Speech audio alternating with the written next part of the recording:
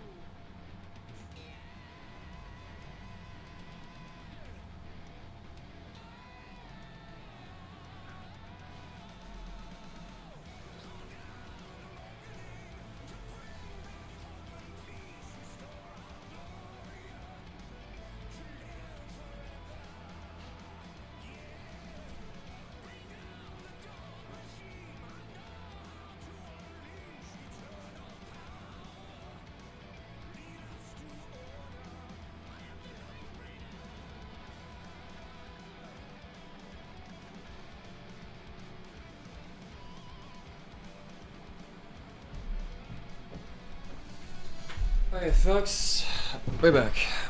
How's it going, folks? Yeah, well, we can go there.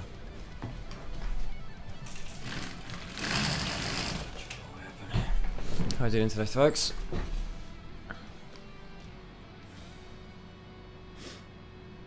Oh, I should ping my Discord as well, shouldn't I?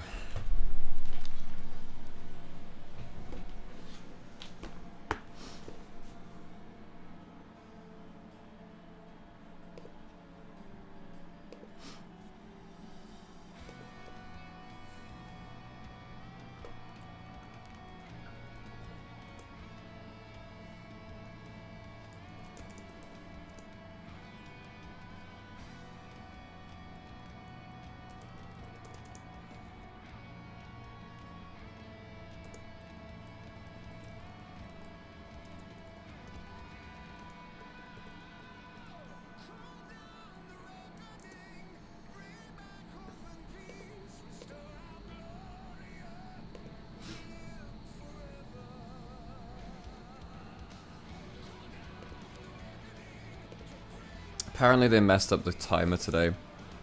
So the timer was, wait, I should really post that this is live on YouTube as well. I should do that. keep forgetting to do that, man. I need to get my YouTube chat open as well.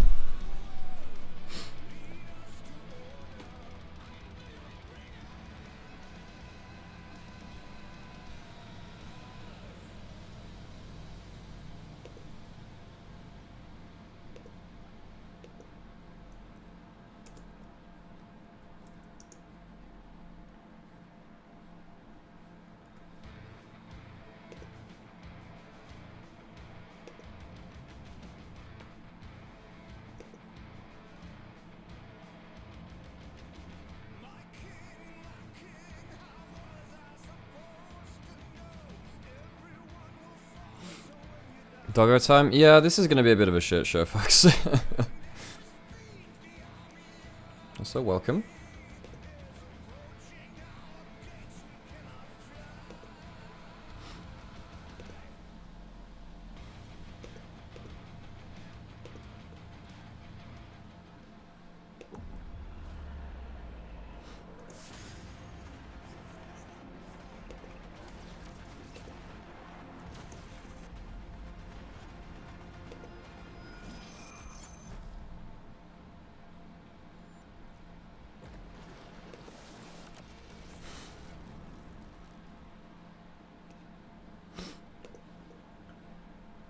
Okay, folks, let's get to it, huh?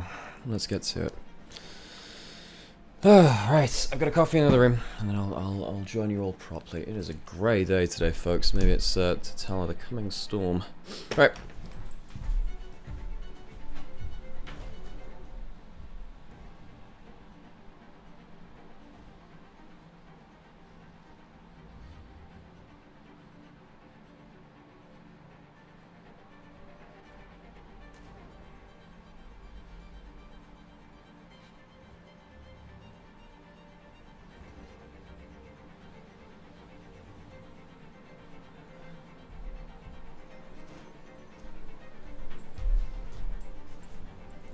Okay, so this game is largely going to be a lot of rookies trying to make themselves comfortable. Like this game could potentially be really just all over the place because like there are no stakes for this, besides maybe like last place, you know. Ultra Prime maybe EDG. I mean, I think if Ultra Prime win, do they get off of last place maybe? Let me go check actually. Welcome one and all. There we go, our boys. LPL, baby, we're here to kick off week number 8. We are getting down to the finish line here, and it's going to be a fun one for Spring Split. I'm Mazel. I'm joined by the wonderful Lyric. You're looking ever dapper, my friend. Are you ready for a short but sweet day of games? You know, I usually only wear the strawberry cardigan when I cast with the Sheen. But I don't know the next time I'll get to cast with the Sheen. I feel like a special day. Lyric, I remember the first time I used that jacket, like, what the hell is this? Yeah, so if Ultra Prime win today, they get off of last place, and they put this is the battle for last place. And likely it will be. Is JJ still out? As far as I'm aware, he is. As far as I'm aware, he is, yeah. They really did. It was a bit of a shortcoming, but honestly, it's an LNG we've been waiting for. I feel like we've been wondering where this... I should really listen to what these guys are going to say about these rules. Because, like, we need to align on this stuff at some point anyway. Holding it down strong. They are 14-1, man. They're literally one away from tying the record they set last year. That's incredible. That's insane. What was their plus minus last year as well, actually? The teams that will be making it into playoffs. I gotta be honest with you, Zell. I'm a fan of an underdog story. BLG right now, very low levels of underdog energy. Are they the best team in the league? Yes. So they had a plus 23. BLG could actually beat their record. You know, they could actually beat their record as long as they win. If they win the last series, they will beat their like game record as well, which is insane, actually. That did not go the way I thought it would. They have an incredibly important series on. Because what, they're on currently plus 23. Yeah, so if they win the next series, they're minimum plus 24. Yeah, which is a better record. Damn you, Invictus Gaming, for ruining the perfect split. The battle of Wooden Spoon, Ultra Prime versus EDG, and then we have NIP versus RA. NIP for a little bit better position. Oh, okay. Yeah, I mean both these teams, right? Kind of fighting for pride at this point. So we're gonna bring up the rosters. Lennon's PC is glowing behind him. Some people out there love. Okay, that's the roster that we were kind of expecting from this. Hey, Mecca, how's it going? They're spunky, they're fun, they're willing to fight. We've hyped up the good moments that you guys had. People like Doggo have had as well. team just really can't keep it together consistently. I think that's the roughest thing is we've seen pieces of this puzzle before, and it just isn't fitting this year. We've got to take a look at the other side of things because things are looking a little bit different all throughout the entire season so far. But now, in particular, EDG. What PCS? Is LCK on today? 0909 in the mid lane. Yeah, 0909, we've seen him before. He played one series What's, back in 2022. what's LCK up to? It was after OMG lost to Ultra Prime. Seems like they, got shocked, brought in 0909. Sadly, wasn't able to win the series. He was able to win a game. I'm excited to see what he's going to be able to do today, especially like you just said, right? We've seen glimpses from people like you, Kai. We've seen glimpses from people across the board. Who've they got on today? Ultra Prime, so KTH lead, Dam 1, Condom Freaks. And there's also DCG versus Frank and PCS for playoffs, which is pretty important thinking about it. I should have really signed up for PCS Costream, right, so I could have had a crack at that too. DCG actually taking a game for Frank, huh? Who has known the highest of highs in the past on a global scale, but also in the LPL, and it's a very stark contrast to what we're seeing here. And we have to look back at seasons past. Yeah, I mean, Oof. right? You think of it, Hang on, this is good. Hang on, let me move my damn camera. And then sure, some of these placements look kind of weird, right? Like 7, you see in 2022, 8 in 2023. But look at the score lines: 10 and 6, 8 and 8, doing much better than they've been able to fare so far in 2023. God damn. Yeah, you can see the kind of downturn at the end of summer last year. They were so I like that graphic a lot. I like that a lot. That's a really good graphic. Going on a bit of a run in playoffs. So the They race tried, wasn't they there, tried. but they were able to win 2 series in playoffs. So yeah, Very close. it's been a bit of a weird one for EDG. But it is the new, I guess, iteration of the roster itself. A thing that has been evolving, it feels like, this entire time. But we find ourselves at a particular instance once again, and it is the battle for that wooden spoon, the last place trophy in our league. But it's also maybe something of an Yeah, the wooden spoon's something that Wales got that in the Six Nations for rugby this year, which is, awful and everything. But hey, can't do much about that. How many game days have we got left? We've got 4, 6, 7. So we've got 7 game days left. So it's like that. Yeah. What it is, like the winner is. The I other's- think it's when you have nothing, you can have a wooden spoon at least, right? Like, I feel like it's the lack of anything else. You're at least getting Why? a wooden spoon. Why a wooden spoon? You can eat with. I don't know. Lyric, you think about it too much. But it's the battle of the wooden spoon. By the wooden spoon, it's a sporting thing, Lyric. It's a sporting thing. At a very rough scoreline. 2 and 12 is not. Where did this wooden spoon come from? But I think we've also seen a lot of interesting particular moments. I don't want to start with Ultra Prime. I think you already mentioned it, Yuakai. I think Hacker has had some really good moments, some really rough moments.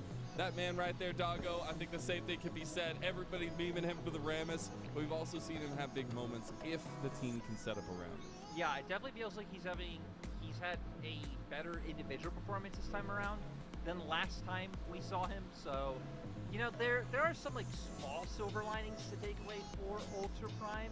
When it comes to EDG, I think it's a lot less damning the split that they've had so far because it was a full rebuild, right? How much do you expect? So NIP, if they win today, they go to 10 and 4 with at least +9. Yeah, What are NIP's last games?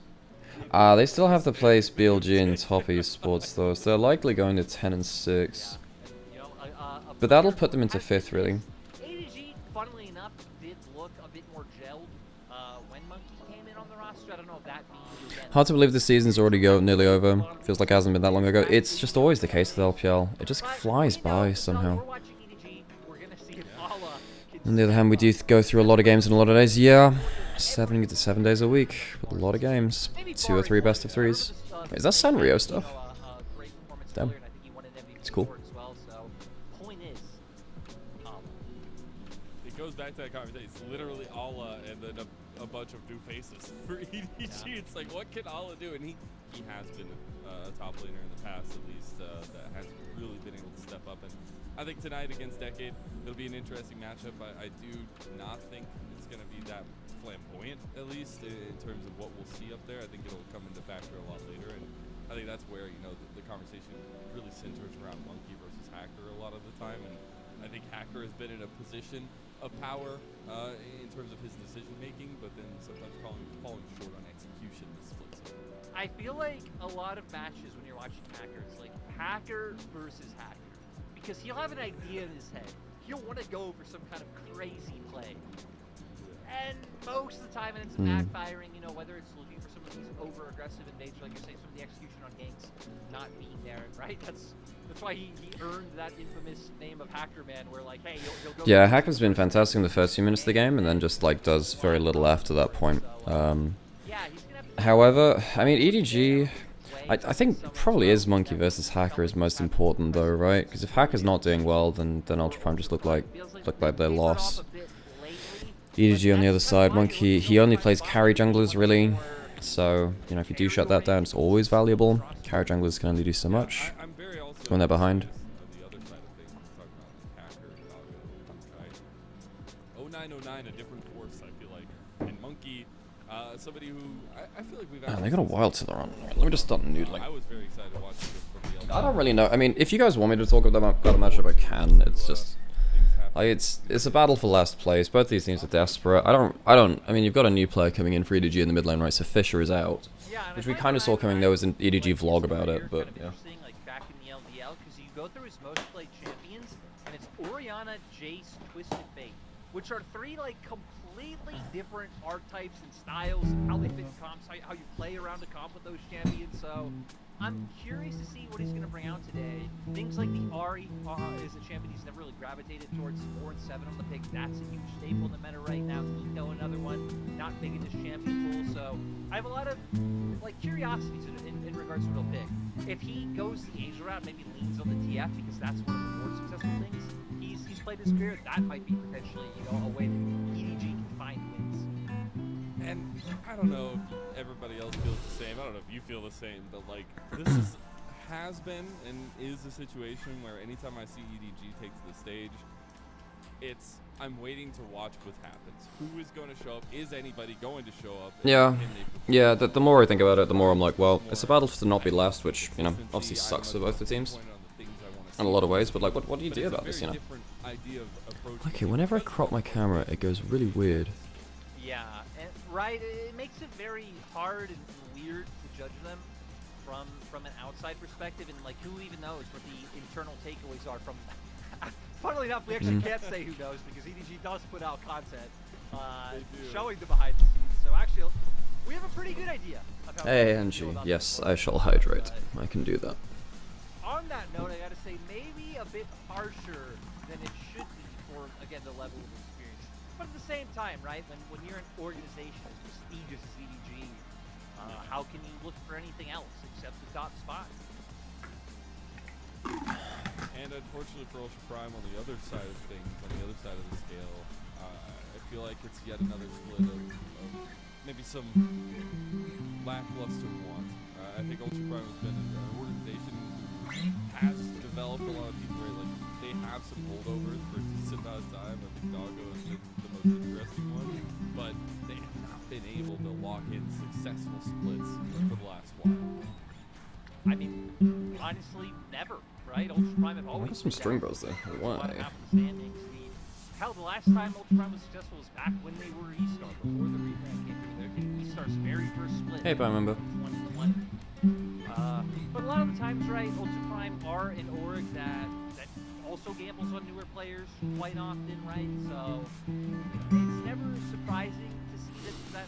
Man, EDG had a mighty have fallen. This might be the worst set of results. Yeah, this is the weakest EDG team we've ever seen. This team has always been actually pretty good. So, yeah, I mean, I don't really know how you can use these remaining games that well. That'll be on a 9 and 9 then. That's the. By the way, when EDG bow, they always do the hand on the heart. You'll notice that Flandre, when he was first on JDG, he had to stop himself from doing that because that's the EDG bow. Am I sick? No, I'm not. No, I'm not. I'm just tired. Why would you think I'm sick, by the way? just asking. Am I giving off those vibes today? Is 0909 good? I don't know anything about 0909. I haven't been watching him in LDL this year because it's really hard to watch LDL. Has anyone else seen? Was he playing before this year? I didn't think so because I think it was Fisher, right? in a series where Chaos could probably take hold, and we are battling for that wooden spoon. I feel like they're a tad bit more gutted than any other season, though. They usually keep at least 2 to 3 core members, if absolutely nothing else. Mako, yeah, I mean, Mako was so huge for that, right? Although his last summer was not good for Mako either, you know. Hmm. I mean, but even then, they still made regionals. So somehow, some way. That team will go and win their next matchup against like one of the top 4, and the other team will lose, and then it'll be the reverse. Like this will not be the El battle Dorado. for the wooden spoon by design that it's LPL, but it should be the battle for the wooden spoon. Just sitting there. I'm overthinking a lot Fates of today. chaos. Yeah. Yeah. Well, you're just trying to manifest absolute chaos to the teams here. Denial of playoff We need to spots. see who has the spicier last matchup. Because of my voice? Yeah, okay, fair. So what's gonna happen is Ultra Prime are gonna win this, and then EDG are gonna go and beat JDG. It's gonna make no sense, and then EDG will still. Yeah, I'm trying to rest my voice a little bit. I'm casting tomorrow. I don't want to like push it too hard for that, and also it's just I'm trying to chill, you know. Trying to chill. They've been ones to bend the meta a little bit. I think no, but it's just because of Dunkdom in life, my like level of spice to qualify as spice has gone significantly higher in the bot lane. Like, I feel like there was some ghost pepper level spice with the Rammus bot lane pick. that oh, I agree. Was way too hot. But that was it. That was it. You know, they touched it once. They didn't play around it correctly. They hover it a lot. Yeah. They like to relive that moment. But besides that, nah, we're gonna get standard stuff. How good is Nara as a champ right now? Very good as an answer to K'Sante and Udyr. He's a good split pusher, and he's a good anti-tank champion in an individual lane. He wins lanes versus tanks most of the time. I don't think right now he wins a lot of lanes versus... Well, he can win versus stuff like Renekton as well, because he can kite them out, but not always. I'm gonna have to run an ad now, just so we don't get it during game, by the way. Because that's how things work, I guess. Honestly, they're really. He seems pretty good in low elo. Well, yeah. I mean, if you, the problem with low elo is that your team doesn't know how to play around your Mega Gnar, but the good thing is that the enemy team doesn't know how to play around your Mega Gnar either. So it's kind of a bit of both. Hell, I really think things like that make a difference from when I was on Team Side. Hell, it's like how you see FPX's win streak, and it's like, all right, they're just winning off Milky Way, and then suddenly the whole team is getting better, and right, that confidence in winning can definitely raise your spirits. But the same goes for vice versa. 0909's attitude, though, definitely looks like he's coming in positive. So maybe it's a shake-up EDG need, but EDG have had a lot of shake-ups, so I actually don't know if that excuse works. It's been. Okay, should get draft now, right?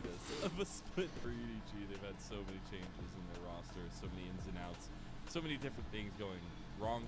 Okay, so any comfort champions need to watch out for. Game number 1 of our semi-short night. Only 2 best of 3s in front of us. Ultra Prime versus EDG kick us off with the battle of the wooden spoon. It's Jax and Jace. Ultra Prime on the blue side. It's gonna be that Smolder Maokai ban for EDG. I'm really curious because we haven't had any mid lane bans really so far come out. Maybe the Jace, because like I said, it's one of 0909's most played. Is it meta in the mid lane? Could be top, but things like the Nico, things like the Karma Ari, Yuakai not really gravitating heavily towards any of those outside of the Karma. Like I said, 0909, at least what he's played in the LPL in his career so far, also not really gravitating towards any of the mid laners significantly, so it's going to change up what we see in draft quite a lot. We can already see that with the Renekton first pick coming through. I love that they're just like, you know, your power play might be Allah, but hey, we'll mess with your mind a little bit with our first pick. That Renekton has been so strong and risen. Need memes in case of Rammus. I just got tagged in a Twitter post about. Yeah, things like the Lucian. Yeah, I mean, I do want to see Ultra Prime do something different. Renekton first pick, yeah. A lot of the weaker top laners have been doing this because Renekton is just so stable. It's hard to deny him having any value, and he wins lane versus most bruisery stuff. It is Allah though. Like Allah is pretty good, you know. Like this guy's pretty good, but I think like Renekton is just winning most lanes right now. He has gone back to blind pick value. Is he that good? I haven't seen that many performances that like justify that. Sheer had a fantastic game. around 7-0 and 9 versus in their last game. Versus WE, was it? I think it was WE. Might have been that. Yeah. Kalista Renata for Snake Vampire, that's about as easy it gets in terms of playing through bot lane. They have improved actually the Snake and Vampire. It's not, it hasn't been on them. Has Renekton first pick ever really gone fully out of meta? Yeah, it has. Yeah, first pick, yeah, for sure. Blind pick? Sometimes as well. Well, basically, up until his recent buffs, he has been out of meta. Because, he's just been really suffering because you don't have Gore Drinker or Eclipse as mythic items, which were really, really good on him. He just lost that ability to be Bruiser tank in the middle of the team with Gore Drinker plus empowered Q. Yeah, that was such a crazy turnaround of HP. You can't really do that anymore. But what he can do now with new Eclipse is like still one-shot a target, but just like his base stats have been improved to the point where he can survive in the middle of the team fight a little longer, like he used to with Gore Drinker. So far, new player getting a couple of priority bans his way. Those resources going to be loved by. Yeah, Renekton was fine at the end of last season because the mythic items just helped Renekton a lot. They were all very good identities for him. See where EDG go.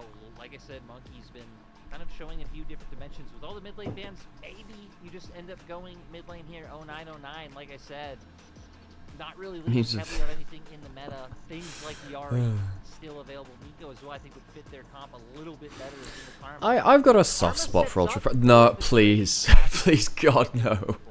Not this again. Doggo. Doggo. Friend, buddy. This entire draft so far is let's just fight and see who bleeds more. I need to find like some. What do you think would be a good like anxiety riff to play on guitar when you hover the Rammus? Lee Sin is the hover right now. Could be a very proactive pick for Hacker, but Sunderer was more obnoxious. Yeah, I mean the thing about Sunderer is that it kept tanks dead in top lane for a while because you couldn't outsay it. So, hang on, what? Yeah, crazy. We're gonna see this come Do I know any Dragon Force? I don't think I do. It's gonna be interesting. On a cold winter morning. Tomorrow have such like aggressive 1 and 2 item spike champions like Renekton and I was just double checking, but if I am correct, this is Yuakai's first ever ASOL competitively. The rel locked in as well for Ultra Prime, so definitely go with facilitation for Hacker instead of that aggression I was talking about. Now though is the aggression. Yeah, so gonna go with the Sin. I like it. Bring the CC, having that early dueling there, setting up the skirmish around that Kalista. Ultra Prime is gonna be the one I'm more interested in, especially again if they can get Cryo and Mod and bring Hacker down there instead of more of these explosive 3 it'll be fun. And Yokai going to serve as that insurance policy. Wondering how quickly we see path down towards bot side. At least what kind of starts we get from both jumpers. I think if there's early blood bot side, whichever one is coming away with that one is really have priority. That Dragons at least control from bottom side. And Someone in EDG almost looks like the Shy. Do they? I don't think so. I mean, bot lane just has to be the name of the game. Wait, is it the Snake? The Snake looks a little bit the Shy like, but like not hugely so. Well, it's not gonna matter as much this game. I'll become small now. Feels weird to say though. Can still take over in a team fight, but again, I really just want to see how mid. Yeah, the Izzy global ban is. Yeah, I mean, ASOL. We haven't seen an ASOL in a little while, and I think it's our first LPL ASOL. I can't remember another game of it. Maybe we've had one where I wasn't watching. It's a very interesting story. Even Can't remember it though. Bottom of the table matchup. An EDG team who has known the highest of highs, but have had a very rough split. They have changed so many different pieces. Brilliant The Soul, goal remains the LPL. same, finding consistency in Ultra Prime. Refresh. I think that goal is very much at the top of their We've had list. one game They of want it. to find Right, who win. played it though? Pride is on the line, Care but did. also Right. a beautiful When wooden though? spoon When did as they we play get down that? to our first series of the night. Let's hear those oh!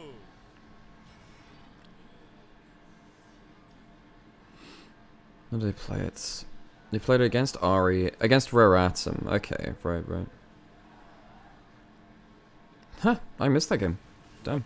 Oh, that was one of the series. That was one of the games in their last series. I heard it. Yeah. I heard it. EDG still got a lot of I mean, right? I mean, with what York's done, there's no way people are gonna. Didn't Hover Champion. Like we said. Shovey had a game of it as well earlier in the split. So like it's not been like completely gone. It's just like not all over the place really. Last year, I'm just saying, like, would you? It's so crazy. Would you literally like put both rosters from last year? Yeah, but so FPX dropped a game to Rare Atom. That's why I remember the series. It was actually quite an important series in regards to that. Wait, why have I got an ad now? I literally just played a fucking ad before we went. Ah! And then before that, Scout. Twitch is so weird like this. You look at the Whatever. I won't think about it too much. So, I mean, Karma. I mean, why is this happening like this, man? Why have I got another ad in 5 minutes? What? Okay, fair. You do your thing, I guess. LCS has 1 or 2 games during the playoffs, I guess, but I'm not sure that's counted. Yeah, they play a very different meta, so I don't learn as much from it. But it's interesting to know, like, when people feel like they can play it. Like, in terms of what lanes they can survive. Yuka, Jesus Christ, a lot of damage. But, I mean, he's gonna level up now. The thing is, though, he's still stacking up by hitting those Qs. A lot of the things about ASOL now is that you get more stacks from hitting Q on enemy than you do from farming enemies with your E. So, ASOL, a lot of the time right now, is not even maxing the little, like, whirlpool thing. Second. You're doing your flight path second instead. Because it increases the damage of a Q while you're in mid-flight. It's really impressive stats, actually. Hey Sam, how's it going? I was going to one of the coffee, but you seem to have one. I have one. We also have an Aurelion Sol. Ooh. It's the first, second. We saw a game from FPX versus Rare Atom in the last week. I mean, Hackerman, early game pathing. Hackerman, early game pathing. Hackerman, early game pathing. Yeah, Hackerman, early game pathing. Except like, we're good. Okay. Hackerman, woo. Monkey is not in the game zone. He was there after everyone was dead, Sam. So I think at this point, yes, so definitively we can say Monkey was not there inside. I wondered if too far shoving as a flash when it comes lightning angle, but nah. There's 3 of them there on like high HP. It's just it would have been a bit of a disaster, yes. So thanks for the follow. Good to see you. I'm about to kick off my stream in a second. I'm doing some updates. I'll throw my alert box. Should do that as well. Sabe, thanks for the follow. I appreciate it. Having fun? I'm awake. Oh, congratulations. Does this mean you now know what the Matrix is? No. What's the Matrix, then? It is... It's a club near us, actually. Yeah, it's a club. Yeah. In fact, I'm pretty sure it's the club which they filmed the scene for the original Matrix film in, which is why it's now called The Matrix, because the movie went on to be offensive. I also enjoy that currently no one can see my face, just like my torso. Yeah. And also the mic is very far away from you. Still, I mean, it'll still be just fine, frankly. Honestly, it really surprises me when I'm like talking away from the mic. Actually, how I'm not talking away from the mic. I'm just talking like. Yes, when you are far away from the mic. It'll still be fine. I promise that. Wait, 1 kill in 14 minutes actually versus KT. Yeah, that's also okay for you, guys. That's also okay for you sometimes. You can hear Sam pretty well. Nice, cool. It's good to hear. See, I have my. Go to your stream. Technology. Go to your stream. You Little ass. Yeah, I know. Sometimes, Alex, it's nice. Shut the fucking door. Annoying. Get out of here. But yeah, so big thing about ASOL, the big changes that came through are there was a shift away from him being like stacking and stalling through wave clear with the E and eventually getting to 100 stacks. Now it is much more about kind of getting your Q flying while you're flying. So when you're kind of like doing the fire breath, as you're kind of like doing the drive-by, that's a huge amount of damage. You can it increases your damage by what max rank. You used to do like 35% extra at max rank of W. It was genuinely pretty impressive at that point. So yeah, so Yukai, he's gonna be a big battle mage. Is there much to stop that? I mean, if Decade and Hacker CC people in front, then yeah, I feel like this guy's gonna do absurd damage.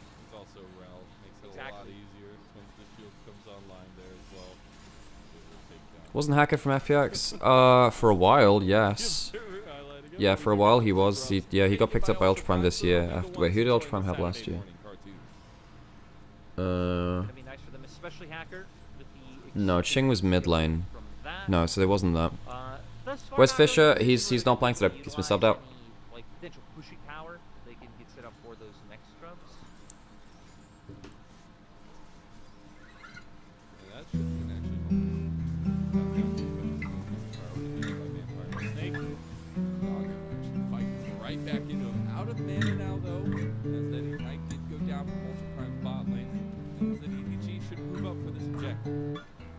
taking it much slower, right? Not seeing Monkey just tap straight down. Did go for a reset first.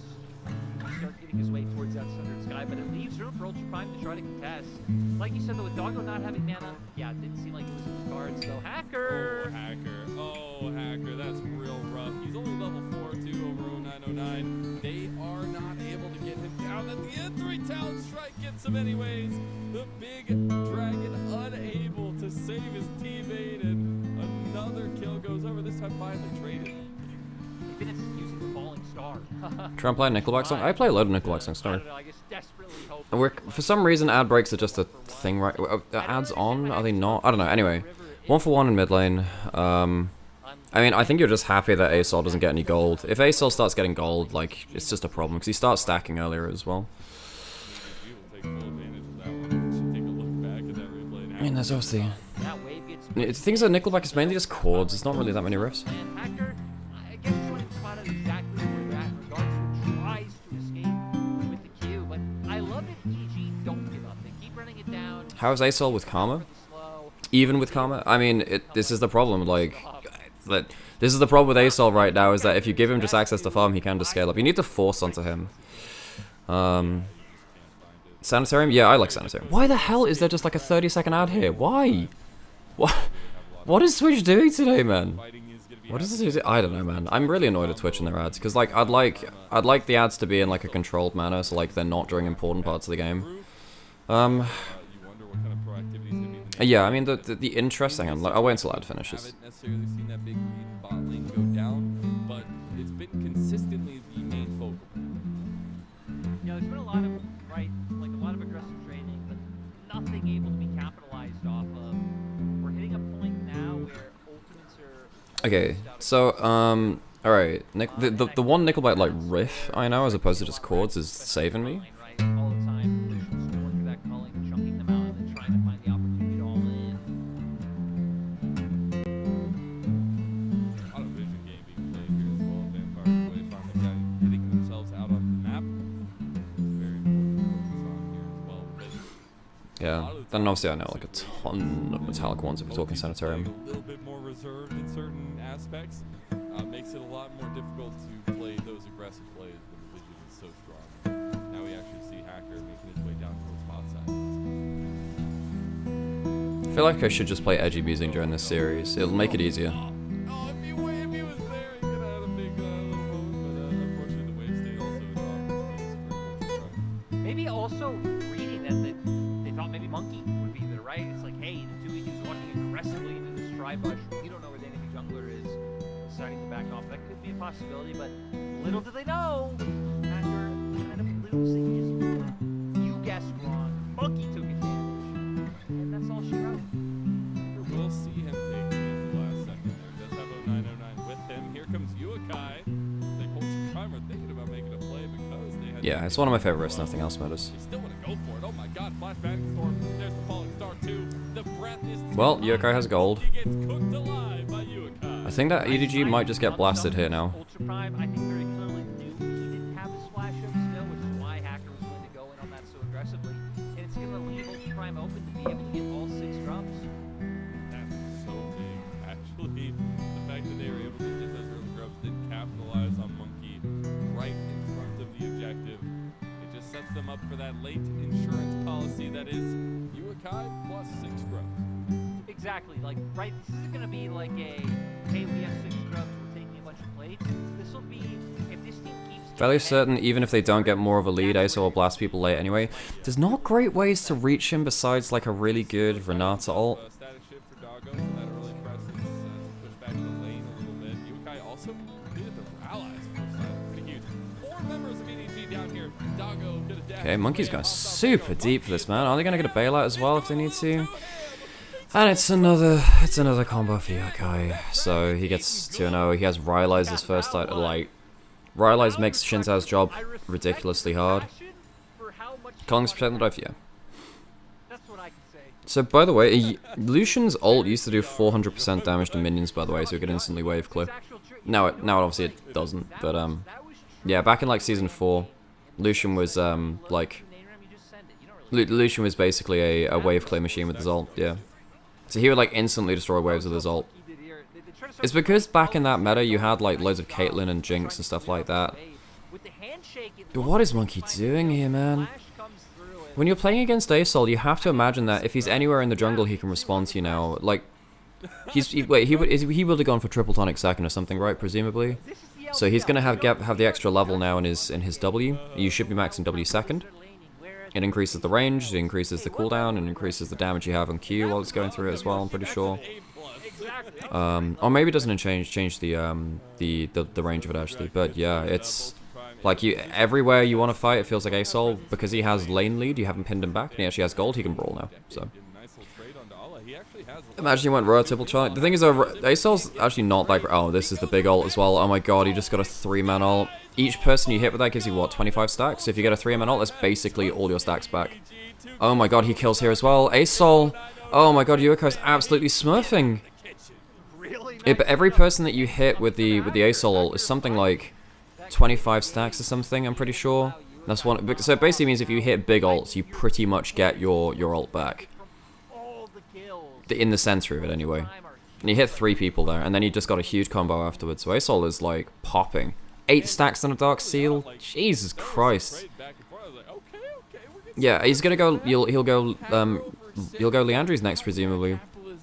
And this game is just so hard right now. Just so hard after this.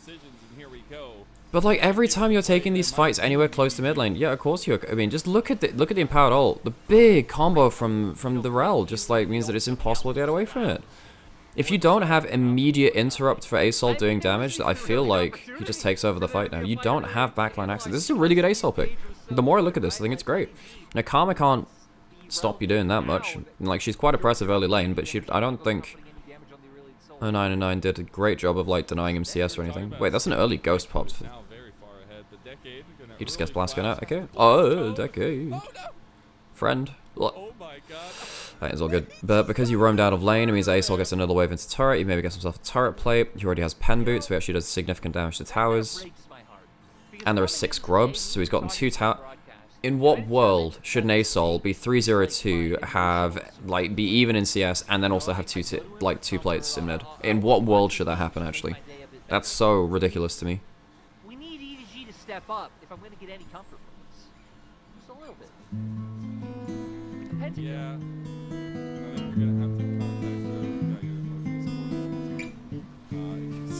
he's not having a good time down here, my friend. He needs an emotional support animal. Yeah, something like that as the falling star does come through. Campfire successfully chased down. Ultra Mega Fire can go through. Ultra Prime running rampant on the map. They'll take first turret at bot side at 14. I gotta be honest though, there actually was like an emotional support player. There would actually be 2. One would be Manny, just because of how precious his interviews were when he first joined IG, right? Like, my god, that man was always nervous, and it was, you just wanted him to succeed.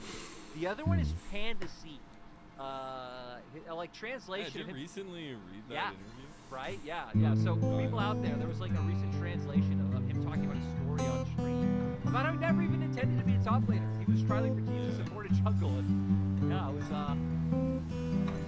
That brings me to the end of that, because it's like the end monologue of it is, you know, if that player was not being fantasy, got a different player. I was always actually a pretty decent fan of fantasy. Hey, but he's back. He got picked up. Back? He got picked up by Weibo's LPL team. Exactly. So little things like that are interesting when you look at the introspective life of a lot of these players. But there's a lot of pressure, a lot of stress, and I know these teams would definitely feel that one, especially EDG on the back foot heavily in this early season. I mean, God, 10 stack Dark Seal. I mean, how much AP is that? You get 50 plus the 25 base. It's basically a needlessly large rod for a quarter of the price. Yeah, it's a needlessly large rod for the quarter of the price now, pretty much. That is just absurdly high value. So he's basically, you know, 1,000 to yeah, you know, he's like an extra 1,000 gold up on where he should be, and then obviously he's got the 4 kills as well. So he's basically playing from like a 2-3k gold lead instead of like just the just the kill gold as well, because of the stacks involved. 4v5, we can fight it. We can win. Like, they are just so much stronger right now than EDG. It's pretty ridiculous. It's go ahead. I was gonna say, And the thing is though, against 6 grubs and then like pen boots as well, plus a decent amount of AP, like this tower damage is nuts from ASOL right now. Like, in what world is ASOL meant to be a split push threat? This just shouldn't happen. Like, Yukai has really smurfed this game. I think Hack has smurfed it alongside Yukai. But like, Yukai has been absolutely insane on this. A full turret on top side. He's gonna go, he'll have enough gold now for his Leandri's second item, like, before 20 minutes. This is insane, actually. Like, I've never seen an ASOL snowball like this. Where he's able to assert dominance, and you realize, you know, that man was literally a part of the VLG super team when he first came to the LPL, and how far he's came from that moment. It's insane that you get these little bright spots that we highlighted earlier for Ultra. Yeah, and you know, maybe people listening now will be like, "Hey, Casters, what are you saying? It's against EDG, it's 63%. It doesn't say much, but again, we have seen those glimpses from Ultra Prime throughout the season. You know, against mid-tier teams, against some of the lower end top tier teams. So definitely some talent on the roster. Yeah, EDG have an early game comp. You have an early game comp. I mean, I think that Shinso Karma. I mean, Shinso can be a late game champion at points because of his ultimate, but not against this team. He just gets delayed for forever and he never reaches the backline. Kalista and Arden need a lead. There's 0-4 in lane. There are 6 grubs on the other side. You have 2 dragons on a Cloud Rift, which is not going to help you. This is one of the worst scaling situations I've seen in like years. This ain't working for you folks. You don't have cross map advantage. You don't have backline access or snap engage. You don't have something like a wombo combo to pull out as well. I mean, like, doesn't Yukai, even when you threaten him, doesn't Yukai just W over a wall? Doesn't Yukai just W over a wall every time? Maybe you're hoping that Yukai just W's into you. It doesn't get the reset on a kill. Because ASOL resets as well, by the way, folks. That's another thing people forget. You get a kill or an assist, the W comes back up, you get to fly again. And obviously, when you're flying, you do more damage, and it's a whole lot of good stuff. I mean, Decade needs to be a good Decade. I mean, he's got ult still. They flash for... Oh, no, it's flashed for that. Yukai, if they get another combo with Hacker, this is going to be nasty. That's not a bad Renata ult. That's a great ASOL ult, though. Oh my god, the triple knockup. Yukai's just basically one-shot the entire team. Yukai will one-shot the entire enemy team. Oh my god, this is just insane. Again, it's all Yukai in this fight. It is all Yukai. Oh, Jesus. Triple kill for a late game ASOL. It's 18 minutes, folks. This is not meant to be when this shit starts popping off. The thing is that Yukai can just fly across the wall again if he wants. Well, I mean, the Ghost is... Oh, he had Ghost at the end of it. Okay, fair play. Ghost is for sure a fun and balanced spell. 7-0-3. Oh my god. Incredible. Poor Ala. Only person without a death on his team. But to bring us into the replay Decade, like you said, running right into EDG gets caught out. I'm surprised the confidence. You just can't over-chase into this team. You have no backline access. The little things you're using to chase are the only way that you survive against the ASOL as well. I mean, Monkey does a pretty okay job of killing the Lucian. Like, that's pretty good. I mean, it was a good Renata ult, it was a good chase through that, but you didn't catch both carries, so... Yeah. Yeah, it sucks. By the way, apparently Talir is a huge Aurelion Soul counter, because if, apparently his W does count as a dash, it's just very slow. So, it procs Talir's E, which is really funny. Would Lee be better here for EDG? Yeah, probably, because you actually have backline access that way onto the ASOL. It's not great even then, but it has something. I mean, what would be better here? I mean, you see the first pick Renekton, I think Cassante's fine. You could have gone Gnar maybe for Ala. Gnar might have been okay, just to have some team fight Wombo engage. Kalista Renata's okay, but then it looks really bad because they lost early. That's not a draft thing. Because the Renata ult should be able to buy time for Kalista to then run down a first target while ASOL can't do anything because the Renata ult is keeping them at bay. I mean, you're never blind picking the ASOL. I mean, blind pick Karma as the first pick is fine. Obviously, if you pick someone like a Nico, you'd feel better now. Yeah, I think if you had something like a Lee Sin, it would have been easier. ASOL legit, Andrew, legit. Also, hi, how's it going? Hope you're surviving at work. I mean, it's the carry policy right now. Andre is having the seekers there as well to provide a bit of safety if Monkey ever finds an avenue to be able to jump on it. But he just 1v1 him. This is just ASOL, man. He's just flying by.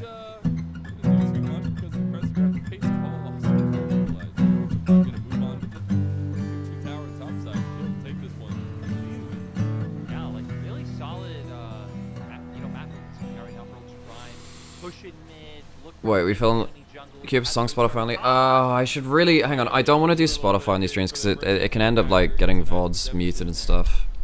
So hang on, I should really turn that off for now. Yeah. The predatory instincts are coming alive here. Now you did click on that on the Spotify, yeah. He doesn't have much damage to follow it up a decade. Let me figure that out. I'll give you the points back. Don't worry about it. I'll give you the points back. Well, they get 1 kill, but again, like this doesn't matter. They need to do this like a million times. It's really hard. It's really hard actually. Like how legit? How do you How do you work with this?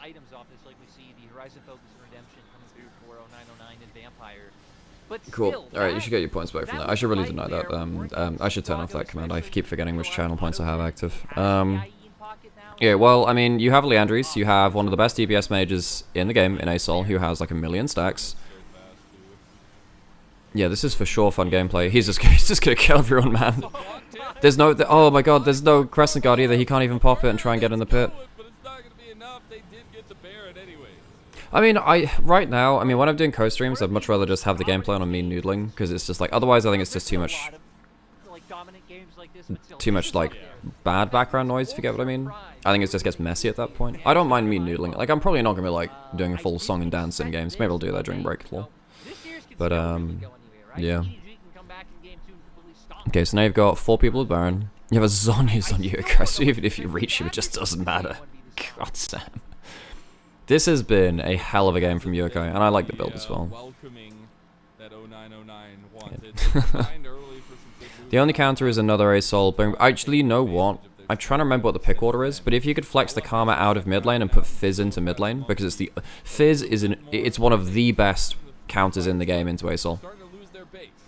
It's like whenever ASOL presses Q, fish. Hello. How's the game gone? Aurelion Sol doing absurd things. Like, yeah.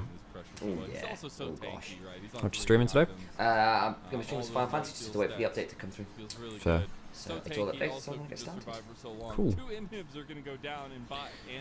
Alright, I shall leave you to it. Alright, enjoy your Final Fantasy stream. I will do that. Enjoy your walk. Yes, both these teams are out here, Lord. This is a battle for last place. It's the battle for the wooden spoon, which is... I'm trying to remember where that came from. I remember it in the Six Nations being a thing. I've always talked about it, like, in regards to, like, rugby union, but god damn, but even the ASOL E is dragging Monkey back away from the engage. Like, what do you do here? There's obviously, like, the big ult from ASOL as well. Skies Descend. But what do you do? Okay, they managed to get, like, a Q3. That's a good Renata ult, but look at the great Zonyas from Yoko. Great Zonyas. Oh my god. It's an absolute massacre. It is an absolute rain of fire. If I knew Slayer's Rain of Blood, I'd be playing that.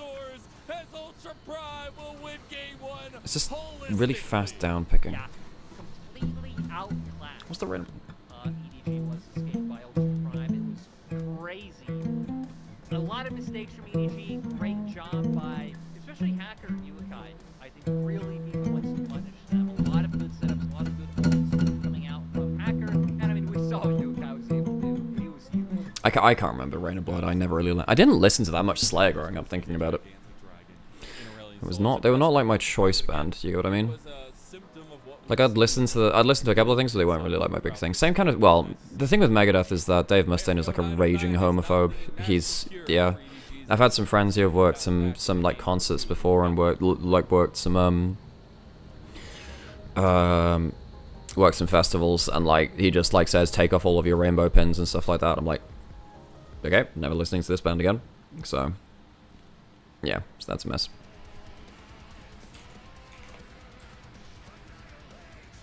Okay, I know the pentakill stuff on, but I've got my guitar here, so I take precedence. I take precedence.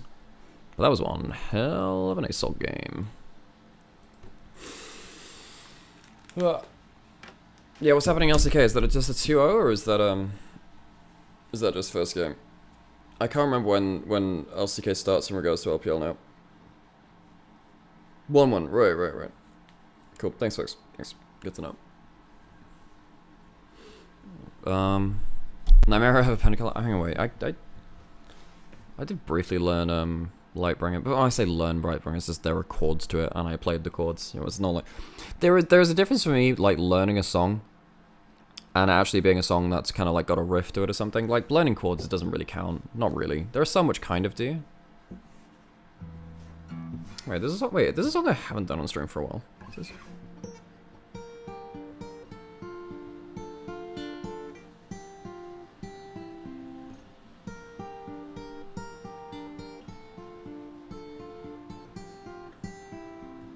How's this start again? I need to find the chords to them. I keep forgetting it. And there is also a key change midway through that song as well. Good song though.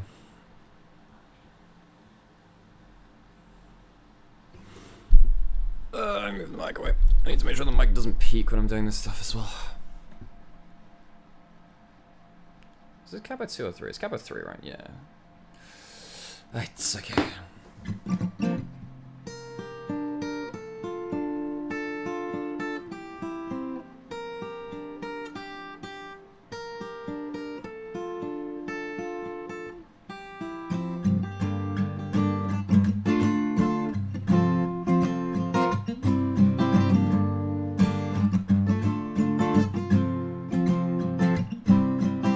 She said to me, go steady on me. Won't you tell me what the wise men said when they came down from heaven? Small 907, all the shit that they could find, but they couldn't escape from you, couldn't be free from you. And I know there's no way out in there. Gotta change course. Really sorry now for what they've done. There were 3 wise men trying to have some fun. Look who's alone now, it's not me, it's not me. Those 3 wise men, they've got to set me by the sea. Gotta ask yourself the question, where are you now? Gotta ask yourself the question, where are you now? Really sorry now, there was to know you just caught up in your fashion show with your bonnet little bastards. Fancy dress, just judge each other and try to impress, but they couldn't escape from you, couldn't be free from you. Now I know there's no way out in there. What's it again? Really sorry now for what they've done. There were 3 wise men trying to have some fun. Look who's alone. Look who's alone now, it's not me, it's not me. Those 3 wise men, they've got to set me by the sea. Gotta ask yourself the question, where are you now? And gotta ask yourself the question, where are you now? Where are you now? Gotta ask yourself the question, where are you now? Gotta ask yourself the question, where are you now? That's a fun one.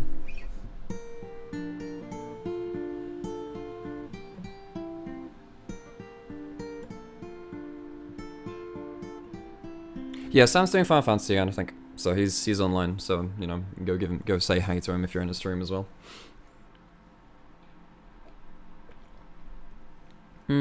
Anything else I haven't played for a while? I have a phone on my I have a note on my phone somewhere about songs I play. I've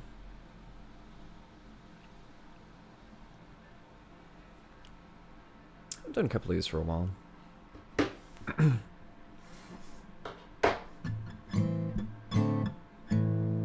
Creep, yeah, I can do that.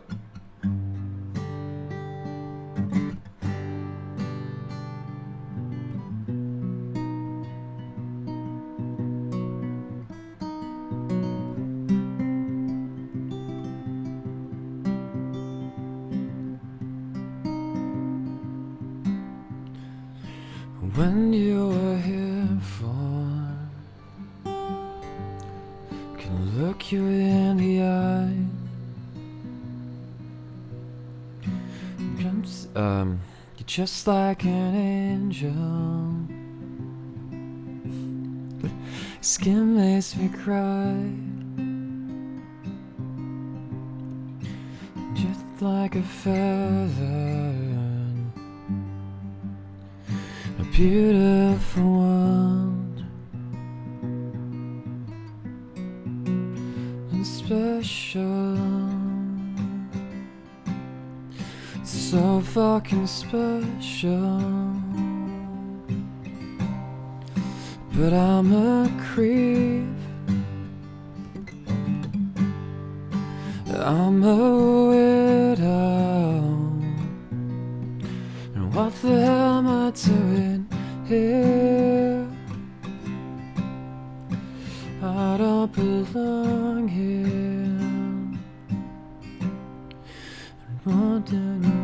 Hang on, I gotta put ads on real quick. Oh god, how's the second verse go? Second verse go. Hey Amber.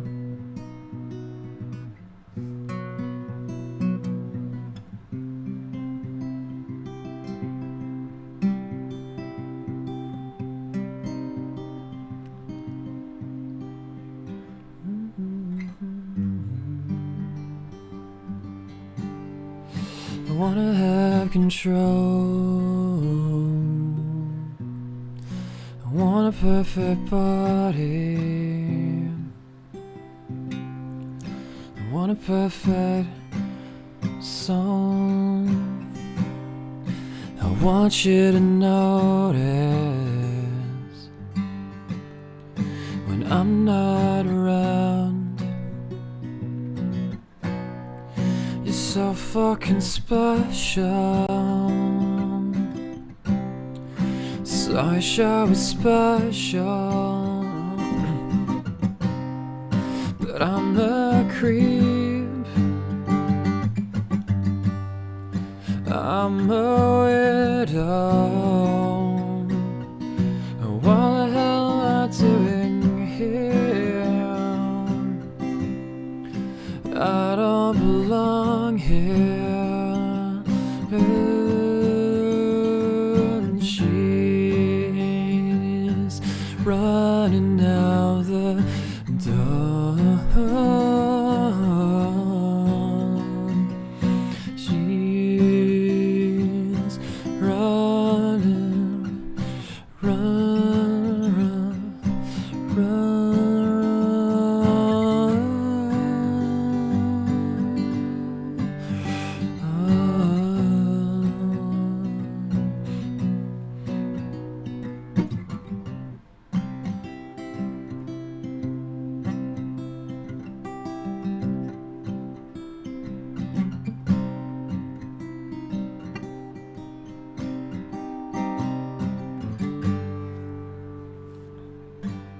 Let's figure out.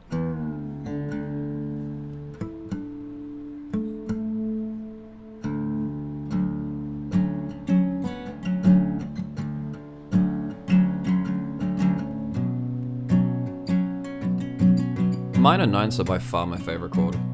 Well, I guess that's just a ninth.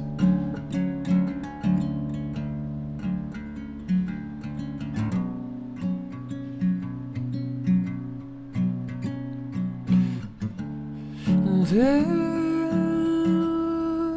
town,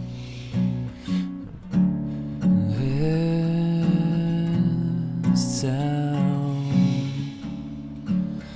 don't feel mine. I drive to get away from.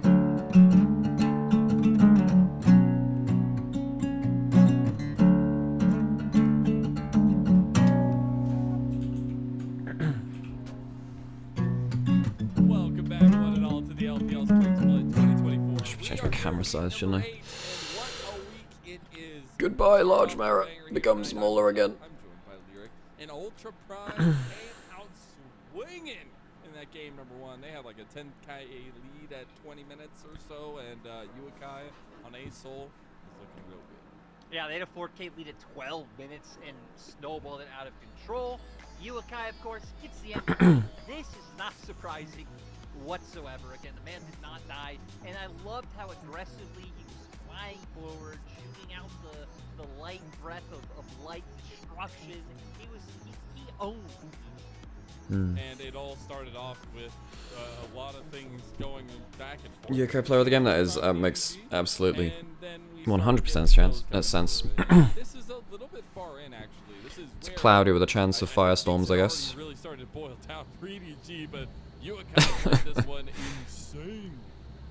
Yeah, Ultra Prime. I mean, they looked better in the fights. Again, the setup was there. I feel like their map movements were a lot better than EDG's. We saw them once we got that lead that they were doing so much better. And Do you think if you had like all of the inclement, how many inclement weather champions could you have? You could have Cannon and topside with a slicing maelstrom. Then you have you could have like the Skies Descend in mid lane. What else could you have elsewhere? You can have Make It Rain from Misfortune. Make It Rain. You could have Janna as support. Janna as support, obviously. But what jungler would you have for like an inclement weather comp? You could call it like cloudy with a chance, cloudy with a chance of team fight. Next game, right? Because this game, not a whole lot of takeaways. I think even for EDG and their coaches out there, be like, hey, Dude. where can we look to when we really just lost across the board? And they need the emotional support animal, as I'm telling you. You can pick what the animal is because you have history as a zookeeper. I don't really know if that connects to choosing emotional support animals, but you're the only person I trust with that job. Volibear. You could have Volibear. Yeah, I think we're gonna have to go with another animal for you. Unless the snakes picks like a Twitch, maybe you can get like a rat. That'd be fantastic. I love that so much. Yeah, Volibear's perfect for this. Fantastic. So I wouldn't go with all those emotions for them. But maybe that fits you, Lyric. Maybe that fits you. We have Ultra Prime on the blue side, EDG on the red side. This game number 2. Some likely bans. It was the Jace targeting 0909 in the first game and the second game now. The Jackson and Nautilus ban from Ultra Prime now. And the Smolder, Lucian, Callista ban by EDG. They say, we don't want that matchup again on the bot side. Yeah, it's right. It's interesting, right? They're banning out the champ that they picked the last time around. They do leave open the Maokai, which has been Hacker's most successful champion by a mile. Okay, alright, so we're blind picking Renekton. That's just the meta apparently in LPL now. I mean, Bin did it as well, Shear's doing. I guess every team in LPL is now just going to literally just early pick Renekton. I guess we just think that it's, yeah. I mean, Renekton's good, I just don't feel like he's uncounterable. I mean, maybe bad teams can't, but yeah. Hey, Jonas, how's it going? Yep, Croc. Sante felt a little bit quiet for all that. Did we expect more? Now the run locked in for EDG, pretty good with the in-game potential, but also the safety it provides. We get the Nada. I've waited for you. Same matchup as Ziggs locked in for EDG. Yeah, I expect to come on the bottom, right? And I've thrown myself into out of my head, she's saying.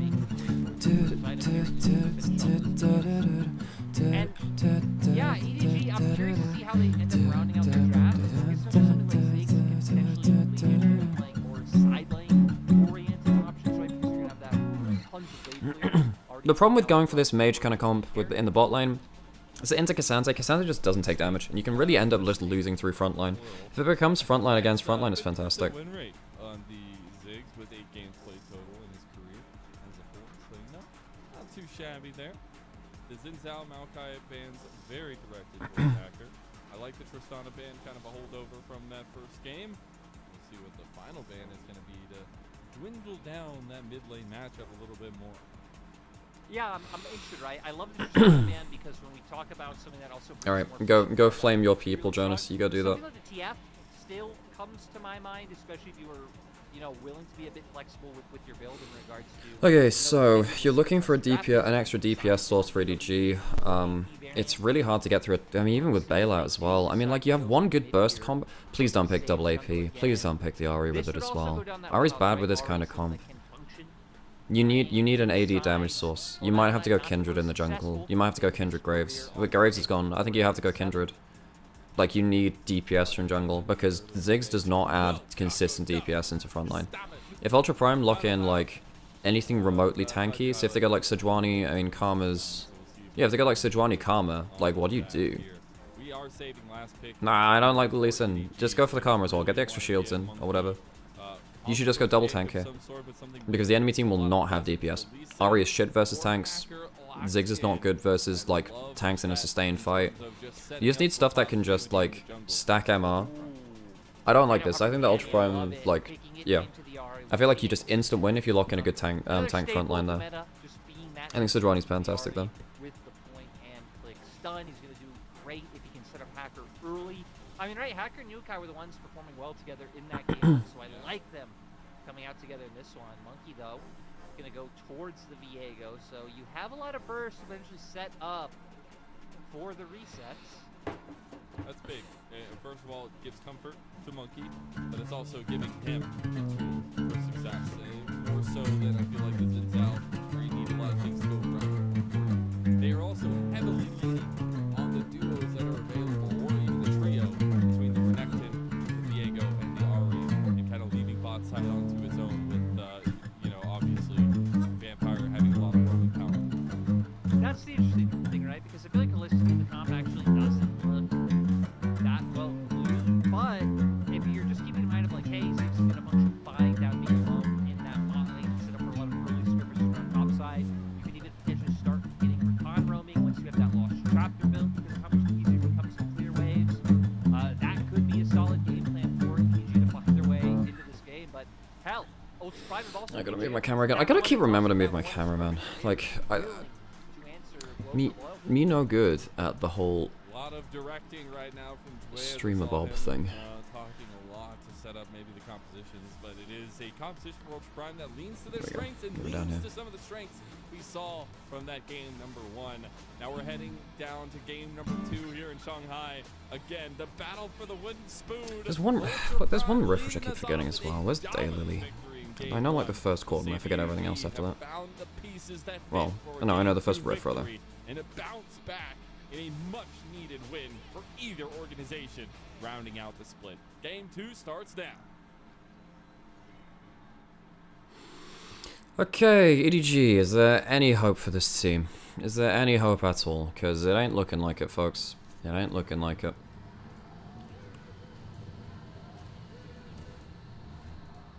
Oh, this team looks so doomed. I heard the Ultra Prime fans there. I know you're there. I heard it. I heard it.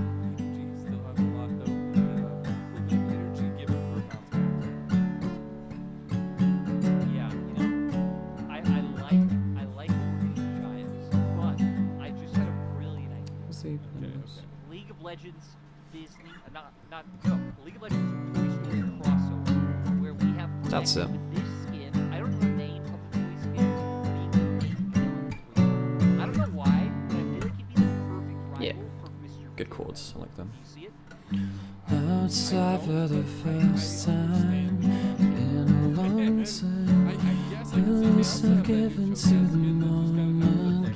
It's been a while since you felt right, but it's I have it. You'll be just fine. Oh no.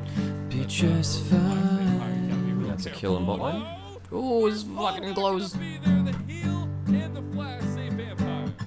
Gets away. Again, Damn, son. has to blow both Sums, but still, Sums also used by Ultra Prime.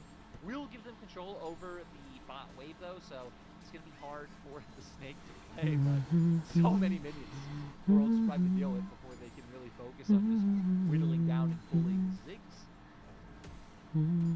So I know Care was the... Okay, so what are we expecting for this comp? EDG, I mean, Viego can kill frontline okay if he has some chance, actually. I mean, now you have Viego, you can play for reset fight. Sure, I mean, yeah, typically bad teams in the LPL have hinged off of, they've hinged off of picking the Viego as a crutch pick. They pick that, and they're just gonna say, well, if we get one for reset, it doesn't matter. It doesn't matter what else happens. But, you're playing double mage into Cassante, and like Cassante will eventually, like at 2 items, not 1 item because he has to go Iceborne, but if he goes like Iceborne into Jackshow, the Jackshow is enough, especially with stuff like Merc Treads as well being really strong on him. Can you do that into Renekton? I think you can. I think it's the worst thing ever. Like, it's really hard to kill the Cassante, so Cassante can stop you from getting your first kill.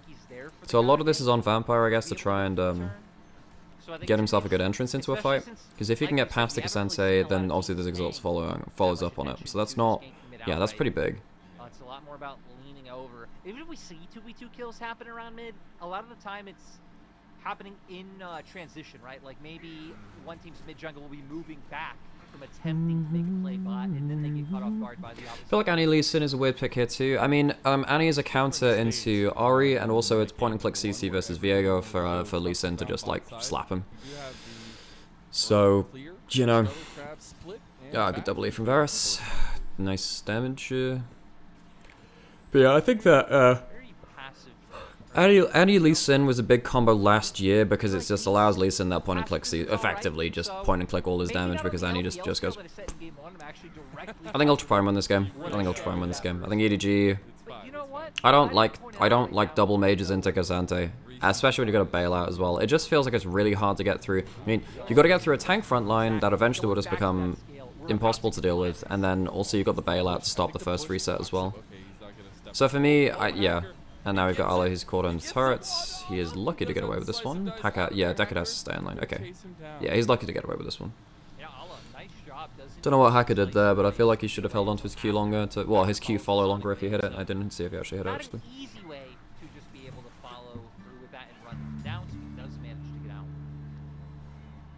Now, the Snake and Vampire have a little bit of a push on bot side. Should lead Vampire to even get out on the map with some vision down potentially. We do have those objectives coming up. We're already on the top side of the map. Looks like Monkey is going to path that way as well. Getting close to old speed. Should be slow than that. That's what I feel like actually the jungle really comes online. Monkey only level 4, 0909 though, getting close. Does have Prio in mid, so he's going to be able to move over first. That's big.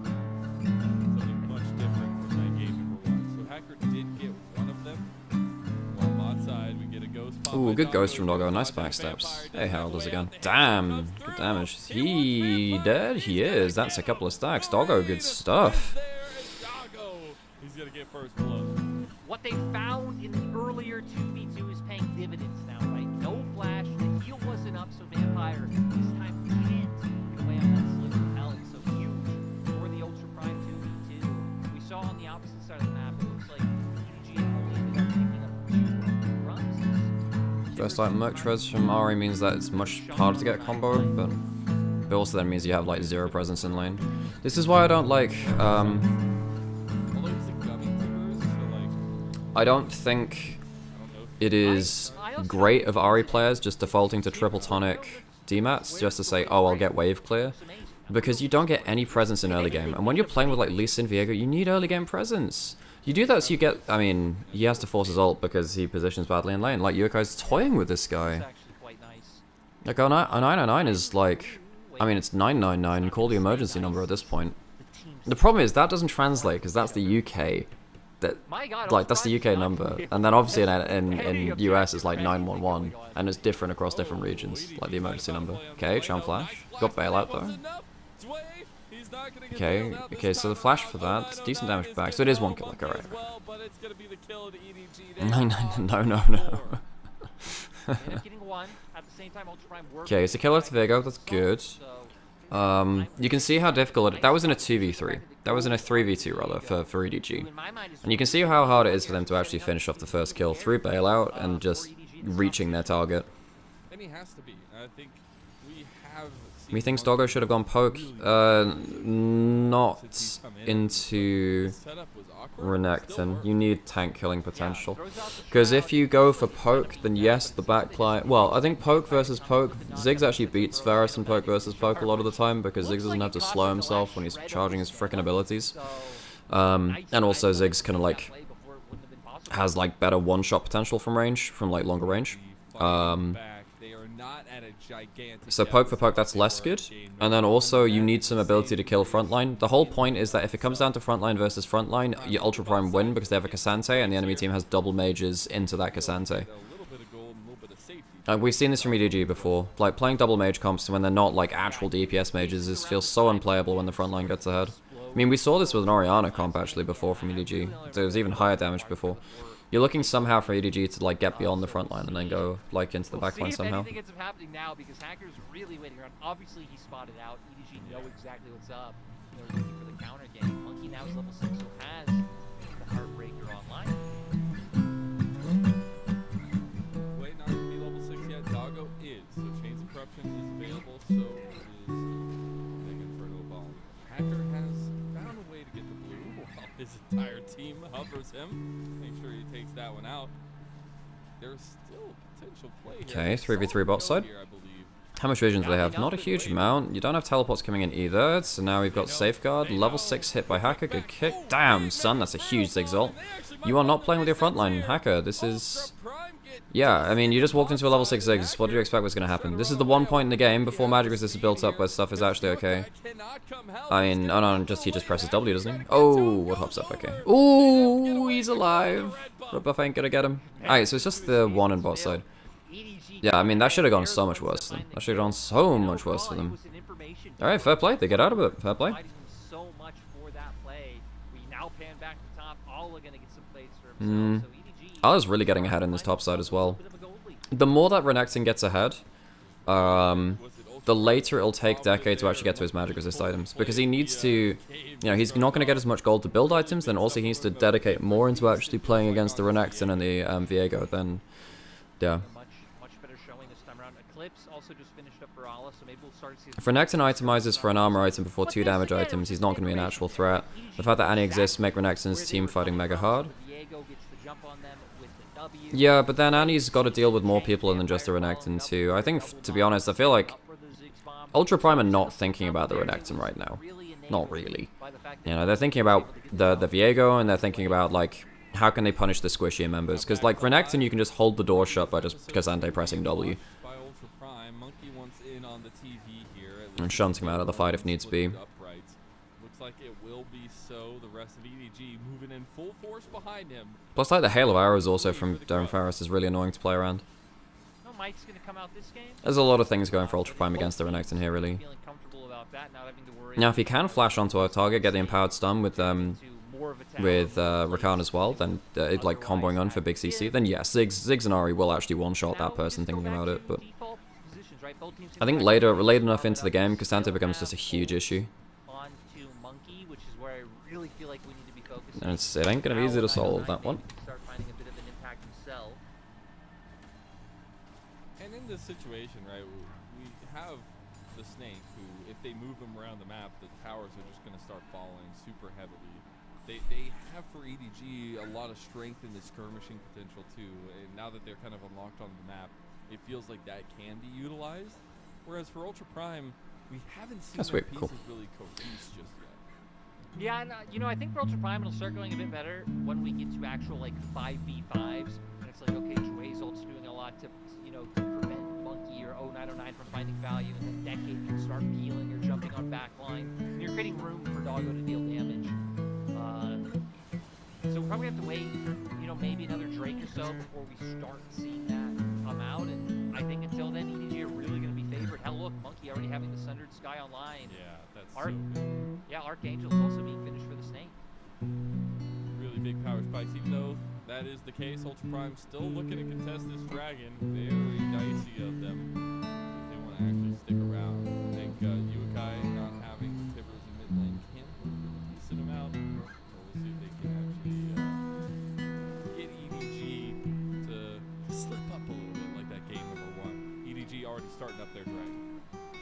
I think if this turns into a fight, I favor the side of EDG. We do see that. Ooh, that's a great double stun from Yokai. Still dies, I'm pretty sure. Does he have another Molten Shield? No, okay. Cost 2. I mean, they throw a random ult out.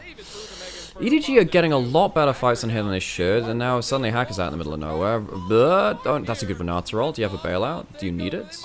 Hacker needs to be careful. Okay, so that's one back. I mean, these fights are so scrappy. It feels like everyone's just flying everywhere without good objective setup. This is the problem when teams go too far into the Viego thing. Is like, so the whole thing about Viego is that you forgo doing traditional dragon setup and traditional map setup, and you just look for the first kill and reset victory. It is really hard to do that. Like, oh wait, monkey's still alive, guys. Oh, hacker.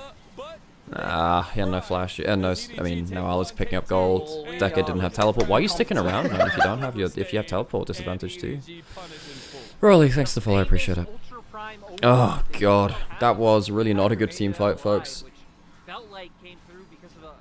I mean, in Yokai we trust. We hope that he can get like some big old plays next time, but yeah.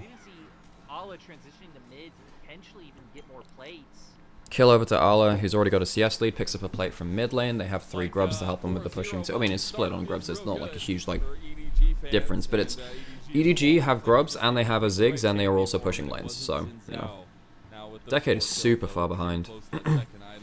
So how does this start? Yokai has no backup going into this. As soon as you see that mist on the wall, you have to back off. I don't think there's any world when your ult is already down where you can look towards that. And then the problem here is that Hacker waits out his Q, and then he doesn't have the ability to like. He takes so much damage because he stays in the pit because Hacker like no Monkey like R's over, so Lee Sin can't use his Q follow to get over the wall to safety. He waits too long, and then then Monkey comes to him rather. Okay, good Varasol. Okay, Vampire's dead. Herald's gone. Okay, Ultra Prime. They actually turn up and they fight front to back. Go down a single avenue. I think that's good. So, what can you do with the Herald? It's hard to throw that into mid lane because Ziggs will just ult, potentially get like a big ult play as you're going in for that play. Like imagine you're charging with the Herald and there's a big engage from Vampire, or Ala comes from a side lane. It's really nasty. Nice. I mean, that was just, yeah, they didn't have the vision there. And again, both, like, this is what I was saying about, like, you forgo traditional objective setup and look for the first kill. Sometimes you lose your heads along with that, though. You still need to have some wards and shit. It's not like an instant win. It's just easier to play than traditional objective setup. Okay, they managed to get under turret, okay. Ziggs was hanging around bot side as well, and they've got really good vision to allow Ziggs to walk between bot lane and mid lane as well. Because then Ziggs can just throw a long range ult and just kind of go on his merry way. It's like tensely not tense. EDG being around is like, yeah, Ultra Prime needs to be careful. They have like 0 vision control here now. Vampire's ult as well, so. I mean, I guess if they go in one corridor, they do have the Renata ult still, so they can contest. It's just can't give shit for free, really. Not having Doggo there really doesn't. Not having Doggo really hurts here, actually. Yokai's just about to get his ult back up. He has Malignance anyway, that's why it's super low cooldown. Okay, Hacker. Oh, Hacker, dude. You can't do that on Viego. Oh, you can't do that. Well, I mean, you get 2 ults for it. 3 even. Vampire ends up using his 2. But, like, losing Flash on Hacker is really rough. Because you need to use that to survive plays more than anything else. I don't even think you're looking to aggressively kick most of the time, but... yeah.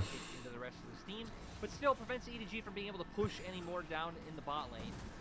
And now I really feel like it's just about where Ultra Prime decides to use his Herald. I think mid lane might be the case. So we have our second Archangels added to the roster for EDG.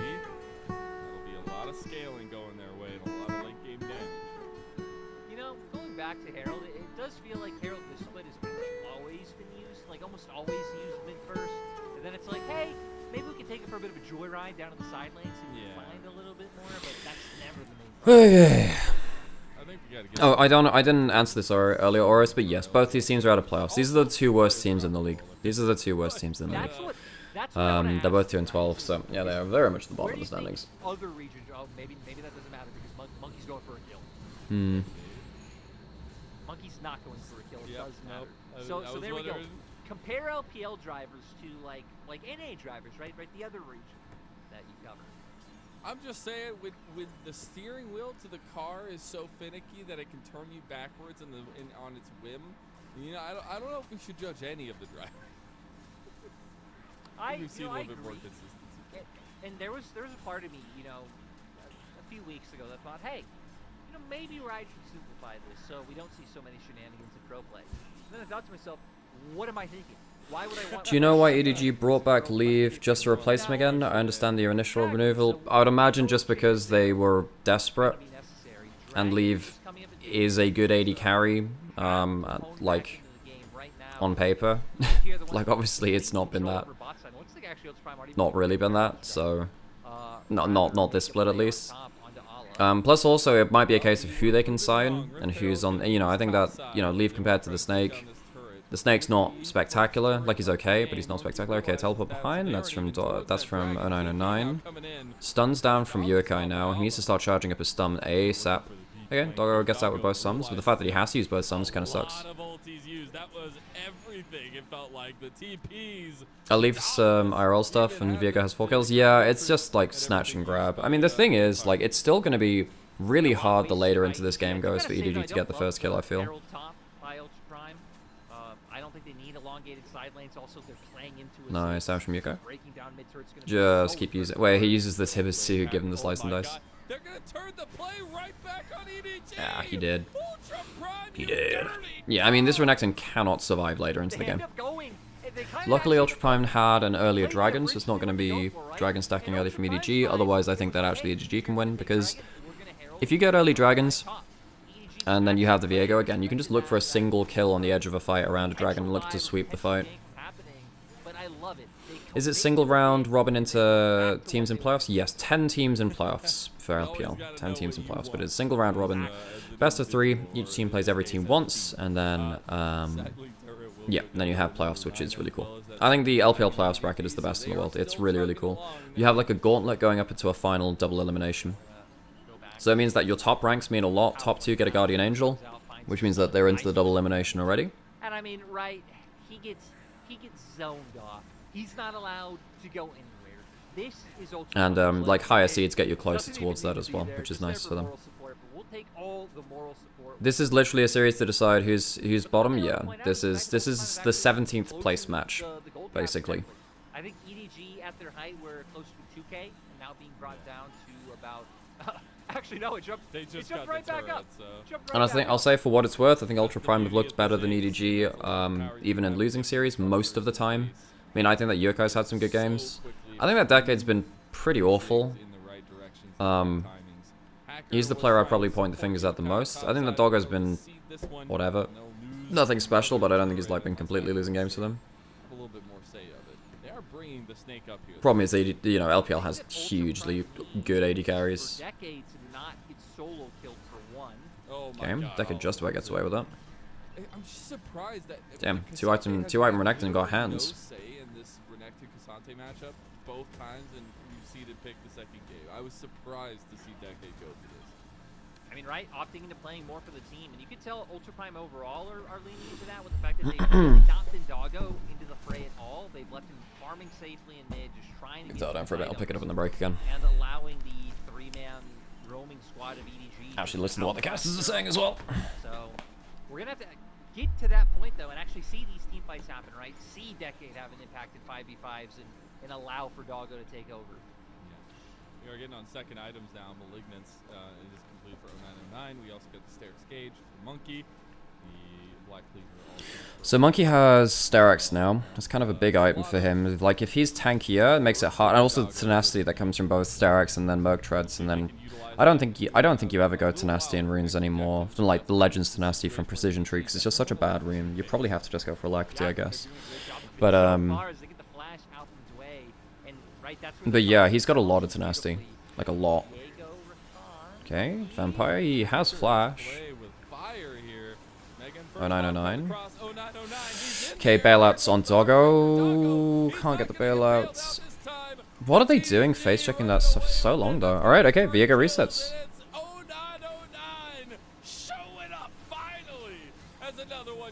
I don't think that's 0909 showing up. I think that's Ultra Prime running into death. It's not quite the same for me. From Ultra Prime this time around, and now it's gonna lead EDG to getting a Baron. Yeah, I mean, Lyric calls it there. It's just like on the way to going the distance. 6K lead now off the back of just that 2K lead you were talking about not too long ago. Ultra Prime falling. No casting with Sam today? No, because it's the official English broadcast in the background, right? And that's why in the conversation So we have, yeah, we cast it when there's no official broadcast, because there's no point doing another broadcast when there's already a broadcast. Like, no one would watch that, really. So, like, you know, I'd rather just chill out and then listen to what these casters are saying, because, you know, I work with them and I like them a lot. And then, yeah, you know, I thought I'd just chill out and just be here and chat about LPL and hang out a little bit. Hope you guys enjoyed as well. So yeah, we do Monday to Wednesday, but we don't do like every day. Probably to save our voices as well. Hey, 0909 immediately picks up a Medjay, so let's fucking go. Wait, hang on, he's gone Seraph Sonari, what the fuck? Wait, why is he going for a Seraph Sonari? What? Okay. Right? Malignant Seraph's Ari. That... The thing is, Seraph's is,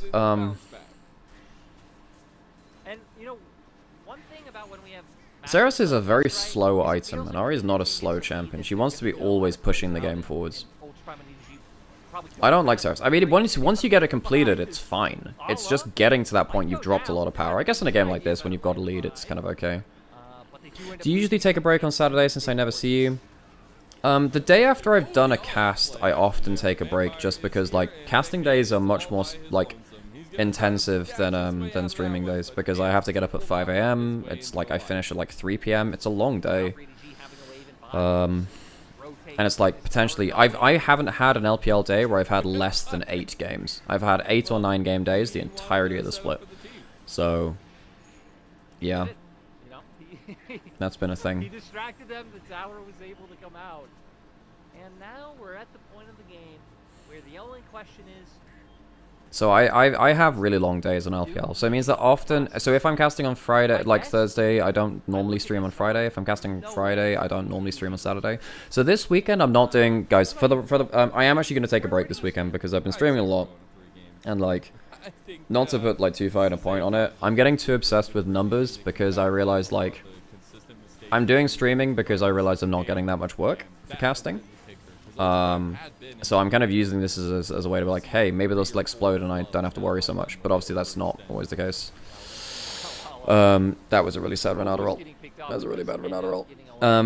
So yeah, I'm taking like Saturday and Sunday off. I'm casting Friday. So I'll be back on Monday. So I'm casting tomorrow. Saturday and Sunday you won't see me because I'm just taking a break and I'm spending some time with my partner. And then, yeah, I'll be back on Monday. And the thing is though, like, the sad thing for me is, like, I know that's 3 days off, which means it will hit streaming numbers, which is just sad. Like, it's just the way of things. Profane Hydra third for Arla. Damn, this guy's so third.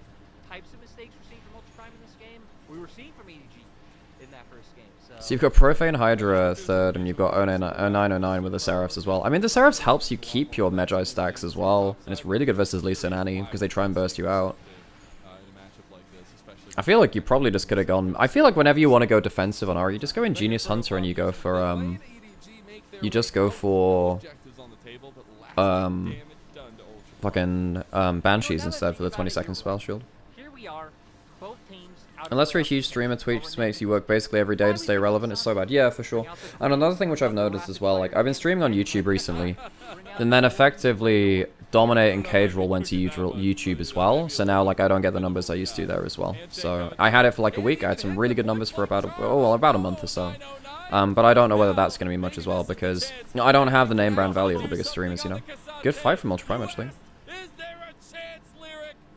Decade's actually got a Koenig Rooker now as well. Like, it's getting harder for EDG to play through the first target. And, you know, I'm going to keep at it, folks. You know, I'm trying not to get too dismayed by stuff. At the end of the day, all's fair in love and streaming, apparently. Okay. But yeah, how do you get through... Like, you don't have the damage to like, deal with, this Cassante. I mean, Hacker might have entered it there a little bit. Oh, Allah's pretty big. Allah's pretty big. He's a big croc. He's got slice and dice. He's trying to get him down, too. I mean, doesn't Doggo just kill him, though? He doesn't have Flash. I feel like Doggo could have played that better. I'd find an extension to hide the view numbers, maybe. Oh, Jesus Christ. Bailout! No bailout! Oh, no bailout. Okay. Does he have ult? He has... No, he doesn't have ult. Oh my god. This is the most yakety sax I've seen LPL in a while. Oh my god, and they're gonna die to freaking 0909. He's gonna have ult in a second though. I mean, he can drop Tibbers now. It wasn't with the stun, but that's fine. Oh my god, the fucking Malignance burn. Wait, the Varus almost killed you, a guy with the ult. The fucking Ziggs almost did that. Wait, the shields! No, Decade! What is this? Minions finally come out. Decade still. Oh, Jesus Christ. I mean, they know how to put on a show, folks. What is this? Had that play not gone on as long as it did, I'm pretty sure Ultra Prime got 1,100 gold from shutdowns. I'm like... I didn't say anything like that, Fed. I didn't say that. But yeah, no, basically, like, I can't ignore the numbers, because I need to know what's going to work and what's not. Is it something like, is it the titles I'm using it on my videos? Is it when I'm going live? Is it what I'm doing while I'm live? Is it like some kind of social media stuff as well? Is it the way that I'm using, like, the way I'm promoting myself, because I'm not doing as much of that? You know, there's a whole load of things I have to question with that. And then sometimes it'll just be eating shit, you know?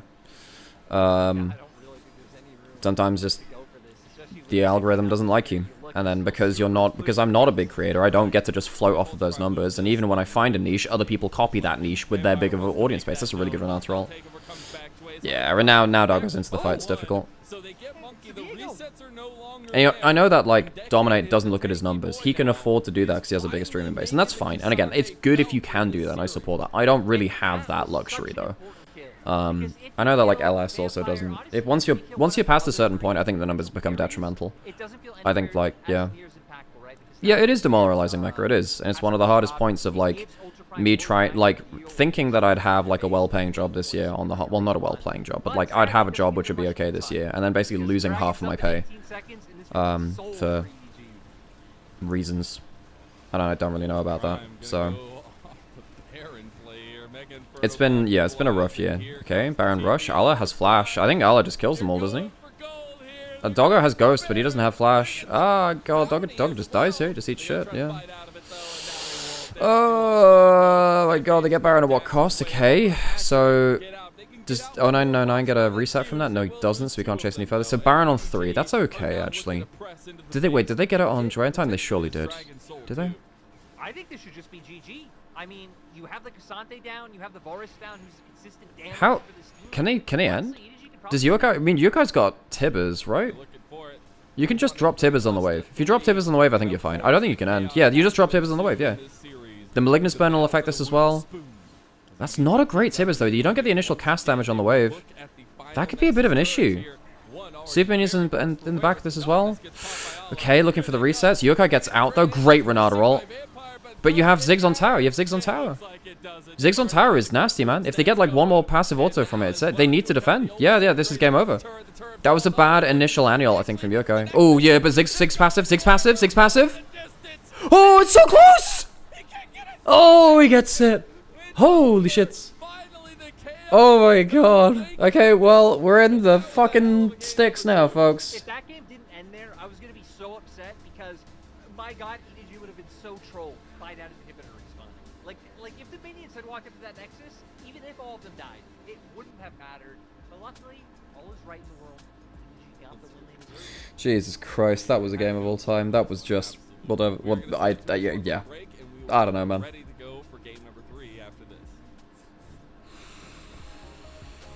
Okay, I'm gonna get myself a coffee and think less about numbers because it depresses me. I swear I'm just turning my stream on and then just being emo. It's just what I spend my time doing nowadays. Oh God. Okay, you're back, folks. Wait, have I met Captain Flowers before? Yes, I have. I met Captain Flowers at MSI. So I met him in London last year. Around about this time last year. Or just a little bit later. Yeah. So I met him there. We chatted a little bit. I like Flowers. He's cool. I like him a lot, actually. He's a good guy. He's a good guy. Very, very, very fun to be around. And obviously, like, has a lot of time for fans and people too. Like, some casters don't, and I understand why they don't, because it's just very draining to, like, do your job, which is public-facing, and then deal with fan stuff as well. But Flowers actually does do a lot of work with fans as well. Not everyone's like that. I like to think I've got a lot of time for fans as well. Not that I have that kind of fan base, right? Because I'm not, you know, I'm not a Flowers or a Shocks or a Quick Shot or something like that. Definitely not. I'm you know, I'm well below that kind of like level of notoriety right now. But yeah. Anyways, I'm gonna get myself a coffee and then I'll get to it. Also, hi Sean, how's it going? Hope you're doing well.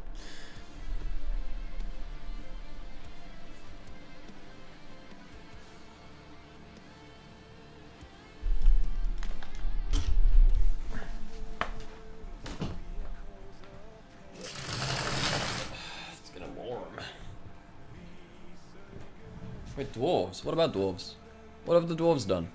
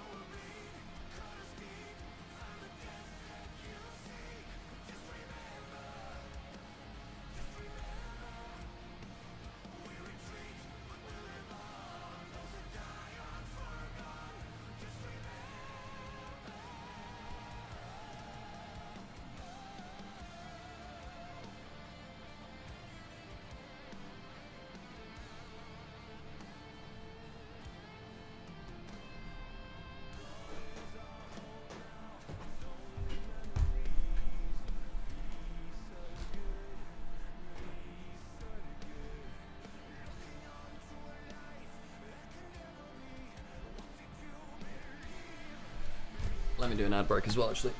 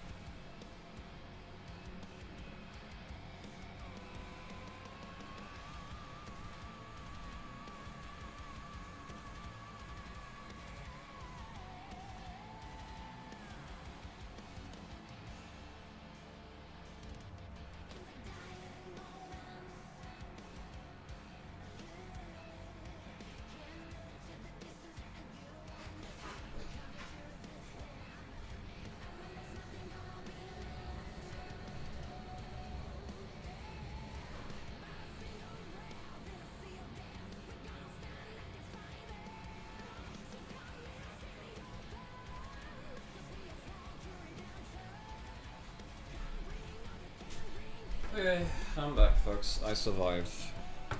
I survived.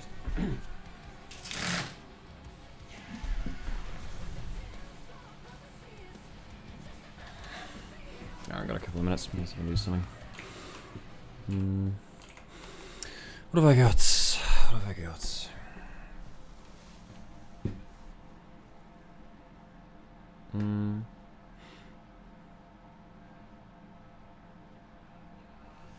What's that cap for?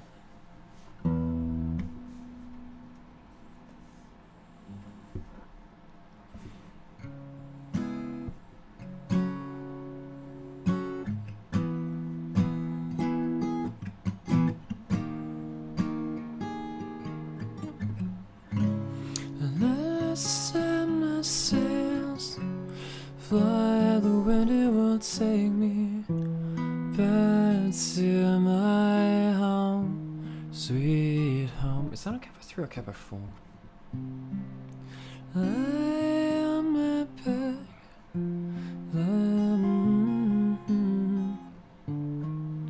Send my monthly sub to you via PayPal because I don't want to give you money. Dude, Fed, you really don't have to do that. You really don't have to do that, man. Jesus. I mean, sure, I mean, thank you, I appreciate it. I have actually got the fucking Streamlabs thing on the side. I don't know why donations don't go through the Lightbox through here. I really appreciate it, folks. People have been very kind this month. And I know sometimes I sat here and I'm moaning about stuff, but actually it does mean an awful lot to me that people do support what I'm doing. And yeah, I guys, hope you enjoy it as well. And if there's anything you want to see me do, yeah, then obviously let me know. I figure, because we're getting up towards like, I figure if we reach 75 subs, maybe we do, I think we could do a sub goal for 75 subs. Maybe we could watch like Season 4 OGN or something. Like some of the best games from them, because I really want to go back and watch that. Want to see World Build? Think it'd be fun. I know you'd enjoy that, Sean. It's just like whether people want to sit through me doing that shit. Like to see me turn off through. Thanks, Fed. Yeah.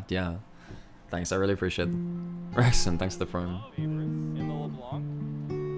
Somewhere there's a Nymera who's really happy. I set my sail, fly the wind, it will take me back to my home, sweet home. Lie on my back, fly the wind, it will take me back to my home, sweet home. I see your star, you left him burning for me. Mother, I'm here. Do I play the games? Yes, I do. Yes, I do. I play Helldivers. I play Helldivers a lot right now. Obviously, I play League. Haven't really played that much recently. I plan to re-download Master Chief Collection and play through the original versions of the Halo games. Because they're my favorite games of all time. Well, Combat Evolved is. In terms of other games, right now, not really, not that much right now. I play some roguelikes as well. So I well, I haven't played Hades in a while. I was playing another roguelike, which is kind of like Vampire Survivors. Well, it's not really a roguelike, I guess. It kind of is. Called Death Must Die. It's been a fun one. I was enjoying that. Yeah, Combat Evolved is my favorite game of all time. Fucking love that game. It's time for a playthrough of Mass Effect Legendary Edition. You know, I've never done that, Sean. That's actually not a bad idea. It's just having fucking disk space for it, man. What were the pyramids like when they were being built? Fun fact about the pyramids when they were being built. Mammoths were still alive. Mammoths were still alive when the pyramids were being built. I played it a little bit after release, because I mean, I was born in 96. They came out in, what, 2000, 2001? I cannot believe this Seraph's build on Ari, by the way. It's so funny to me. It's like, Seraphs are so antithetical to what you want to do with Ari. I mean, it works out, but like, goddamn, it's not a great item. Like, yeah.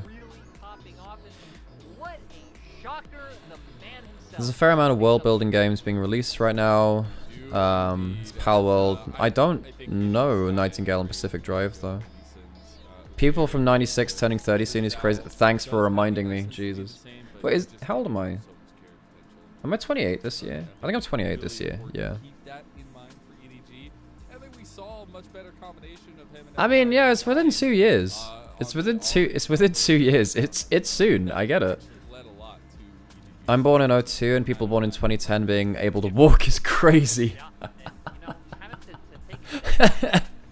That's funny as hell. I like that. I like that a lot. Oh, man. The text that you've already been. You're 28 this year and ahead? Yeah, we're the same age, Sean. We do be the same age. Okay, so... We got this quote. I appreciate Not the how old am I? I forget how old I am. It's like, it's easy. People, I don't know, I don't track this well, I technically do. I track it once a year, you know? The thing is, because my birthday is in June, back when I was in school and when I was in uni, people were just not around because it was on school break and stuff. So people never celebrated, like, I do like some birthday stuff when I was growing up, and then it just became harder and harder as people were just never free. You also should, yeah, my birthday's June 28th, Sean. June 28th is my birthday, yeah. But yeah, no, because I started caring less and less about birthdays just because it made me sad when people couldn't make it. Yeah, so I kind of forget how old I am. My birthday is around the end of November and people still went around. Yeah, that's fair. That's the other... Wait, no... okay, yeah, that just sucks for you. I'm sorry. Okay, right. So, Ultra Prime banning away the Snake's Ziggs, which he has been using as a fallback. Sam talked about it when we were casting here as well at some point as well, which was, yeah. Wait, your birthday's next week? Next month? Not next week. Lol. Well, let me know. Well, let us know when your birthday is, Mecha, and we can celebrate with you. There's probably people born in Faker's rookie season that are taller than you. That's something really funny about that. Oh god, let me laugh. It seems like Renekton's still just the call. Yeah, and I think that EDG are actually playing through that, right? They're saying, okay, we'll ban the Ashe so that we know you want the Renekton. We'll take the Kalista matchup. There's no real big counter into it. Now, maybe you could take the Varus and things like that, but the Ashe itself really big. Maybe they don't even want to go that direction. Yeah, it would be interesting. We have seen the Snake obviously lean a lot heavier on Varus than anything else. This is most played champion so far at 9. And now where EDG want to follow. Actually, so looks like they're thinking of trying to deny what could be the Kalista Renata from Ultra Prime. I should really make my VODs from yesterday public as well. Okay, so we're going for I guess Renekton. We're just in a Renekton meta. For whatever reason, we're just in a Renekton meta, and no one knows how to counter Renekton yet, and surely it'll come out. It'll come out eventually. Like, yeah, I don't think this will last that long. I'm really surprised that I'm really surprised that this is working out the way that it is actually. I mean, they do have the engage options that they can pair with the support, right? Things like the Rakan and Nautilus, both being open. Sure, the lane might be a little bit pricier, having to look for those all-ins to find the kills, but actually Nico coming out for Uakai. I said, like, he really hasn't been touching this pick so far. This is his first time playing in the split. That's really big to say as well. Just trying to get a little bit more centered setup. Okay, so then we've got, what, Varus, Renata, Kalista. I mean, the Nico can be flexed as well. So we've got kill lanes, bot lane this time, as opposed to, like, anything else. If I redeem 10,000 points, can you review my world building instead of my lol? Maybe at some point. I don't know if I can do it this stream because I'm like really low NG. World building is Sean's been doing some. Is this world building for D&D stuff? What's a world building for specifically?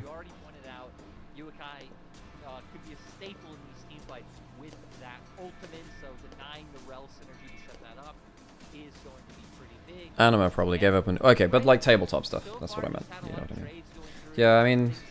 The problem I have with D&D is that it often ends up just kind of being... it ends up being, like... Just in case. Too tied to its setting. And, like, I played D&D without caring about its... without caring about the setting. And I feel like that takes away a lot from playing D&D because it relies on the setting a lot. Now I've gotten more into it, I'm like, yeah, I don't mind it, but I don't love the D&D world. I don't really care for it. But obviously a lot of people do, so... Absolutely earned. The thing that's still on the table, though, Graves. Yeah, and that's why I think here, you go to Karma, it still leaves your jungle pick wide open in that second base. I have no idea why I made anima, still can't answer the question of why I made it. It's okay. Sometimes making something for the sake of making something is its reason in its own right. I would kind of like if they took that. Okay, right. The VODs from the last casting day that Sam and I did, so that was, well, yesterday. They're up now. Dago just doesn't want to walk away from the moment. He's like, I will live in this perpetual state of want. Because Zinzao is the end up lock-in for Ultra Prime. I think if you can make a world that works within D&D's outlines and plays with its rules, it'd be super good. I just haven't done that. Well, the problem is I feel like D&D's rules depend on its world as well, so you kind of constrain yourself doing that, which is kind of meh. I mean, some bits are very good. I don't mind, you know, stuff like leveled spells and stuff like that. That's okay. But, yeah. Okay, Yukai's going towards the Hui. Very long range damage. You can reach the backline. Huge amounts of CC. If you dive to... Because, like, now I think the threat is for EDG. If Ala doesn't body block the whale, this game gets really nasty. If the whale hits an important person, like, this game is very, very difficult. At the same time, though, the front to back from EDG is quite hard to bypass. Karma's speeding everyone up with shields, and Ultimate that's going to be able to come out from Vampire.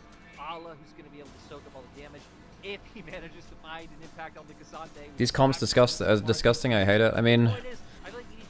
Are we gonna? Do we see on-hit Varus? I mean, it's the Nico support. I feel like poke Varus is just gonna be more safe, right? I think in aggression, Ultra Prime are lacking. I think it's quite entertaining how the race at the bottom is like... Yeah, hang on, wait, is the second... Wait, we might even have... Let me go check if the second stream... We might go ADHD watching, folks. We might ADHD watch, because the second stream might... The second series might start soon. We actually got to see Decade start... Because NIP RA is... And RA have actually looked pretty good. There's a chance that goes to 3 in its own right, actually. So important, so maybe I'll have another chance at it after that game 1 failing to make it happen. Who have I got this week? This game? Oh god, that's a good question. Yeah, I think we'll have a little while until the second series properly starts. We'll be coming onto stage soon.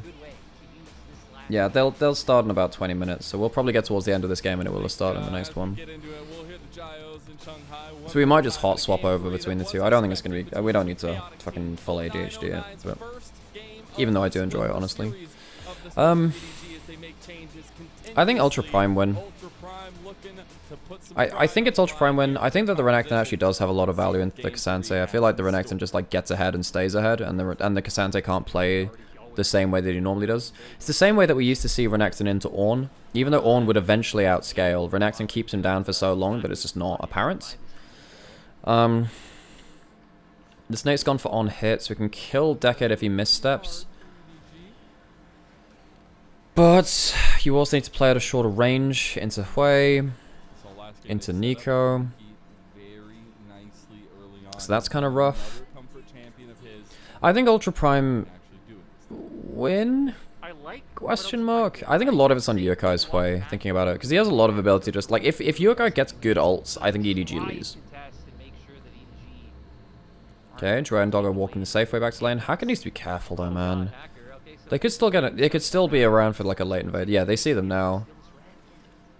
Mantra Q hits. I mean, they've used the Mantra Q now. They don't have Karma Mantra. That's a big thing. Is this Halo Blades Callister? It is. So. Yukai's here now. What's he got? He's gonna use the... That's a bad QE. That's a really bad QE. That doesn't actually hit anyone. I mean, now that put my headphones on. Okay, so they get the red buff. Oh my god, and they don't have stuff like Bearlight. Oh. Oh, Ultra Prime, no. Not like this. Not like this. Ah. I didn't have my headphones on, so I missed what happened at the start of the cast. If you said Monkey's getting chunky, that's kind of hilarious. Mazelle's great. I like Mazelle a lot. to point it out, but I think it's again another situation of Ultra Prime that we've seen them consistently do. They just overextend, they get a little too hot, and they commit a little too hard. Maybe they just wanted that fisticuffs, but that leans to EDG's advantage, particularly now through this bot lane. Exactly, right? Because not only were they able to steal the red buff, find the kill, but they've also now made it so Jue and Doggo have to be careful. With Monkey going for that invade, Hacker making his way up the top side. Okay, so Unfortunately, I don't think 0909. you haven't been able to get bot side dominance. Typically, you go for like a level 1 route or into like a level 2 kind of play from the Nico, but now you have to play against Varus Renata, who can just blast you. You need to get a route through the wave and then into like a Q, like a full Q from Nico. You're not getting that. So bot lane's losing. Jungle had a slow clear. This is a very awkward start. Top lane's not winning the early levels as well, which you can definitely do as Renekton. I don't know, I really feel like Decade's not been great, folks. Yuka has been one of the brightest spots of Ultra Prime for me. It's like with the earlier parts of the split, when Ultra Prime actually had led with a lot of strong games, it was like, wow, I can't believe Yuka was a sub last year. But I think we still see a lot of that. Maybe not the Annie game so much, but you'll see a lot of centered moments around Yukai for Ultra Prime. Yukai has one like. Yeah, I mean, maybe Yukai can do something. Maybe. You just pray that Yukai can carry this game now. Had he not been starting on IG, that would have meant Mo would have been starting on IG. That's a personal mark. That's not a general mark. Why not? If You have anybody is something wondering personal why, against Mole? I think everybody should know that Lyric has a fascination with Mole, the player, not the animal. Look, you go back to 2020, you even go back to 2019 when V5 weren't good, but it was hilarious with Mole and Wendy. You know, actually, that's my favorite V5 iteration, is 2019 summer. That doesn't Wendy, matter. Oh my god. Because now the teams... Come on, teams. You can do it. You can Nope. fight. Nope. Cast or curse the action. Way to go. I want to break the box of the Rams memes that Ultra Prime we're talking about. Please, Ultra Prime social media. Yeah, it's like about 5-10 minutes until we start in the next series. I just love the dog really So we've got a little while until we have to like think about switching over. We'll watch the rest of this, you know, and then we'll probably just hot swap over to the Chinese stream so we're ahead. Oh, Decade, he has flash. Yeah, this is good. But this time, it's not going to be that. It's going to be a mid-focus for I mean, try to chase down 0909. but now Decade's just wasted his ult, so that sucks. And Yukai didn't land any CC. I really feel like Yukai should have put down the CC, like the eye, so at least it's guaranteed, or at least blocking off one of the routes. I think that's a mistake from Yukai, actually. 0909 is getting absolutely bullied in this lane matchup. But on the same token, the Snake and Vampire had a... Yukai has been demolishing 0909 on the individual level, but Decade also wasting his first ult of the game, that kind of sucks. That really sucks, actually. I mean, I think they understand that Yukai can carry this game, but also, wow, that was not great. EDG are actually the ones with a little bit of a gold lead. Honestly, that was just a little shout out there. Decade actually played the timing on that so well. Literally didn't miss a single minion was able to go down there. I guess in the previous wave, definitely. Very interesting to see Ultra Prime kind of pick apart the map a little bit. They're doing a nice job of making roams that we aren't seeing all too often now. Again, the Snake did go for a reset, so coming in with the Berserker Greaves to have a bit more attack speed under his belt, but you can see now starting to fear the pressure being put on by Ultra Prime. A lot's going to come down to Joy actually being able to land these Tangle Barbs, so, and then get the follow-up trade. There's so much damage. I will say that even though you don't have the Poke Varus, your long-range follow-up is still pretty good because the Graves kind of adds up the difference that the Poke Varus doesn't have.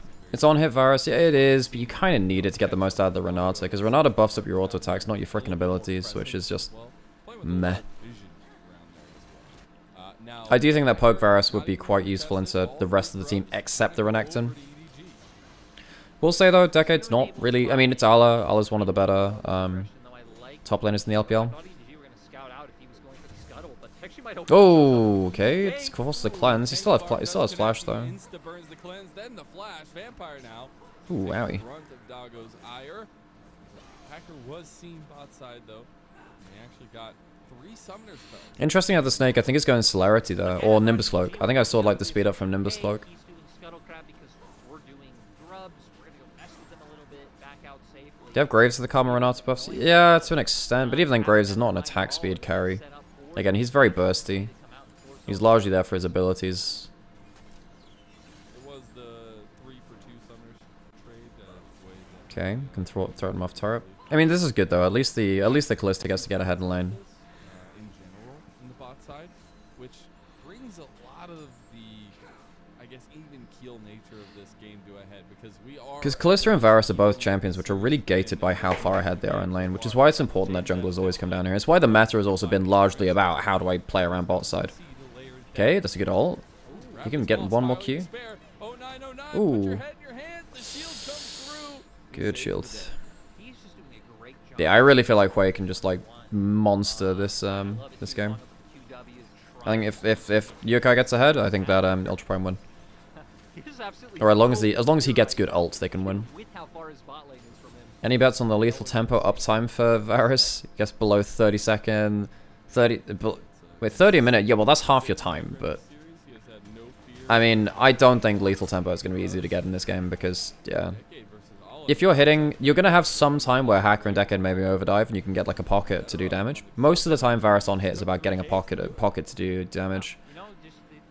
By the way, this is like a fucking flipped matchup from last game. And Decade is now losing the matchup, whereas Ala was like 30 CS up or something. 30 seconds the whole game, or whatever. I mean, it could be there, yeah. Sure. I guess the muscle memory of Cassandra. This was a first pick Redactors, so they knew exactly what they were playing into. I think that has been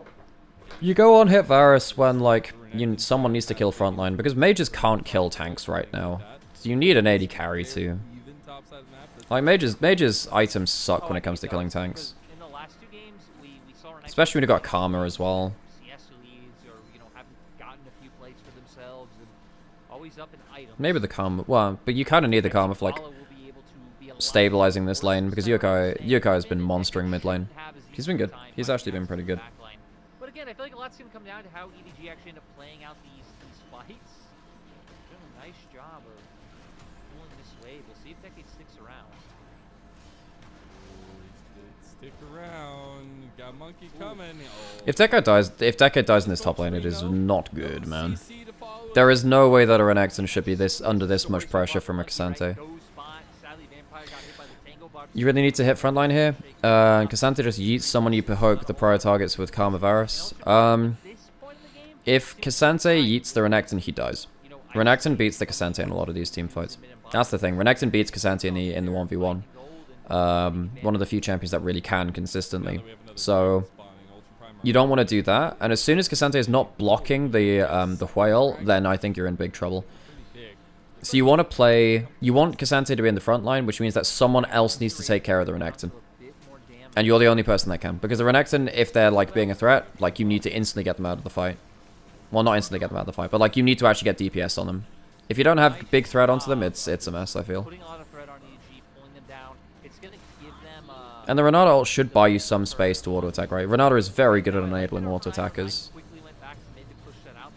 I mean, I understand the point where it's like, I think poke Varus if you didn't have to worry about the Renekton is great. Is there a way to not care about the Renekton? I'm not so sure. Because Renekton is just really strong right now. Moving around that lip there. Monkey, a little bit of speed at his back, trying to go bot side. And now here we go. Dragons of EDG moving menacingly towards the tri-brush. But guess what? On the opposite side of the map, grubs are up as well. But oh, there we go. Okay. EDG have 3 grubs. Wait, hold on. I don't know if anybody just saw it, but we will see the engage here from Jway. But when Jway switched into the 4, he turned into the old icon of the board. Like the green lizard. Okay, that's a deep freaking teleport. But he's gonna get Jway straight up. Actually, the fucking Hextech Dragon's doing some work. Ala can get a great... Oh my god, he just... Wait, what the hell happened there? He took the clone accidentally. But they still get the dragon, that's fine. The getting dragon is absolutely fine here from EDG. Great work by Ala. That was a very threatening teleport. He put himself into a great frontline position. Good stuff. Renekton B1 and Ala didn't pick Jax or even Quinn. Yeah, I mean, I feel like... So Jax was banned, I'm pretty sure. I feel like Jax has been banned in like first round in all 3 games right now. Yeah, I feel like the Renekton is going to get countered eventually. Like, you will get Quinn games and stuff like that. I mean, Shiv is pretty good on Quinn right now because it's just really good stats. You can go like Shiv and then Mortal Reminder or something like that. Not Mortal Reminder, or like little Doms after that point. I think EDG just feeling really confident. Fight really early collateral. I really feel like Quinn's really strong when you can effectively build Blade as well. Shiv's good on all lady carries, yeah. I mean, even Samira and Jhin are playing it right now, so that says a lot. Oh. Yeah, because I wanted to look, because the clone died as soon as he pushed Yukai back. Or at least the other angle, Jwei. But yeah, it's actually the Fate's call that saves his day. So Dago, the Guardian Angel. Ends up saving his support. Still, Jwei probably could have lived. Because he still had flash right. Worst case, gets all outed into the pit, flashes over the wall. But does save him a summoner as Monkey. Oh my god, Yukai does so much. Oh no! Oh, hang on. Wait a second, what the hell happened there? I look away from my phone once, look at a meme, and everyone's dying. What did I miss? How did I miss that? Yuka doesn't have ult. That'd be huge in this kind of play as well. Oh, Glista Gaming. That's a kill, right? Yeah, shield didn't come up in time. Wait, the snake's just feeling it out. Wait, what are you doing, man? No, Drow! No! Oh, the pain, the suffering. Oh God. This is the battle for 17th, alright. Oh my god, he misses his ult! Yuka misses his ult! Oh god, he missed the ult. Huge series of combos here. God. Hits the Q3, doubts it for a second, and backs off. Oh god, everything was just... No, take me back to a minute ago when I didn't know that was gonna happen. I was gonna say might even set up for Why? go for the Herald, but Oh man. right now just That was genuinely awful. That was genuinely awful. Holy crap. Yeah, what a terrible day to have eyes. Coming up in about 2 minutes time. So pressure in mid lane is important. Right, we're gonna get a... Surely we're gonna get a replay of that. Surely. Mission control around the bottom side. They will want to try to transition some of this towards that Rift Herald.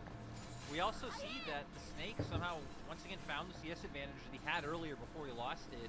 Has the Blade of the Rune King first, and just a lot more items coming out for EDG, right? Malignance onto 0909, Ghostblade, Sunfire. I think they're feeling really. I mean, I kind of need to see a replay because that was just so... Sweet liberty, my leg! I think a big issue though is we've already seen Yukai pumping out massive damage, and I feel like against a That was comically bad. like EDG have, Like, it felt like everyone took their turns just, like, slipping on the banana peel. I think as time goes on, we'll see that unfold. But EDG trying to take the moment, at least, to take Rift Herald. I think it should still actually be hard for Yukai to find a meaningful impact. EDG can play around their comp correctly.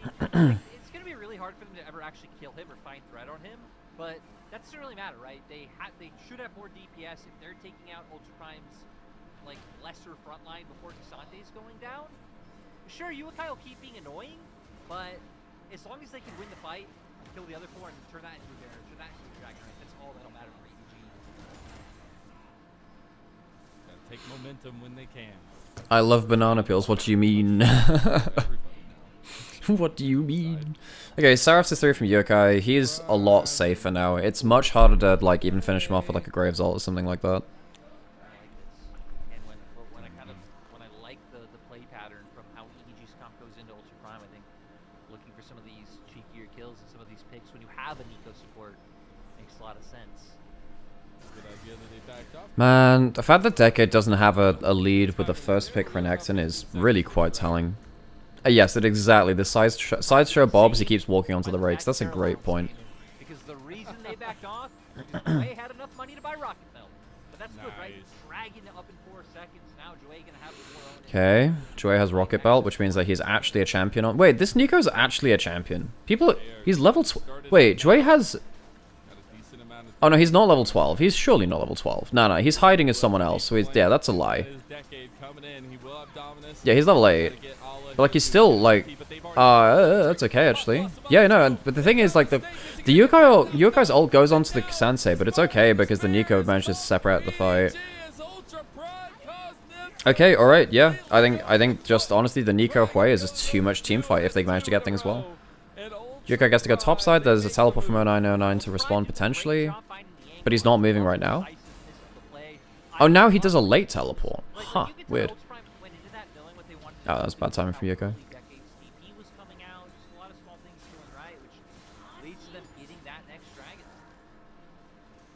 Pretty big, and an Infernal Soul as well, having 2 dragons up. Okay. Well, that's a lot of good gold over to Ultra Prime. They get themselves dragon. Did they get themselves mid turret? They should do, right? Yeah, minions will take it. There's no wave flip from Vampire anyway. And we'll get the turret taken, the first one of the game for Ultra Okay, Prime. first turret. I mean, did Doggo actually get gold for that? I think he did. Yeah, given the gold lead now, I assume he got all local gold as well. Local units. All units. Dude, I've been watching so many, like, analysis videos on Halo Wars recently. I don't know why, I just have been. I've been watching, like, tier lists of, like, the best factions, well, like, the best, like, leaders and units and stuff. I don't know why. I fucking loved Halo Wars when it came out. It was one of my first, like, well, it was my first strategy game I played on, well, first RTS I ever played on console, because they were never, like, particularly around that era, it wasn't really a console genre. But you finished a 12-hour retrospective on Oblivion today? Jesus, man. Well, I mean, it's a good teleport from Decade to get into the backline, but honestly, the hero plays from the front line of Ultra Prime anyway. Like, the Snake just doesn't get to play the game. I do feel like Decade... No, Decade actually does an okay job there too, thinking about it. Okay, Nico ult. That's a good Shinsei ult as well. Wait a second, EDG. How did... We don't get to see the setup for this play, but like... I mean... Does Monkey die? Monkey see Monkey die?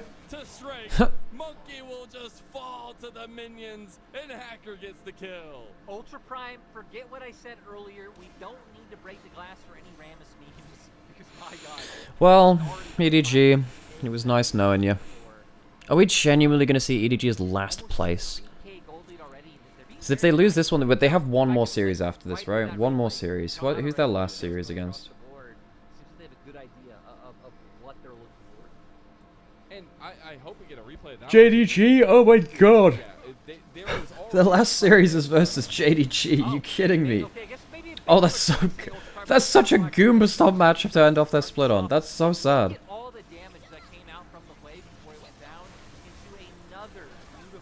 Oh, man. EDG, 21 world champions into last place in the LPL 3 years later.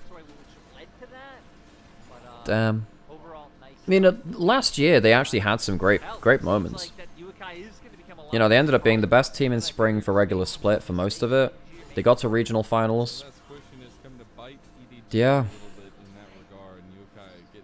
I love that they promote so much young players this season. So, I like the fact that they're giving people chances, but it feels like they're doing it because they don't have a choice, not because they're doing it for the right reasons to actually promote players and give them experience. And that's the problem I've got. I've never been more confident in an EDG win than the next series. It's the most LPL thing possible. Yeah, EDG, last series of the split is versus the second best team. Yeah, fantastic.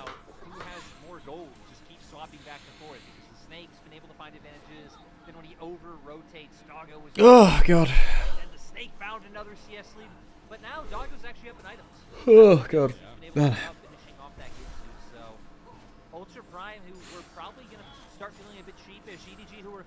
Guaranteed LPL throw by EDG. I freaking know. It's going to be Oscar's night.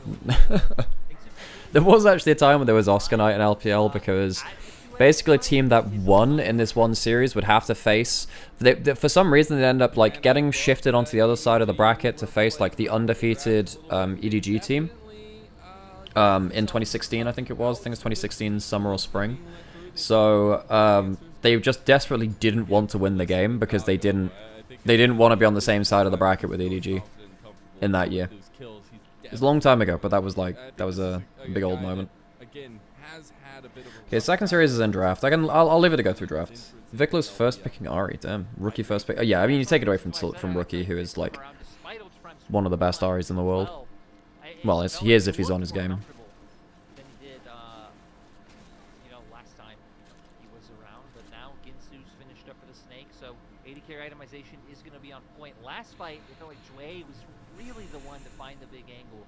Sweet's a player I want to keep my eyes on. They haven't need to rely on Doggo's ult to throw him in. It's always been to save him once he's found the play himself. Okay, teleport in. I mean, so Ala needs to do a lot of work here. He needs to do a lot of work. So, he hasn't used his W yet. K'Sante using his W is a huge moment. Good engage from Hacker. Jesus Christ, Dre gets a good engage too. Decade's in the backline. Okay, Ala drags one out. It's 1-for-1 right now. Decade could flash around on a target. They need to be careful. Like, I mean, bailout's there now. That's a problem. Fair play. I mean, Ala actually plays that about as well as you can. They give it the dragon, but it's a 1-for-1. First pick Ari. What is this? Nightmare's rank game? I fucking know, right? I can't wait for Ari to get nerfed now because everyone's first picking it. Such is the way of things. I'm gonna watch like a load of players be really mediocre at it at a pro level, when like 1 or 2 people I actually enjoy watching, and then the champions are gonna get banned because it's too safe. So annoying.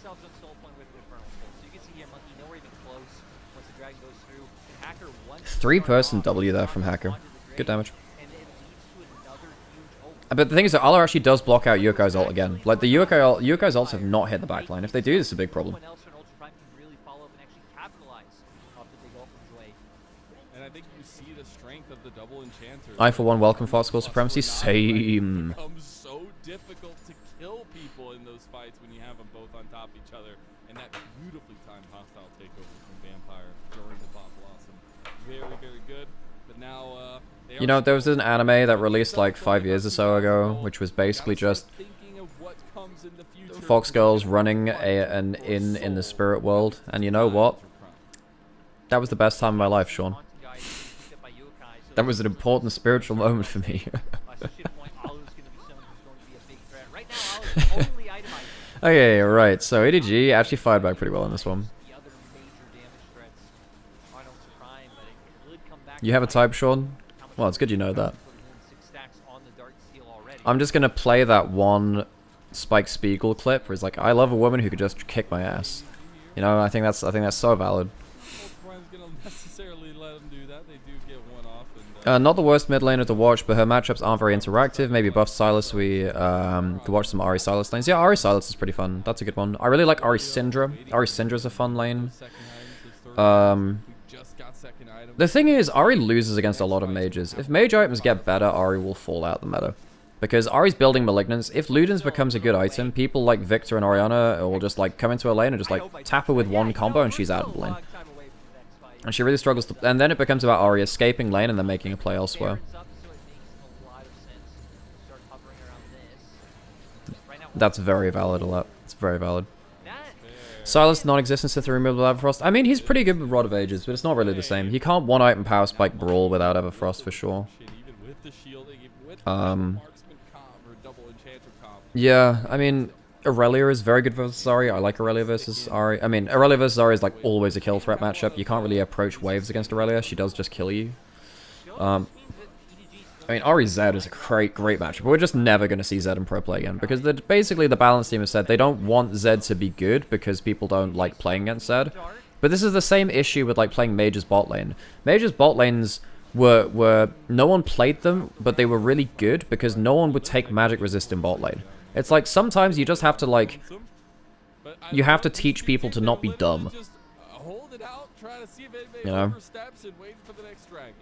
Zed cannot ever be good, people literally quit the game because of it, but the same thing happens with, like, watching pro play and Yuumi, same thing happens with, like, Blitzcrank. Blitzcrank is actually the most frustrating champion in China and Korea, actually, and they have the largest player bases, so you could actually argue that Blitzcrank should never be strong, because they view Blitzcrank as the most OP and, like, distressing champion. There's a lot of stuff. Master Yi, another one like that. You know, you could make that same argument for a load of things, but others have slipped the net as well. I mean, I think that the thing about Zed is that people don't know how to play against him because they don't know how his fucking W works. I expect Ultra Prime to try to catch somebody in transition here. It looks like they were already trying to move for that. So like, I feel like Zed can be good. You just have to actually like overcome. The problem is you have to overcome years of no one learning about the game, because the way to learn the game is so awful. Like, actually getting better at League is just through fucking trial and error, which sucks.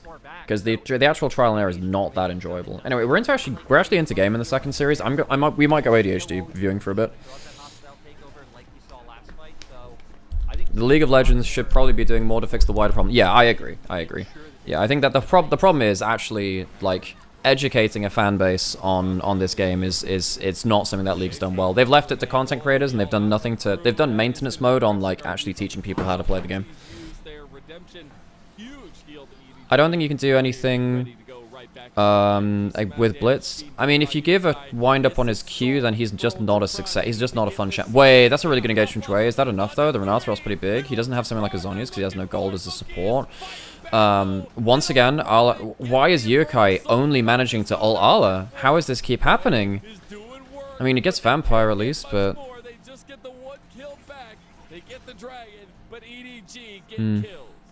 That's a shame. Okay, alright, let me go find this. Let me go, like, find the second stream.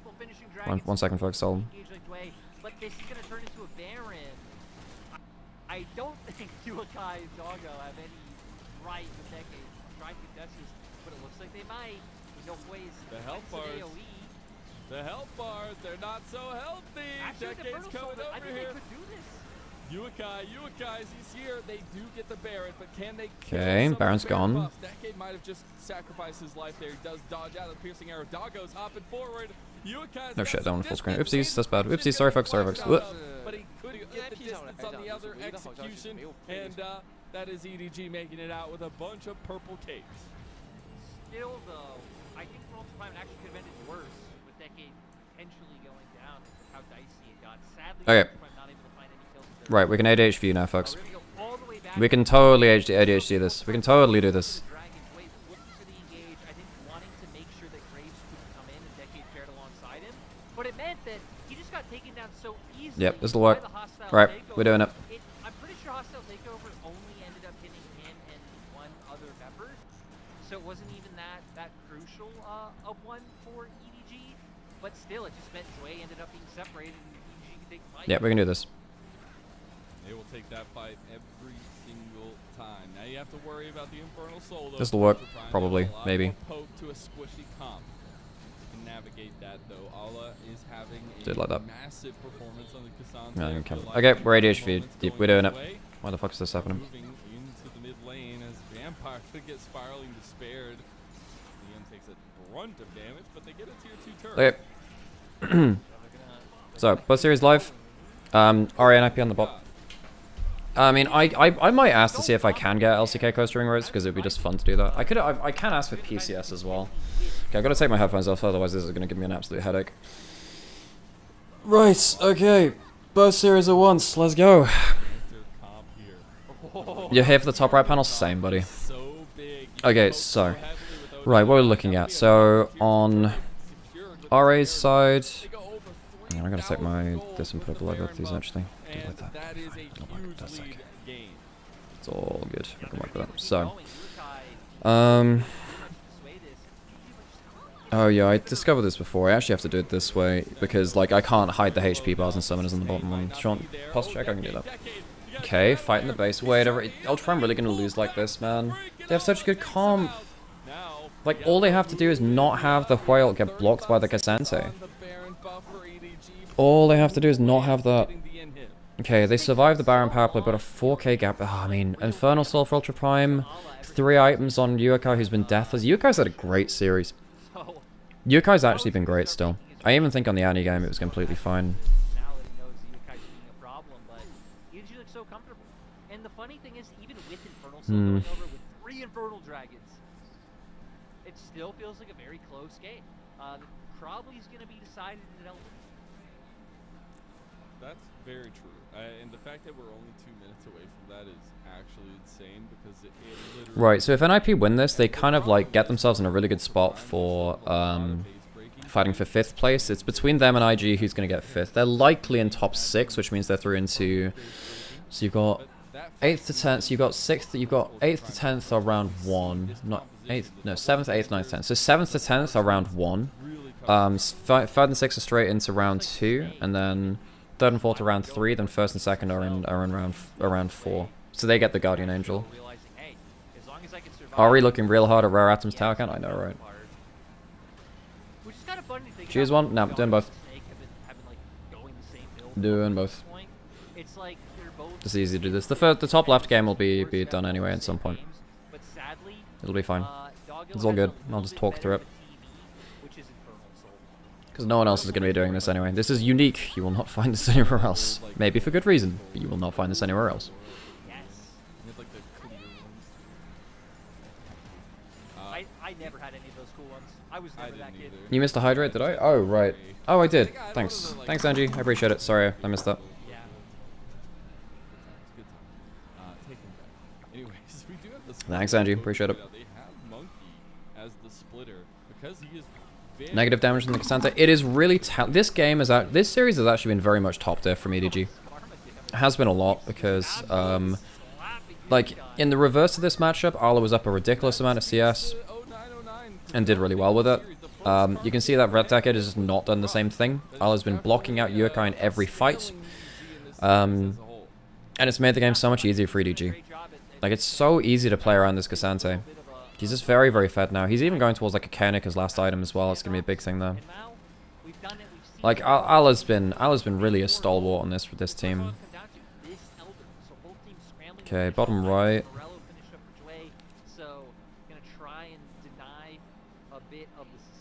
It would help if Yokai didn't just mess his ults. Yeah, Yokai's not had great ult accuracy. He has all it has to happen though is once now though in late game. All it has to happen is once. Xiaoxue versus Shanji is actually a pretty lit matchup. I like that quite a lot. I think that Xiaoxue and Shanji have both been really good. Vikla first pick Ari worth noting as well.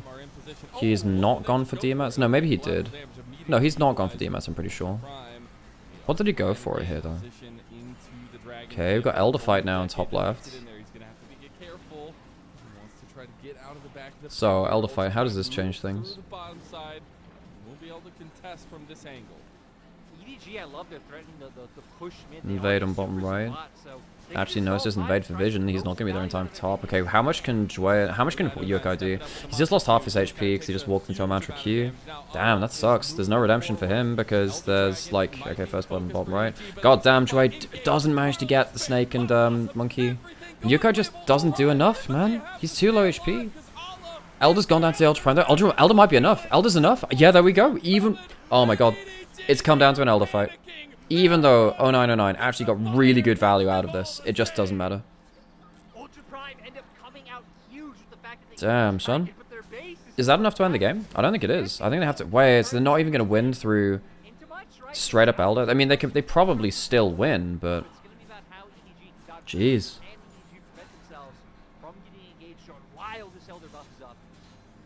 The fact that Yukai's deathless in this game is actually quite impressive, though, in its own right. Okay, so what happened here, looking through the replay? So, Ala's frontlining, but then he uses his W really easily. That's another missed Hue ult, by the way. He just, like, throws it out and he completely misses it. I guess he feels like he's low enough HP that he can't do anything else and just hope that he hits it, but yeah. And Monkey, even though he dodges out on the Nico ult, he just can't get back into the fight, really. Baron's down, you can't fight against that. Now there's going to be a little bit of time where Ultra Prime have everything. They have the wave, they have the damage. They should be able to do whatever they want. The question was, how do you do enough damage to take down this very stalwart composition from EDG? They do not go down. How he's actually managed to escape should be studied. He's actually burgled this deathless game. I know, right? Absolutely. He had a really good laning phase versus those 999, it's worth noting. That laning phase is pretty good. So, do they even end in the duration of this Elder, though? I don't know if they do. I don't know if they do. You go right back to a tough position. Yeah, then... it's actually... Yeah, this game might still not be decided for another few minutes. You can even see, I think, the way that EDG are posturing. Okay, so Yokai has a really big threat now with the Elder buff, too. He can apply the Elder burn quite easily, too. Just because of the QW. If they can save their inhibs, I think that would be a huge win. Now, what was that Graves ult for, though? Is that really just try and get some chunk down? I mean, that's the clone, right? Okay. Gank on bottom right. Siege in top left. So, wow, I mean, Xiaoxue's getting absolutely ganged on.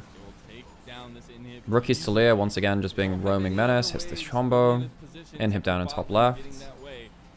2 kills for Shanji. Because Shanji, here again, buddy. So they just get the inhib. And I think Rookie is just showing how Rookie is so good at getting out of his lane. He's been really good at getting out of his lane in the last like week or two. He's been really back on form, honestly. Okay, actually, ult pop by Photic. Need to be careful here, actually. I mean, Zeri can really run you down like this. Oh my god, he doesn't even have his second E cooldown. You don't get excited. Flash away so the ult doesn't hit both. Photic still has his ult running, actually. He's got the extra damage. You gotta be careful, though. Damn, lethal temper arrows. Right, damn, fun 2v2 from the bottom right. Okay, top left.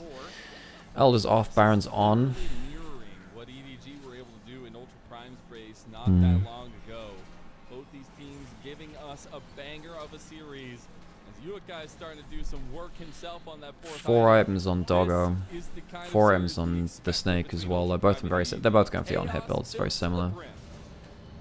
Oh, 909's gone for a very very optimistic Magi's. Late game Magi's buys are not that great. You really, well, they're okay. They're still good. It's just like, you want to buy it before a big fight so you can use it for the fight after that. There's no point just using it as like a victory lap. You should actually use the extra stacks, you know.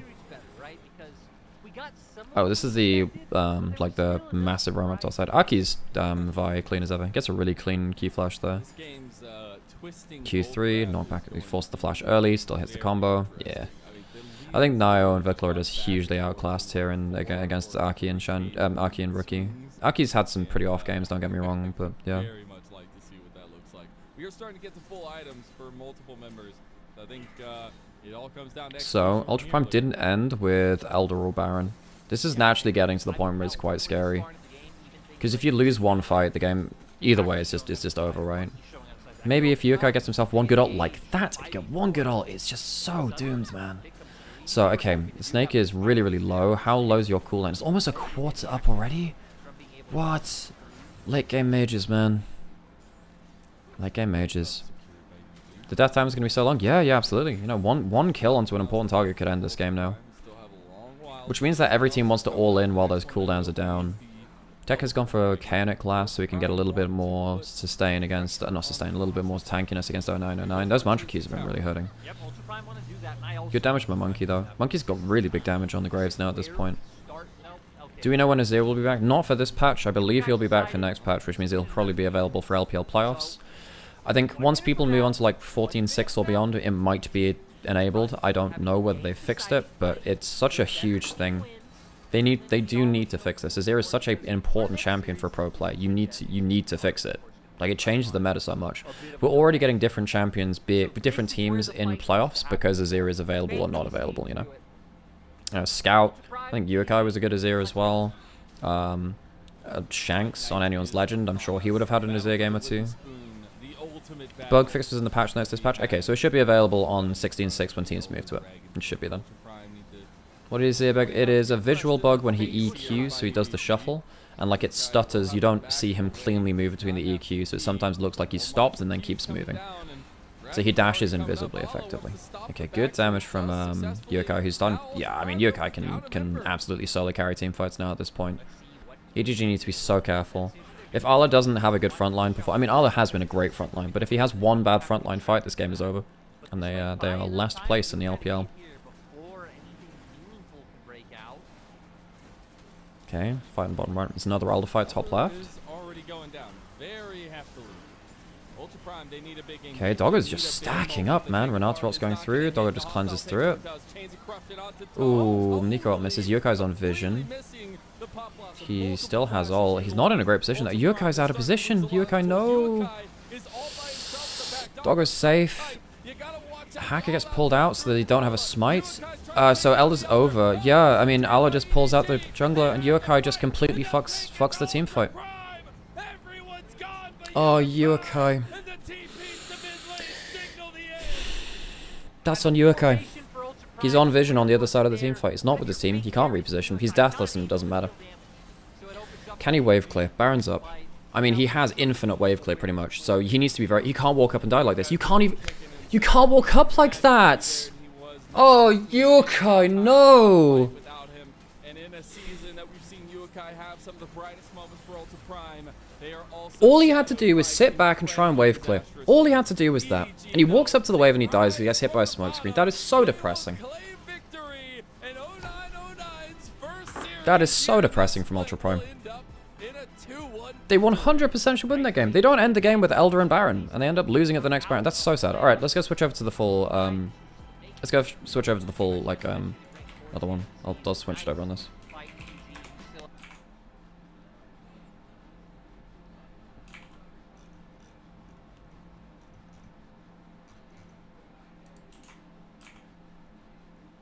Close this down.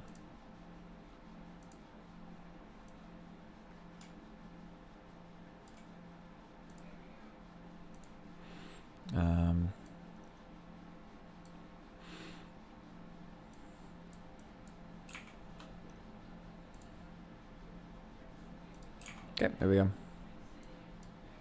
All we are is incompetent.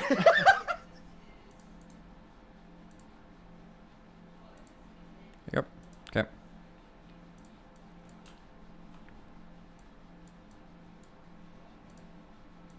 Okay, we're back into it. Right, okay. So now we're into Billy's, it's Chinese stream because it's ahead right now. Even a little bit of volume. Okay, so 3 kills for Shanji. It's kind of big for him.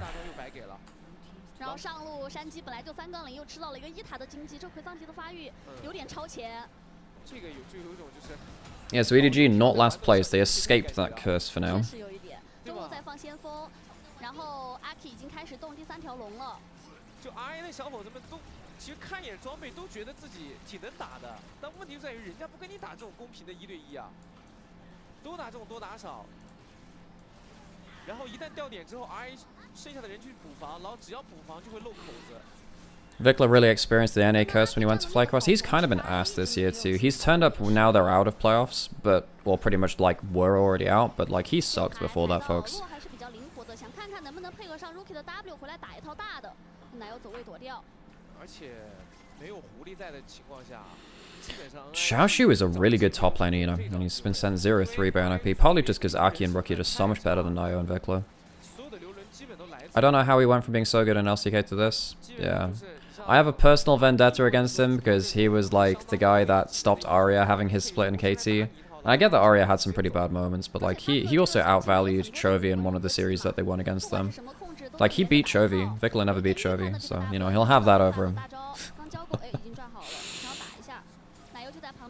I'm gonna keep holding that one over him for a while.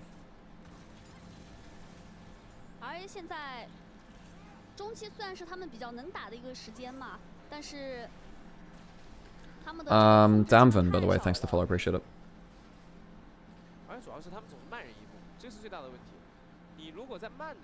It's funnier having Fisher in with Monkey the Snake. It sounds like a zoo. Yeah.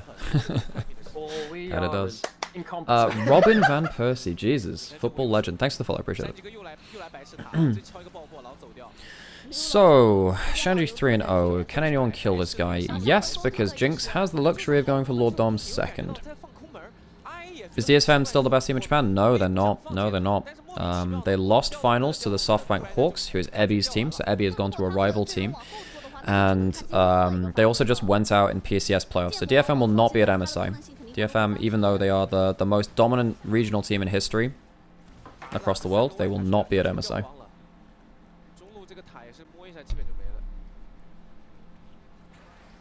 Quid is the only LCK player that's done somewhat well in LCS. Impact and Core JJ.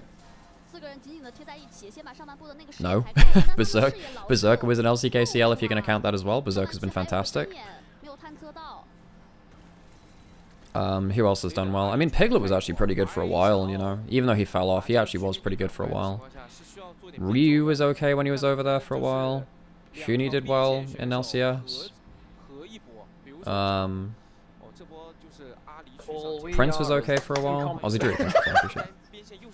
Huhi, yeah, I mean, Huhi never played in LCK, Harold. He never played in LCK. He started off in LCS challenges. Ignar also never played in, he also never played in LCK. Huhi and Ignar, they never played in LCK. They're Korean residents, but they're not LCK players. Pretty sure. Summit, yeah, Summit did well. Yeah, Summit did well. Although he was like, yeah, he did do pretty well, actually. No, you know, LCS actually has some okay imports over time. They've had some bad ones too, but but they've had some good imports. Probably better than EU's had on the whole, I would say. Partly just because Impact and Core JJ have been such a stalwart like duo across their time in LCS. They're a huge reason why LCS was relevant for a while.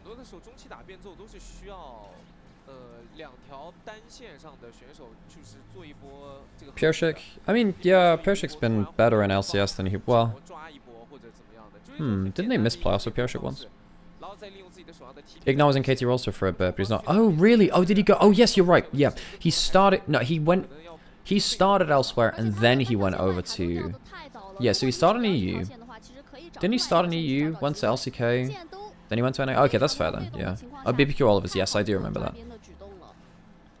You know, Piershik's actually doing quite well in NA right now, but like, on an individual level, he's actually looked pretty good. And he looked quite good on Team Liquid Worlds, right? He's such a weird player, though. And obviously, like, he's had a weird split on KT this year. Weird split. Right, so NIP win this. They're in a good shot for 5th place. It's them and IG who are fighting off for that one. So this is actually quite important for them.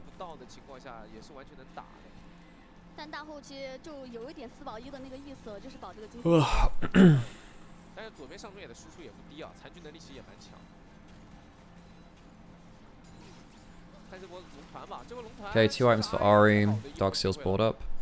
Do you remember Bang in NA? Yeah, it wasn't great. Wasn't awesome. I remember him playing though. Jesus, yeah, I forgot about that. Nio punted back. Yeah, I mean, NIP are just so much more coordinated. They're just so much. They're at a better point of power. They're so much more coordinated. Rookie is just like absolutely mashing this team. Overstep from Photic though. That makes this a little dangerous now. But AD carries on the other side is gone as well. Nice play. NIP have really worked a lot on how decisively they're playing the game. They're actually quite a good team at going forwards now. They would stall out a lot around this kind of point against better teams before. Yeah, I'm liking NIP. I think they started to revive. I think that in mid-split they actually were quite. They were a fraudulent team.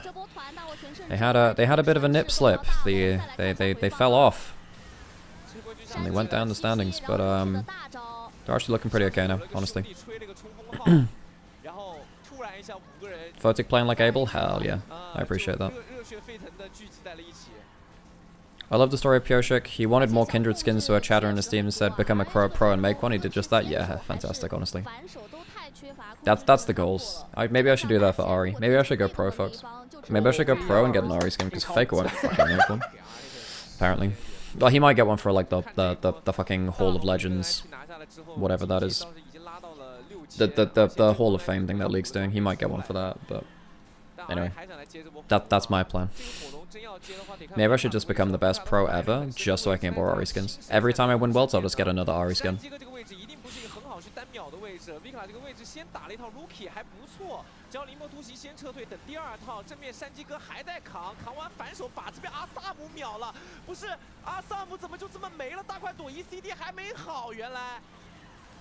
Ooh, good Q3 from Xiaoshu actually. I ended up getting some decent damage while I CC'd, but...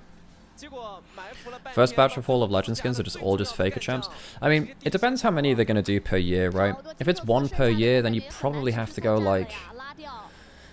You probably have to go Uzi as second or something like that. I think Deft and Mako are on the list too, very high up.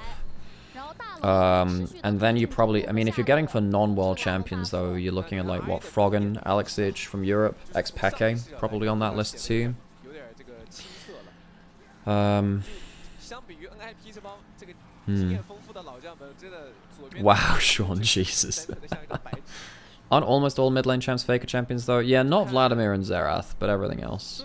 Pretty much.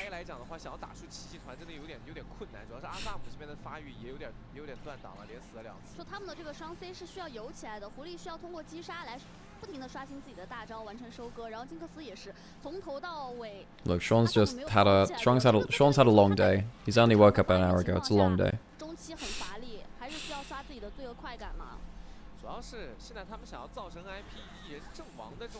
面都很难做得到啊。其实只要但凡右边死一个人， I tuned back in and watched the Jinx get Cassante ulted, then Vi ulted. Yeah. 然后金克斯也跑起来， Yeah. 这些打残局都很强。 Okay, Nio actually finds a pretty okay engage there. Whoa, he's not getting out of the one. Now you get resets on you, that's a problem. Vikla just fucking explodes, though. Jesus Christ. Oh my god, the damage is insane. Aki saves his ult until the end of it, assuming can't auto-attack. Shanji's got to play on the back line as well. He can go all out, so Xiaoxi goes away from the wall. Has he got another E cooldown? You can follow him over the wall. Yeah. Q3. Yeah, nice play, Shanji. I mean, this is the problem with playing like Ahri against a tank front. Well, I mean, it's a problem with playing Ahri front to back against this kind of comp. You're actually pretty good at like drawing the Vi ult, ulting backwards so that Taliyah can't get you. But if you're playing straight into a Taliyah, Taliyah wins 90% of the time. You get a flash charm every so often, which can win fights, but it's really hard to win fights cleanly as the Ahri. Rookie's got his Zhonya's as well now, so it's pretty much impossible to catch him out. And Kashanji strikes again. 他首先得保活，他不活下来，一切都是空谈。你看这一波啊 ，W 戳到，戳完了之后谁能跟呢 ？Vika 跟上来想跟，然后反手这边卓哥抬完了之后接了个魅惑，但是也导致到就是 Vika 被定到之后 ，Rookie 的反手沿突直接把 Vika 给突了回来。只要狐狸一倒，哎，基本上正面的第一波伤害就完全不够看了。然后好像在野区抓到了 Zora， 但是有个前行。 都可以直接开大招，想要继续追，逼出了 Zora 的闪现。 Good push forwards from Rookie. 山鸡就感觉看不见维塔一样，锤防御塔。确实拿山鸡这条边线没什么办法，现在 IP 选择了一个4-1分推，RA 中路一直会受到超级兵的压力。 再等下一波兵线拆这个2塔。 Okay, so NIP really snowballing well again. They haven't stalled out for like they do this sometimes. They will sometimes do it. Who will make MSI in all major regions? Do you think? I mean G2 obviously from LEC. They already won Winter, so they're definitely there. I think it's G2 Fnatic. I think Fnatic. I don't think there's that much competition for them as well. Maybe we'll see a revival as well, but it should be Fnatic realistically. And I don't think BDS look that confident right now either. They've Shanji almost shoved Nio through the minefield. That was kind of nasty.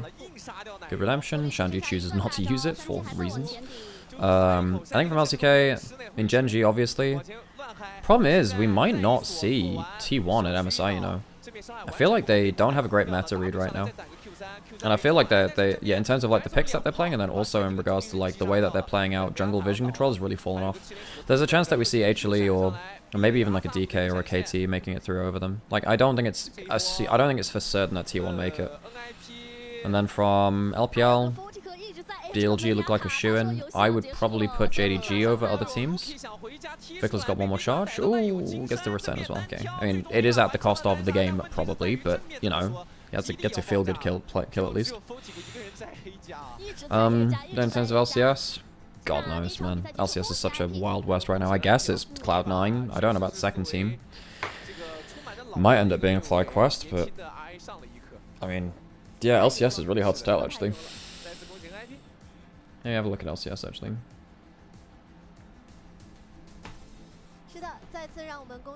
Yeah, I thought that Cassante would be dead after his last changes, but this champion is so broken that you can play him everywhere. Yeah, I mean, I think 100 Thieves have been figured out a little bit. Well, they will be by better teams, so. I think that 100 Thieves, despite the fact that they had a good regular season, I think they'll fall off into playoffs. I think they just lose on a player level versus, like, Fly and C9. TL, I'm not sure about. Okay. So 100 Thieves or Fly or C9 plus Fly, why would you... That's just not... Do you really think that C9 will not make it through in a situation? Do you really think that, Harold? I just think that C9 are just a much better team than... I think they're just a much better team right now. Because what you're saying in the other... Yeah, I have no idea why you'd say like C9 wouldn't make it over. Like, do you think that? Yeah, C9 just 100. They 3-0'd 100 Thieves and it wasn't close in first round. So you're saying that there's a world where 100 Thieves come back and they beat Cloud9 to make it through with FlyQuest? C9 have shown big gaps in the game control. Everyone has an LCS. Everyone has. That's not a reason enough. That's not a reason enough. But you could say the same about 100 Thieves, or FlyQuest, or TL. You could say the same about... That's not good enough reasoning for me. I mean, like, they absolutely just player diffed, slaughtered all 3 lanes versus 100 Thieves. It was not close. There is no way that you could say that with confidence in my mind. Jojo's too good not to go to MSI? Yeah, unless he's playing Ahri. I really don't like his Ahri. I know that some people do. I don't like his Ahri. And it's really meta right now.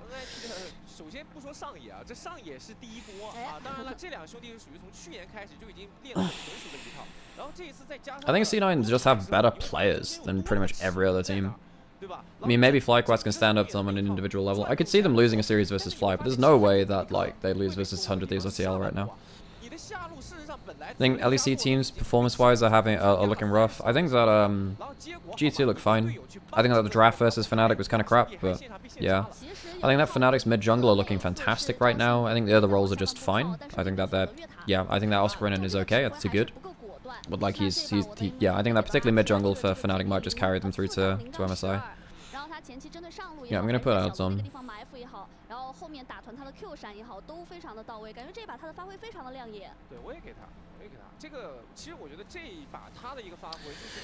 Well, I think we are seeing that NIP are actually a good team right now. I think they weren't for a while, and I'm not going to revise that. I think they were pretty bad in mid-split, but NIP are looking good. They're actually very proactive now. I really think that Rookie is just... Rookie and the rest of the team are finally synced up in the way that they're making plays, so... Razork's last year has been insane. Yeah, Razork is arguably LEC MVP. Arguably. He's up there. 然后人家有大了，那你又只能亏东西出去，这就是我觉得可能两个队伍确实在队伍的层次面上，右边确实要做的比左边要成熟太多了。是的。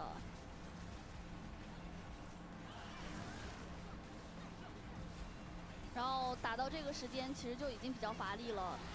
I 一直在找机会，不是阵容上的乏力，而是他们没有什么主动权。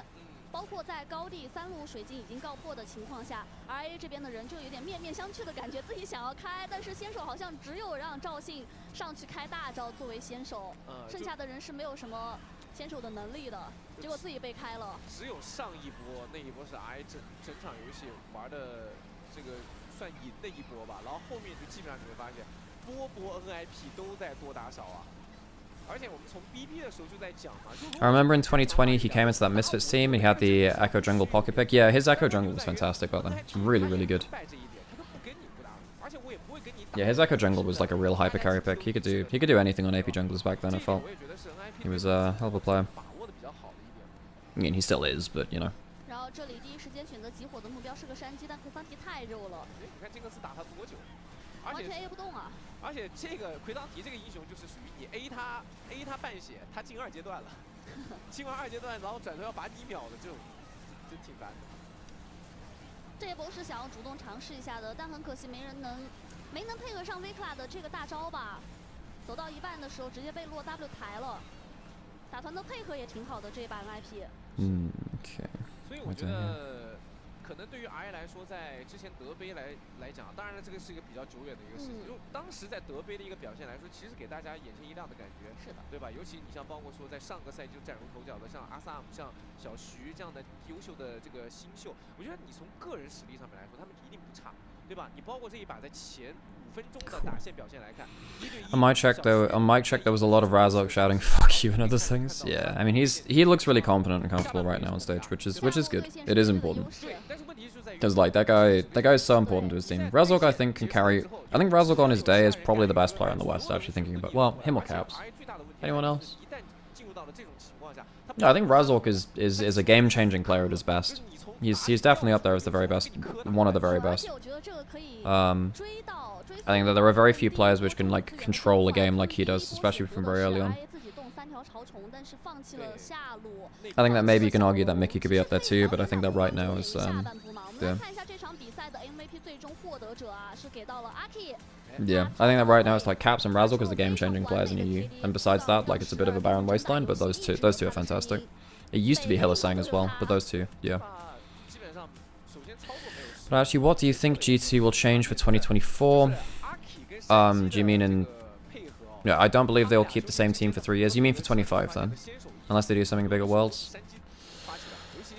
Yeah, but who do you get that's better is the problem, you know? I think you have to keep Caps. Caps is like your kingmaker. You would have to really... I think you probably keep Yike. I think Yike's actually, you know, he is the future of jungle in EU. The guy's fantastic. And we've known that for a while, if you've been watching ERLs. Like, I was watching that guy in EMEA Masters, and he was doing, and LFL, and he was doing mad things. So I think you're keeping Yike, you're keeping Caps. I mean, support in EU is a barren wasteland outside of Mickey right now, so you're keeping Mickey. Hans is still... I mean, AD carry is the least important role to change on a strategic level for a team, so you're probably keeping that. And who's good in top lane, you know? I mean, I think BB has not got that. I mean, he has had some good moments internationally, but like, I mean, what do? Do you change something for the sake of change and just hope you can kickstart some motivation and some inspiration? Do you do that? I don't think that's not. I don't think that's a fantastic way to approach it, right? That was larger.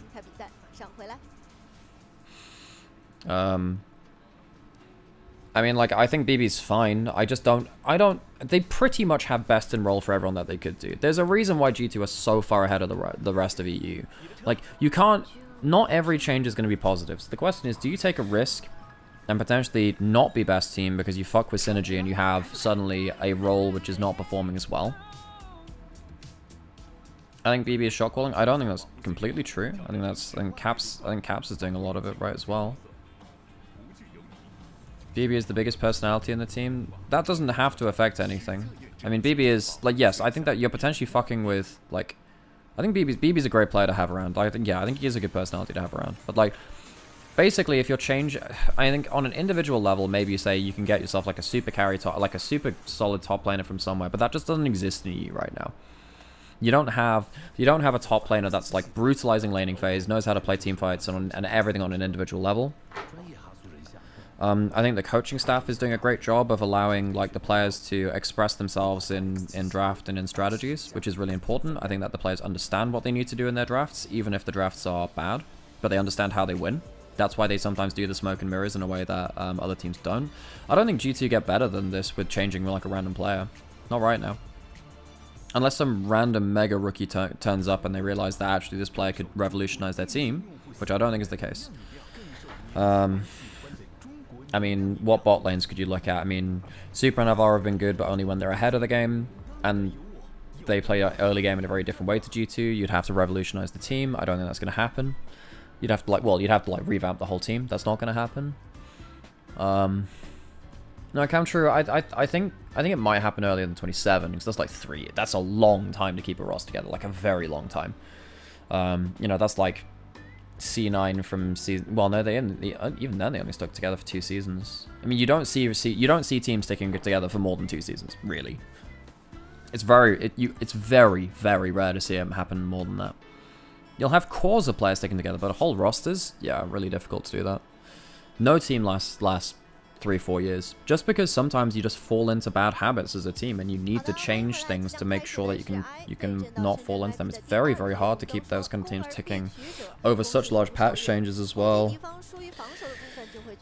Yeah, it's difficult.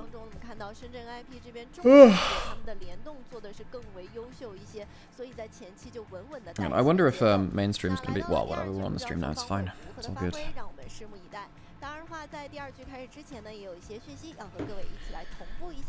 I mean, I just don't see I don't see straight upgrades. It's very hard for G2 to upgrade. Very, very hard.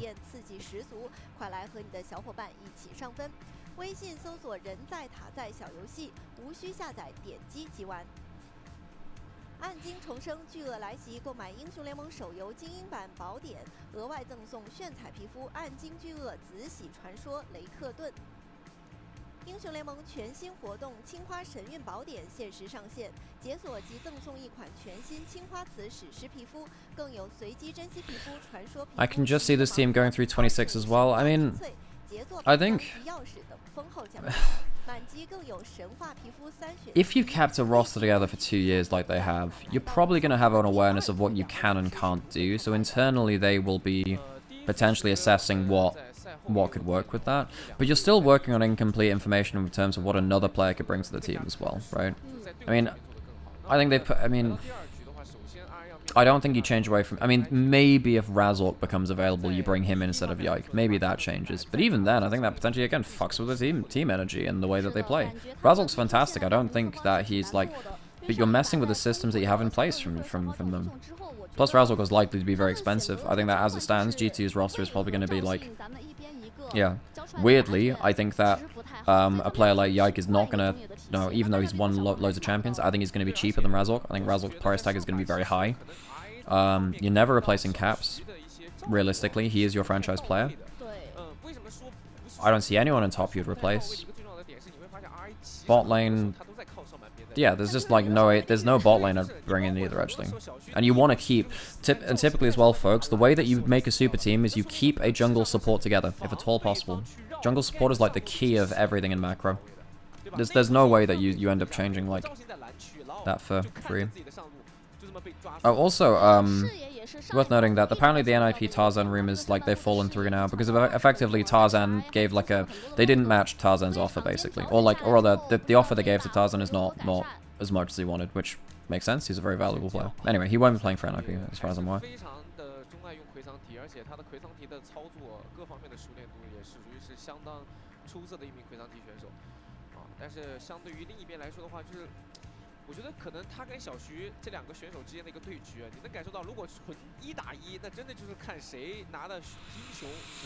The way the G2 are playing right now is they're feeding off each other's energy. Yeah, to a certain extent.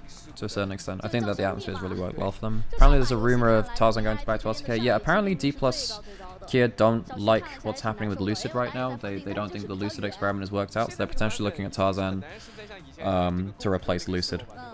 Which is a shame, because obviously Lucid did very, very well on an LCK CL level. I don't think he's been fantastic at LCK level, though, honestly. So I don't blame them looking for that, especially if they would miss Worlds besides that. Oh, let me get my camera out of the way.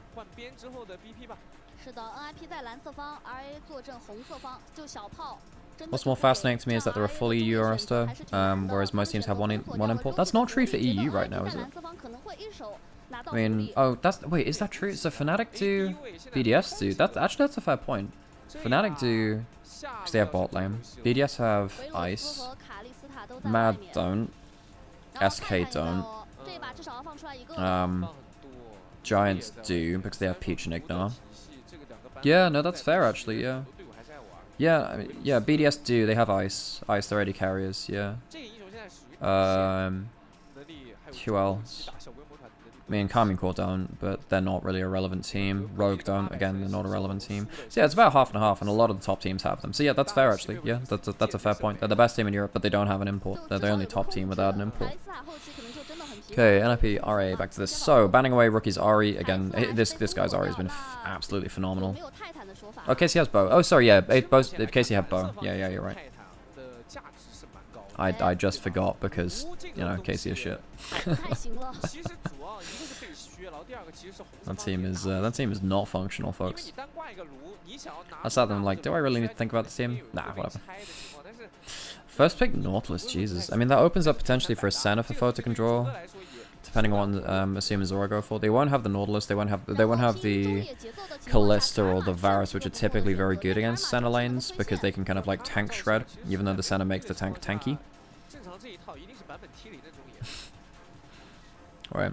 I mean, I think the Shinzao is fine, but what's my opinion on Bo? I think he's getting desperate, and I think he's very irresponsible with the leads and resources that he has been given. Very often, he's greeding for extra resources, and he dies for it because he realizes he needs the resources, but he doesn't know how to get them safely. So he's really been quite irresponsible, and he throws away a lot of games trying to search for a lead, which is not good. So I think he's Senna here, actually. I think you can Senna. I think Senna Talia sounds good to me, because I don't think there's a bot lane which answers this now particularly well. And if there is, you can ban out the other side of it. Yeah, Nautilus Talia is already a really good combo. Maybe you're just focusing on mid-jungle support. Because, I think NIP, more than most other teams, are playing mid-jungle support because Rookie is so active. He's just everywhere, in every single game. Okay, they go towards Shandy's Rumble, which is, again, a huge power pick for him. I mean, what can you do to counter that? What beats Rumble in lane right now? I mean, I feel like Rumble's been counterable. I feel like he's fallen off a lot. What do you go towards that? I mean, Renekton's gone, so you can't play that. I actually feel like Renekton can beat Rumble now with his chain, with the buffs. I think Renekton just runs at him. I think Cassante's pretty bad into Rumble right now. You just get burned down. Rumble's one of the better tank shredding champions because of his E and the magic resist shred. So NIP, presumably they're going to ban away. I mean, NIP probably now ban away Rakan, right? You ban away the Rakan for the Zarya Rakan, and then you ban away a top lane champion that maybe Shandy doesn't like playing against. As the Rumble. Olaf, Kled, Rek'Sai? Yeah, you're not going to get them in pro play. Not if people have practiced it. People aren't practiced on those champions in LPL right now. Rakan is picked, yes, but you ban away the Zarya from the Zarya Rakan. That's why I said you ban away the Zarya. So you ban away the Zarya for the Zarya Rakan. So you ban away the Cassante. I'm surprised at that, actually. I feel like actually you can beat that lane quite easily as the Rumble. I think you just ban Zarya, right? Yeah, just ban Zarya. Why would you not? Zarya's good into the Nautilus, good into the just avoiding wombo combos. Really? I feel like Rumble beats both of these champions. He's a good anti-tank champion. That to me is just 2 wasted bans in second round. Aki's not going to have many of his early game junglers either. I mean, you could go Jarvan, but then they can just Zarya last pick, and that's just, again, if you'd banned a Zarya, I think you could maybe go for a Jarvan here. You could go like, and that'd be pretty good. I mean, okay, actually no, Jax is good into Shinsa. That's also fine. That's okay. You know what? I won't complain about that. I forgot about that. You can fight early, you scale up well into the game. Again, you do have to play into a Zarya, but at least Counter-Strike stops you getting auto-attacked as cleanly. But I feel like this is just an R5 Zarya angle, right? Photic Jinx is fine, you take it away from Assume. Assume's Jinx is actually pretty legit.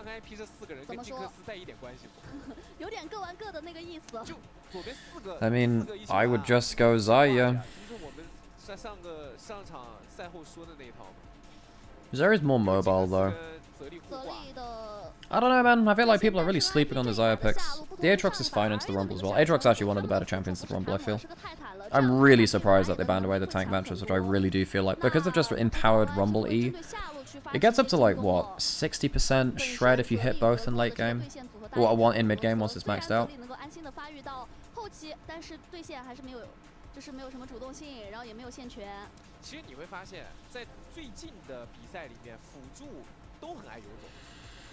Hmm. 都喜欢游，其实你很少看到现在纯挂线打线的辅助了，尤其那种相对比较极端的例子，可能要是像矮汪迪那种，就是游到直接加都不回的那种。但真的，大家如果有注意，我们现在这个版本的比赛，跟在赛季初的纯打下路对线的那个比赛，真的完全已经不一样了，对吧？现在很多的时候可能要打上半区的节奏，我感觉这把卓哥又要溜了。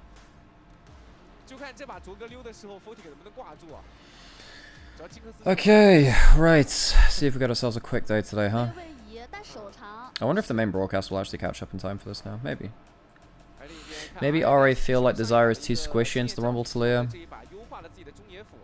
Yeah, but you get to avoid the combos, though, is the thing.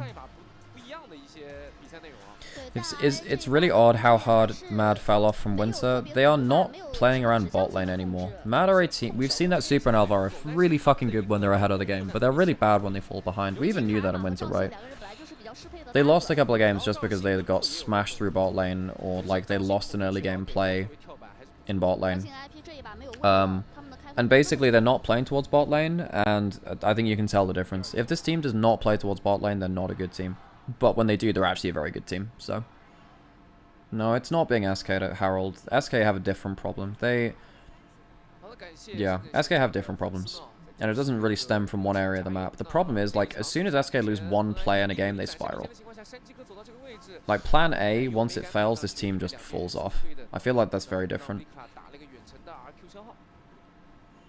Yeah, I think Swift is a good coach. I like Swiffer. I talked to him a little bit, you know.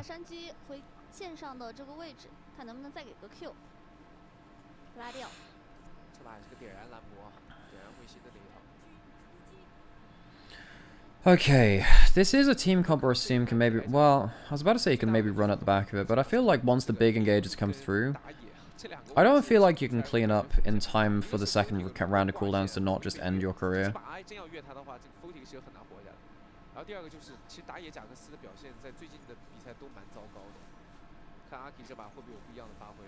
Rookie casually getting phase rush, level 1. Doesn't matter, but you know. Phase rush level 1, good stuff. Oh, yeah, so by the way, when you're like... Wow, Viktor's just completely lost his laning phase off of 2 Qs. You're playing a Karma at level 1 and you've lost to a frickin' Talia. Talia should not be beating you level 1. Genuinely, I think Viktor's had a really bad... I think he's had a really bad split. He's had a couple of good Ahri games. But like, honestly, Viktor has looked really suspect. And the fact that he's missing his... The thing about Karma is that you have to keep hitting your stuff to get your mantra back. And once you get your mantra back, then you start, like, really wrecking face. The fact that he's lost... He's missed a lot of his skill shots, and Verky have just hit all of his. It's like, changed his laning phase completely. Oh, close on the hook.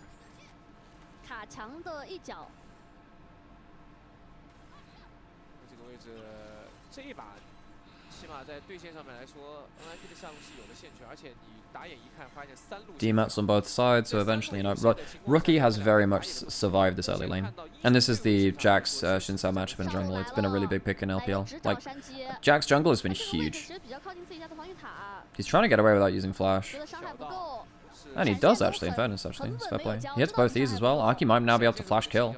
Xiaoxi's in trouble here. 太珍贵了，而且这个位置阿 K 就过来帮山鸡升3级。 Nice, Aki. Flash ignite? Yeah. Kill him. I mean, is this a 1-for-1 now? I think it maybe is. Flash for auto? No. God. He doesn't want to go 1-for-1. That makes sense. Aki and Shanji. They're one of the best duos. Like, they're one of my favorite duos in the LPL. That's it. So, Shanji has played every single game of his LPL career with Aki. How the hell is Viktor losing mid lane so hard, actually? This should not be a losing matchup in mid lane. It's a losing matchup in mid lane because Rookie is good and Viktor has been struggling.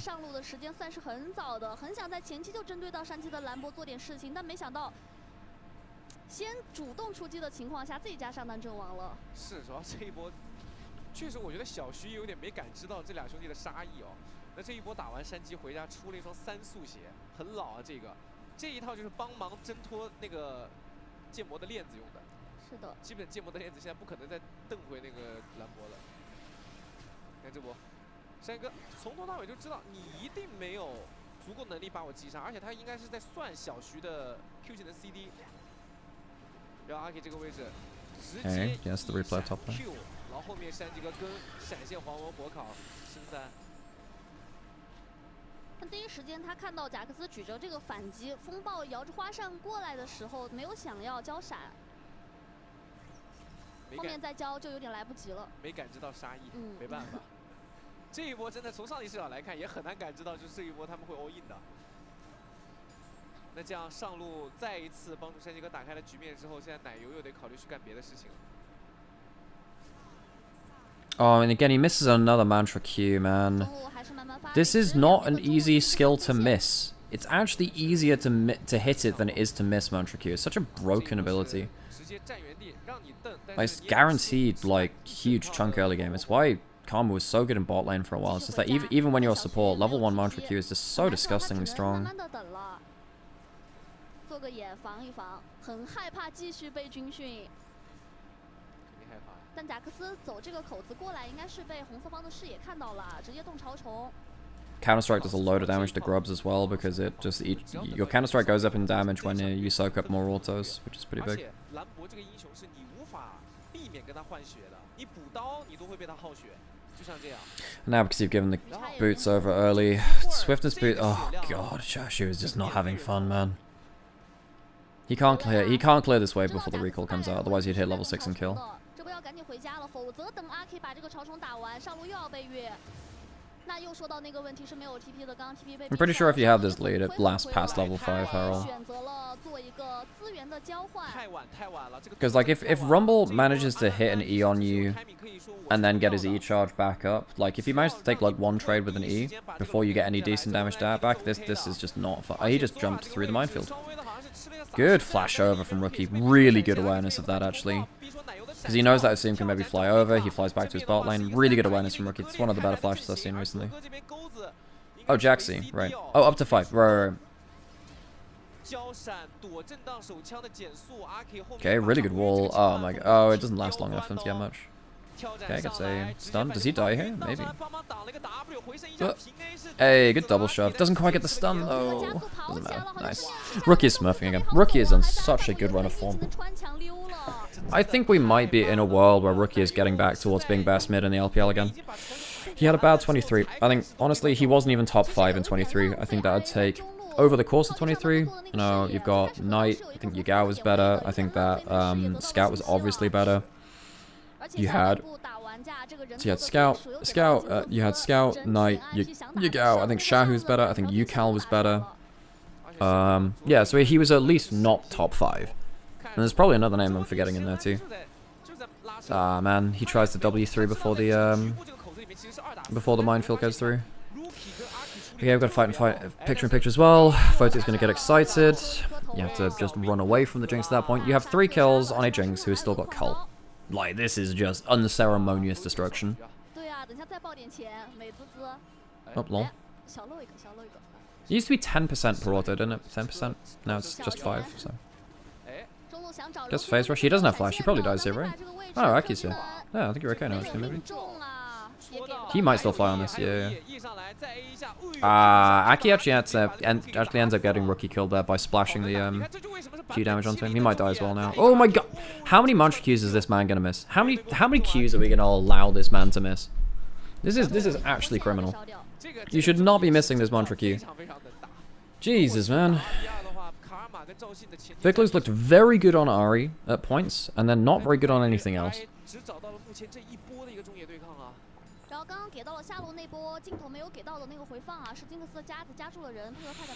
Well, getting a kill onto the mid laner does not in fact solve your game, even though the gold goes over to Vikler. Almost steals with the rocket, close actually. It's a good punish. It's not going to be the best of all things though. Hex Drinker for Xiaoshu, but I don't know, man. I think this lane is just over, isn't it? Xiaoshu really needs to get like to a damage threshold where you can just all in the Rumble. I just don't think you can get that now. He has Flash and ult. Zora's on top side. Aki's on too low HP to go for this, surely. Surely they're on too low HP to go towards this. They see Zora. I mean, they do have the stun into... okay, well, whatever. Rookie's here. Doesn't matter. Rookie is in fact a second jungler. It doesn't matter when Rookie's actually in your team. This guy's so good. Yeah, you know what? I think Rookie's the best mid laner in the LPL again, folks. The more I think about it, this guy's absolutely insane. His laning phase has been the most dominant. His ability to get onto the map has been the most dominant. I think, you know, I think the Talia and the Ahri have looked fantastic. I think once he's moved away from some of the mages, he has no... He have no Counter-Strike. Oh, wait, thanks for the follow. Appreciate it. Oh, not the follow. You know what I mean. Like, wait, you did actually follow someone, but you're actually on a stream streak before you follow me. That's kind of funny. Hello to you too. Happens a couple of times. Hope you guys are enjoying the streams. A reminder, folks, like, so I'm going to be on LPL broadcast tomorrow.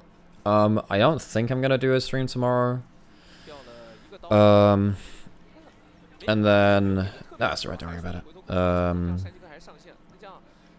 But yeah, and then I'm going to take a break Saturday, Sunday. Any news about the Shy returning? I don't think so. I mean, who could go for the Shy right now? Because the thing is with the Shy, it really depends on what form he comes back in. If he comes in regular season form from last year... The thing is, the Shy doesn't have a team right now because no one would pay him enough, I'm pretty sure. No one, like, wanted to pay the Shy numbers, I'm pretty sure. So... really depends if teams want to cash out for him, because he has such a big price tag because he's the most popular player in the LPL, not because he's the best player in the LPL. I don't know whether any team would pick him up right now. Is Ahri still good on 14.6? Yeah, as far as I'm aware. As far as I'm aware, folks.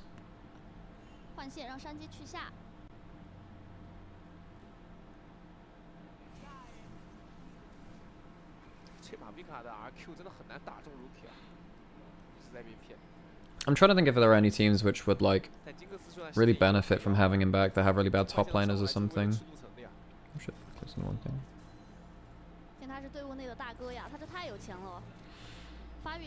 Let's have a look. What top laners would you replace?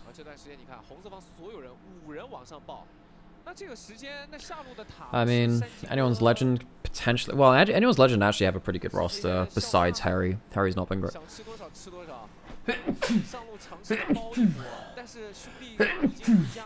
Ugh. Man, hay fever's returning with a vengeance. I mean, anyone's legends could use him, but I just don't think they have the. I don't think they have the money after buying up Shanks and Hope, and even Kyle and Crocker are gonna have a price tag attached to them because they're Korean, you know. Well, no, you can't actually. I mean, Does the Shy count as LPL resident? He probably should do. Actually, I'm not sure how that works in LPL. Maybe it's different.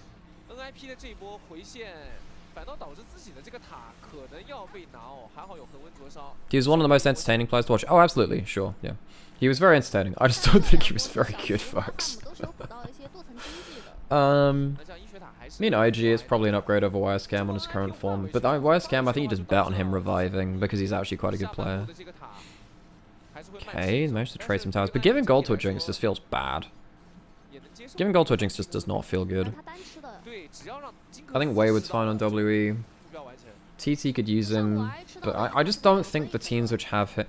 I mean, maybe Weibo bring him back. I mean, that's maybe the one thing. Maybe Weibo bring him back. I think I don't think that ZDZ is losing Weibo games really. Like, I don't think he's winning them. I don't think that like ZDZ is fantastic for them, but I just don't see how the Shy changes too much. Then maybe they just bet on the Shy coming back and like having another kind of like revival split. I don't think the teams outside of Weibo have the money to bring this guy over. It would be a real shock to me if a team like Anyone's Legend brought him over. That's my worry, really. Okay, so you don't have first item yet for jungler, well, for Aki, which is kind of a problem. Triforce is a huge spike. Rookie is strong as all hell, though. This guy, Rookie is actually going to be really strong once he props Saros. Okay, you're going to have Rookie's ult coming through. He doesn't have second rank, so he's not that long range right now. So that hook buys a teleport. That's fine. That's pretty good for them. But Photic do not be tanky, and he do not be wanting to take mantra Qs. Vikla finally hits a mantra Q, folks. He finally hits one. He's missed like 4 when we've been on screen. It's actually incredible. So Photic's actually managed to heal up a lot because he's had pots running. Now you have this layer roll. Can you get onto Photic? No. So Photic's not been caught by Zora. Draw dies first, though. Okay. I mean, you were hoping that that Nautilus hook could lead to a play where at least Photic can get some time to free fire. Photic's just not strong enough yet, man. This could be a really big flank. Now he's going in. You don't have a lot of... Wow, it's a lot of kills. The combo misses, though. Assume, can he jump? I don't think he can. Chanji! Resets? Resets? Resets? Yeah, how much can Photic do here? They still have the ward in the brush. Because they didn't kill that ward in the brush, like, Photic gets a lot of orders off. Even with Ghost and that... That's fucking close. He was spot on a minion. If that minion doesn't spot him, like, I'm pretty sure, like, they can't backstep that in time. Jesus Christ, though, Photic is scary in these fights.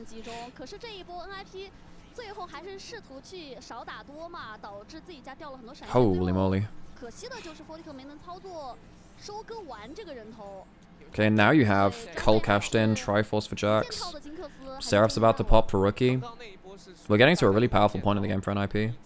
Infetch second for Photic as well. He knows he doesn't need to go to Lord Doms, particularly because Xiaoshu has gone for, you know, MR as well. He hasn't even gone for, like, tabbies or something. Yeah. So, I mean, what you're looking for here is for, like, Photic to just backstep the engage, which he does. But, like, you don't have the damage right now to get the first kill, especially into the Shinsao. So, like, Nio can just walk forward and just use the duration of his ultimate to stop Jinx be a champion. Jinx is one of the better champions against that. So, Dragon taken by RA. It wasn't taken at the end of the last fight. Shanji doesn't have his big ult just yet. Nio gets a big combo. But Rookie gets good... I mean, it's a reset anyway. We just reset City now? Reset City? I mean, Photic is just going to pop off, right? He needs a W to hit. Oh, there we go. Downtown. Photic is popping, man.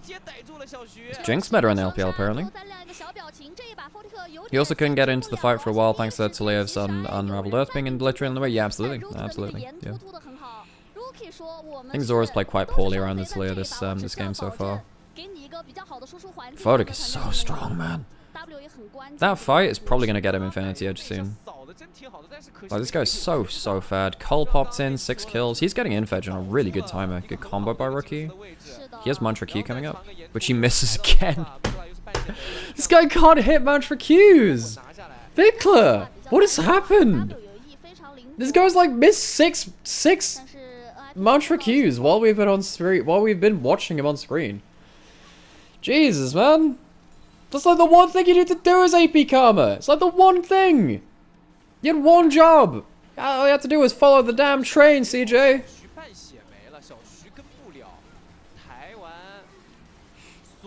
I mean, Nio actually again like managed to get onto a target. He dies for the dragon. The problem is the rest of the team just don't realize the reset threat and just they get absolutely bonked. Good play by Photic. He kind of trusted that the W would hit as well. Yeah, he's gonna get like a 19-minute Infinity Edge, something like that. It'll take like another 2 minutes or so. Jesus Christ. Well, you say that, C10, and I kind of understand that, but also, like, Vikla didn't have the best time even in Korea, too, after a while. Like, Faker spoke warmly about him because he was asked specifically again about Vikla, and then Faker doesn't really speak about individual players unless you put the name in his mouth, effectively. It's like, what do you think of this player? And then he's actually very polite about them, of course he is. But otherwise, like, I mean, he's a great interviewee, but, like, Faker doesn't bring up people's names out of context that often. Unless you ask him about it, and then it's not out of context, right? So Vikla, he was asked about directly, so yeah. I'm happy for Jinx meta. She is so fun to watch when she gets going. Purely as a spectator, I never ever want to see her I never ever want to see a Jinx get excited at chasing me. Yes, speak for yourself. Some people are into that. Yeah, I mean, I like Jinx metas. I think that, like, when Jinx is actually not got good base stats, so it's easy to kill her. Yeah, 18-minute Infinity Edge. Jesus Christ. I guess I'll finally next to Sam then. Yeah. I'm totally normal, by the way. I'm so normal right now. Yeah, it's not been as clean a game from NIP, but they have the items now. Photic doesn't have flash, though. He needs to be a little careful. Okay, Vic will flash away, but he gets the mantra. He gets the root down. Photic needs to be careful. He doesn't have flash. He's positioned really poorly here. This is really not great from Photic. Does last tick in the ignite. Yeah, Photic really disrespected that teamfight positioning there. Oh, Wacky dies as well. Don't know even what he burned down to there. I mean, was it a Malignance tick? I don't think it was, right? Maybe it was. Is there any other burn damage on the team?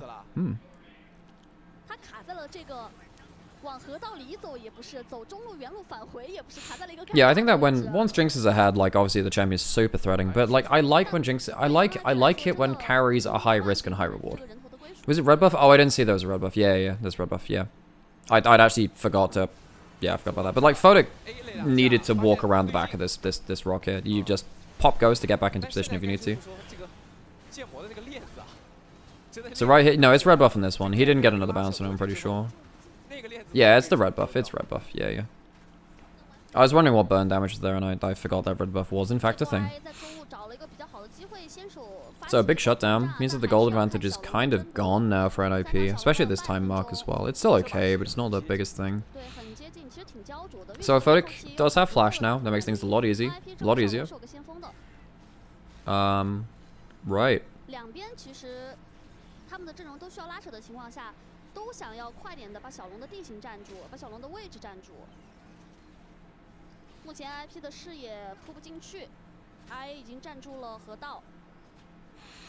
Herald into mid lane. Is this gonna kill it for free? If you can get towards this for free, then obviously you get excited off of Jinx. Not that much damage though.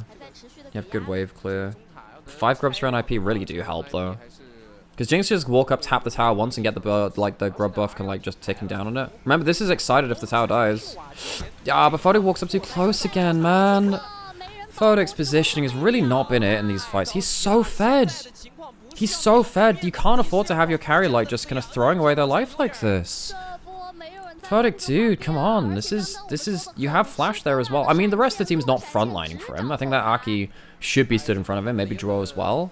But, like, you have to protect that Jinx. You know that they're going to jump onto him. They stopped the dragon stacking, but it's for Baron.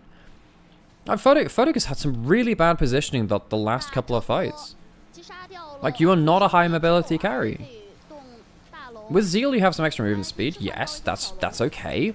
And once you get excited, the reposition gets a lot easier. But like, Jinx does not deal with melee champions like just in melee range on her that well. Alex, thanks for the follow, I appreciate it. LPL is the worst region? Nah, I don't think that's true. You're what? Yeah, I don't think that's true. I think that is blind to the top teams. Like, LPL is not as good as LTK right now. We're not lying about that. Do you think that? Okay, alright. Some people genuinely come in here and they start trying to start fights about that, and I'm like, you know what? I'm gonna give the benefit of the doubt. Celestial Deer, that's a cool name, I like that. I think I mean, the thing is, I really do feel like a lot of regions have not dealt well with the map changes and herald changes. They just don't know what to do with macro anymore. They don't know what to do with the macro, the map changes and herald changes. It's changed the way that you play around mid turrets and side lanes. Teams don't know what they're doing with the grubs. I think that's largely still quite undiscovered. No one really knows the full equation on that right now. Yeah, it really feels like it's only really LCK that has a better idea on that, and even then, they're not perfect on it. The changes coming into this year really just like changed the way that teams play around mid-game, which is, you know, where games are won and lost a lot of the time. Well, early game too, but you know. Okay, Rookie pushing top, he has teleport, he has no ult, but he has teleports, trading towers. 5 grub buffs though, and you've got a void staff, which then gives you magic pound on towers, which means you kill them easier, so. You're from LLA with the worst region? I'm sorry, buddy. Well, I mean, technically LGL and OS don't really exist like that anymore because they're part of PCS. You can no longer say that they're worse than you because they don't even qualify for MSI and Worlds now, so, you know. Okay, big thing about now though, Photic has both summoners, so even if he positions really egregiously, he should be able to get like an okay fight. So, you know, we'll pray for that, I guess.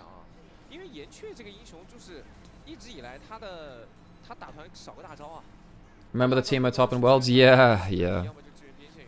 Wait, was it Gigo that played that? It was a counter onto Aatrox, right? No, sorry, Gigo CBLOL. No, that's different, was it fucking Bugax? Was it Bugax that played it? Or was that, he played Urgot out of meta too. I'm trying to remember if he made it to Worlds that time. I'm trying to remember who the top laner was. But yeah, no, I do remember it, and I do remember it coming from LLA. I was just trying to remember the name of the top laner who actually played that, because, yeah. Okay, Shadow Flame for Shanji. God damn, he's going to execute some people now. Leandru, Shadow Flame, got the Oblivion Orb to stop the healing as well. Nasty. Yeah, Shanji's fed as hell. But, alright, actually have themselves a gold advantage from the Baron buff, though. But, like, so much of this game is just on Photic positioning poorly, which is a shame, because I actually think he's had a good year. He's had a pretty good year so far. He's really not been it, though, this game, despite the huge lead. He needs to have a good fight with both summoners. With both summoners, it should be impossible to have a bad fight, right? Right.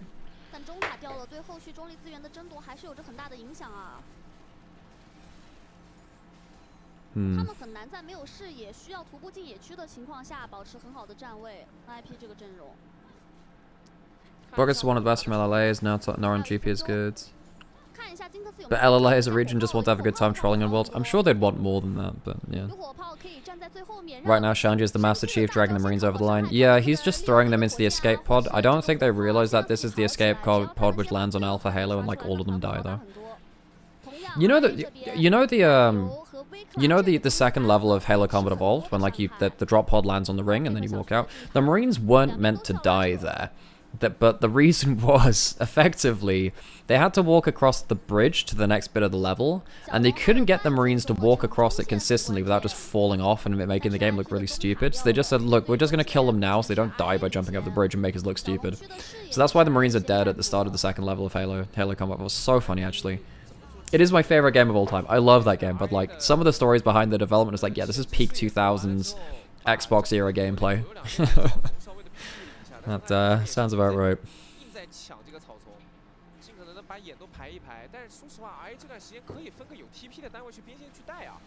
Okay, so mid lane prio. Photic has really good mid lane prio right now because he just deletes waves instantly with like a he'll kill. Oh, good flash forward. He didn't respect the flash Q. But now you've just gotten Jinx flash, and that's completely fine. I think Jinx without flash is so so much more vulnerable. So that's one of the summoners away. I guess Photic is good for him that he didn't pop the ghost as well. Dragon's up now. You're not going to have flash for the next fight. You have to walk into Fog of War, while Zora now has flash. Looking for the steal, not going to get it. Damn, RA really putting Photic under pressure. Oh, what was that, Vikla? Good chunk onto Photic. I mean, Photic is so much of this team right now. Can you get a clean recall? I don't know. I think he can now. Vikla's having a weird game. If Vikla wins this game, I will riot. He probably will now, actually, because of the flash down on Jinx, but... ain't that a story? Lots of games are held together by duct tape and code for specific instances? Yeah, they are. You know that Skarner being removed from League has changed the way they've had to do a lot of the back end, because so many different champions reference Skarner, because it's just much easier to reference other champions.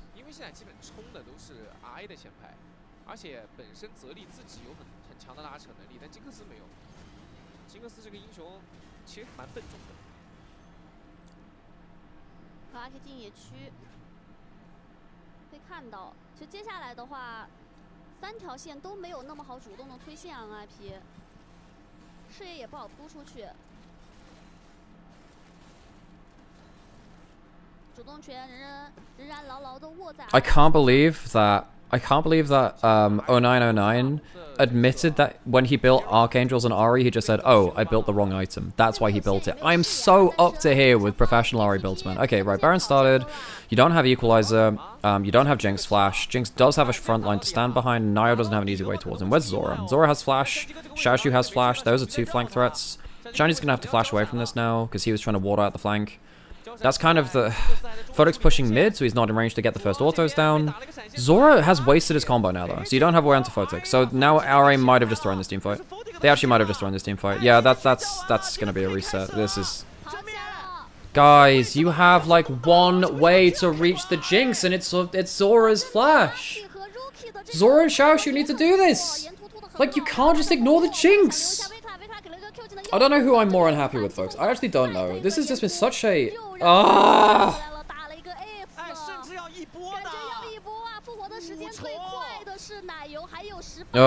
God. I am actually so tilted. They're gonna win, but I'm not happy about it. I'm not happy about it, NIP. You win. I'm happy about it.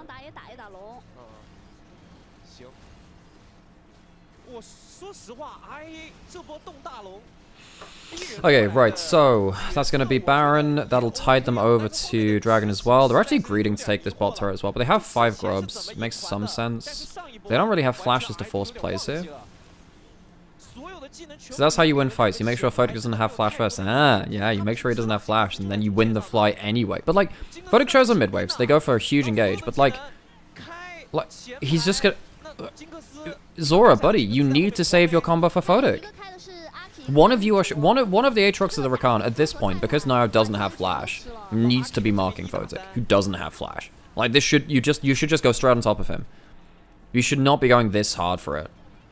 Ah, man, really good ball from Rookie as well. Like that's peak. Rookie's been having a great split. Well, back half of the split. Death cap on him as well now. Jesus.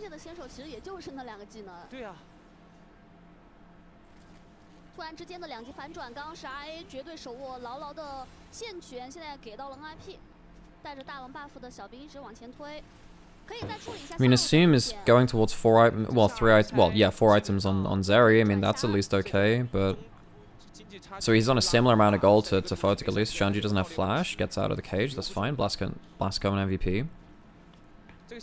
Okay, so what are your ways onto Photic right now? You have flashback on Shinzao, that can help. So now what you can do is you can flash forward to Shinzao, you can have the E forward from Rakan onto one target and then E onto another, or just use the W and use the E to get out. Xiaoshu's left alone here, it's kind of spooky, slow hits. And he's life, okay, cool. Right, Photic's getting excited from the towers, you can get excited from the inhib as well, so you can have 2 stacks as passive. Okay, I mean, that's a really bad flash from Nio. You have, like, so few ways to reach onto the Jinx, but it should be quite consistent. They're really wasting their abilities to get on this Jinx, man. Nio and Zora have just completely thrown the last 2 fights from misusing their combos or their flashes. Folks, it shouldn't be this hard. Jinx only gets per passive stack from objective visitors. Oh really? I thought you got another stack from killing turrets. Or does it refresh it? I didn't realize it was only the first one. I thought it still stacked with it. I didn't realize there was a condition on that.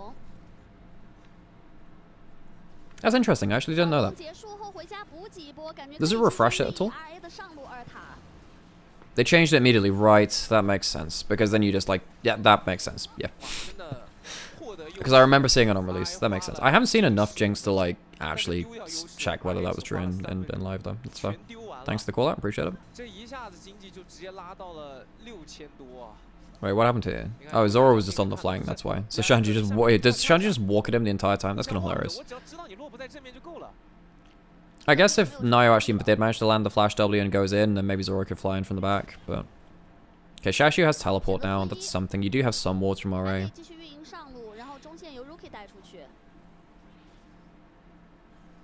在草里蹲哦，但其实来做视野的会是相对比较肉的打野和辅助，慢慢的把视野铺开。现在就抱团推上就好了呀。RA 这把甚至这个多一个 TP 的一个优势一直也没用出来。 Apparently, in the EDG series, a fan came up to do an interview afterwards, and the host asked the fan, "Hey, is there anything you want to ask EDG players?" And the fan said, "Hi, I want to ask if EDG is still looking for players. I play mid. I think I'm better than Fisher." Like, come on, that's so mean. That's actually so mean. God damn.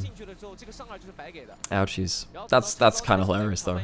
Okay, right, 4 items on Assume. I just don't think he matches what Photic does. It's so much easier to play around Photic.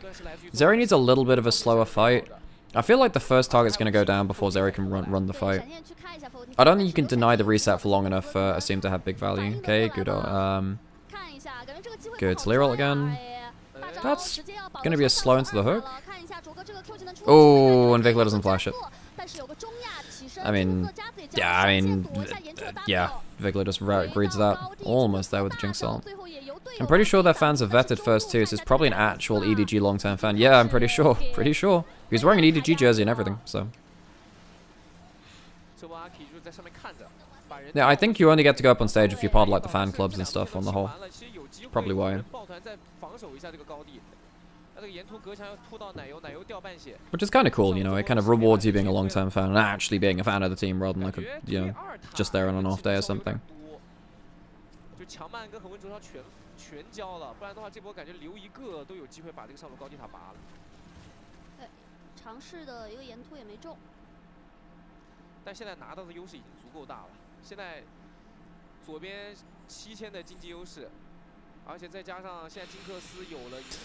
Right, okay. Game slowed down. NIP.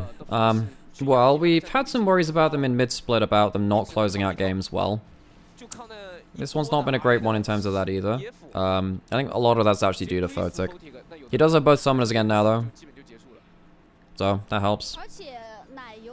He doesn't need to go for Lord Doms. He doesn't need to go for Lord Doms this game either as well, which is really nice. If Jinx doesn't have to go towards Lord Doms, like, she just sits there and crits you for 1,000,000 damage and has like a load of lifesteal, and she could even go towards something like a GA as well as last item. I think that's fine. In fact, that's probably what she is going towards. Well, yeah.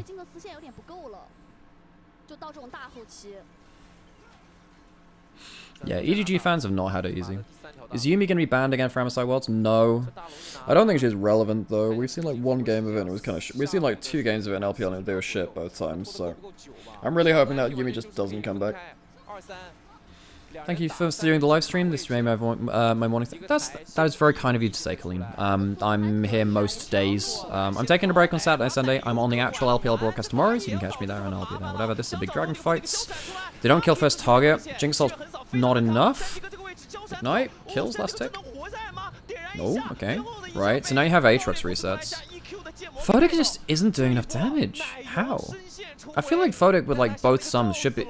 How is Photic not doing damage with both sums in these team fights? How is this not happening? No, you have like a late game Jinx. Like this should be just... I mean, they're going back towards the back. Really, guys?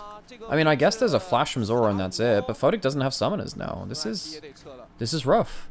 This is really rough. Yeah, folks, by the way, I'm live on Twitch and on YouTube, by the way, if you have a preferred platform between it. It makes no difference to me which side you are, but hopefully it just makes it more convenient for you guys. I've even considered streaming on TikTok as well, actually. Yeah, I think that's probably okay to do. I need to find a way to do it. I think the way that you do it is... Sensei, thank you so much for the prime, I really appreciate it. Ops, that's meant to be in your search bar, what do you mean? What are you typing in my chat that's meant for your search bar? But, yeah, I feel like if... So I think what I can do is I can make a virtual camera on OBS, and I can use that to then, stream onto Twitch, I'm pretty sure. Where's the Mixer link? Yeah, not so sure about. Kick and Mixer, I'm not so sure, man. Although I hear, like, Kick actually gives you good money, I just don't want to be I just don't want to be connected with Kick, really. I don't think. Oh, OBS. Right. Oh, you're gonna stream after this, Harold? Right, okay. Okay, so, hook in. But where's the first kill? Can Photic actually get a good fight? Again, he doesn't have summoners this time. I guess, I mean, Nio doesn't either, so it's harder for him to get onto it, but... Lucas, thank you so much for the follow, I appreciate it. But legit, I mean, Photic has just not gotten damage off. Okay, he's autoing over the back of the pit. Again, he can't be in the pit because he doesn't have flash. Jinx for that last whisper. I mean, where's the armor on the other side, right? There's nothing on Aatrox. There's nothing on Nio. There's a Zhonya's on Vikla. There's nothing on Assume.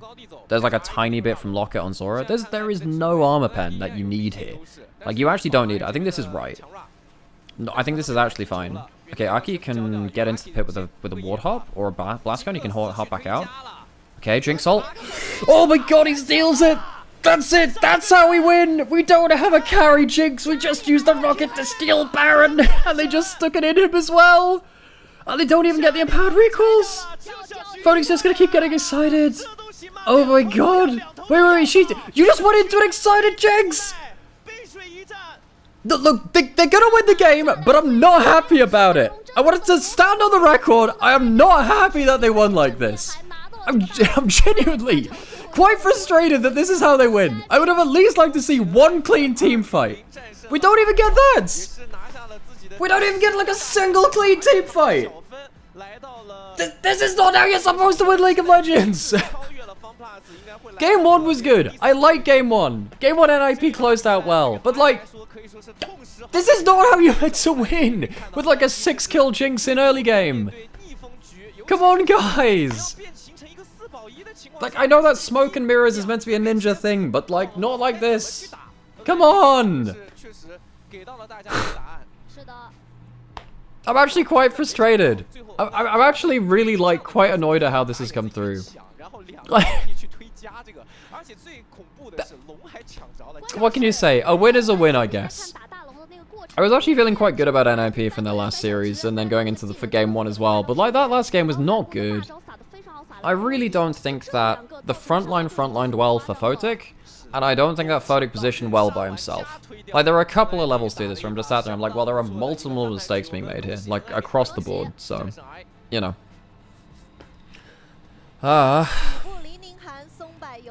Yeah, that's quite painful, folks. That is quite painful. God, that was a game of all time. I'm genuinely quite distressed, folks. I don't know if you can tell.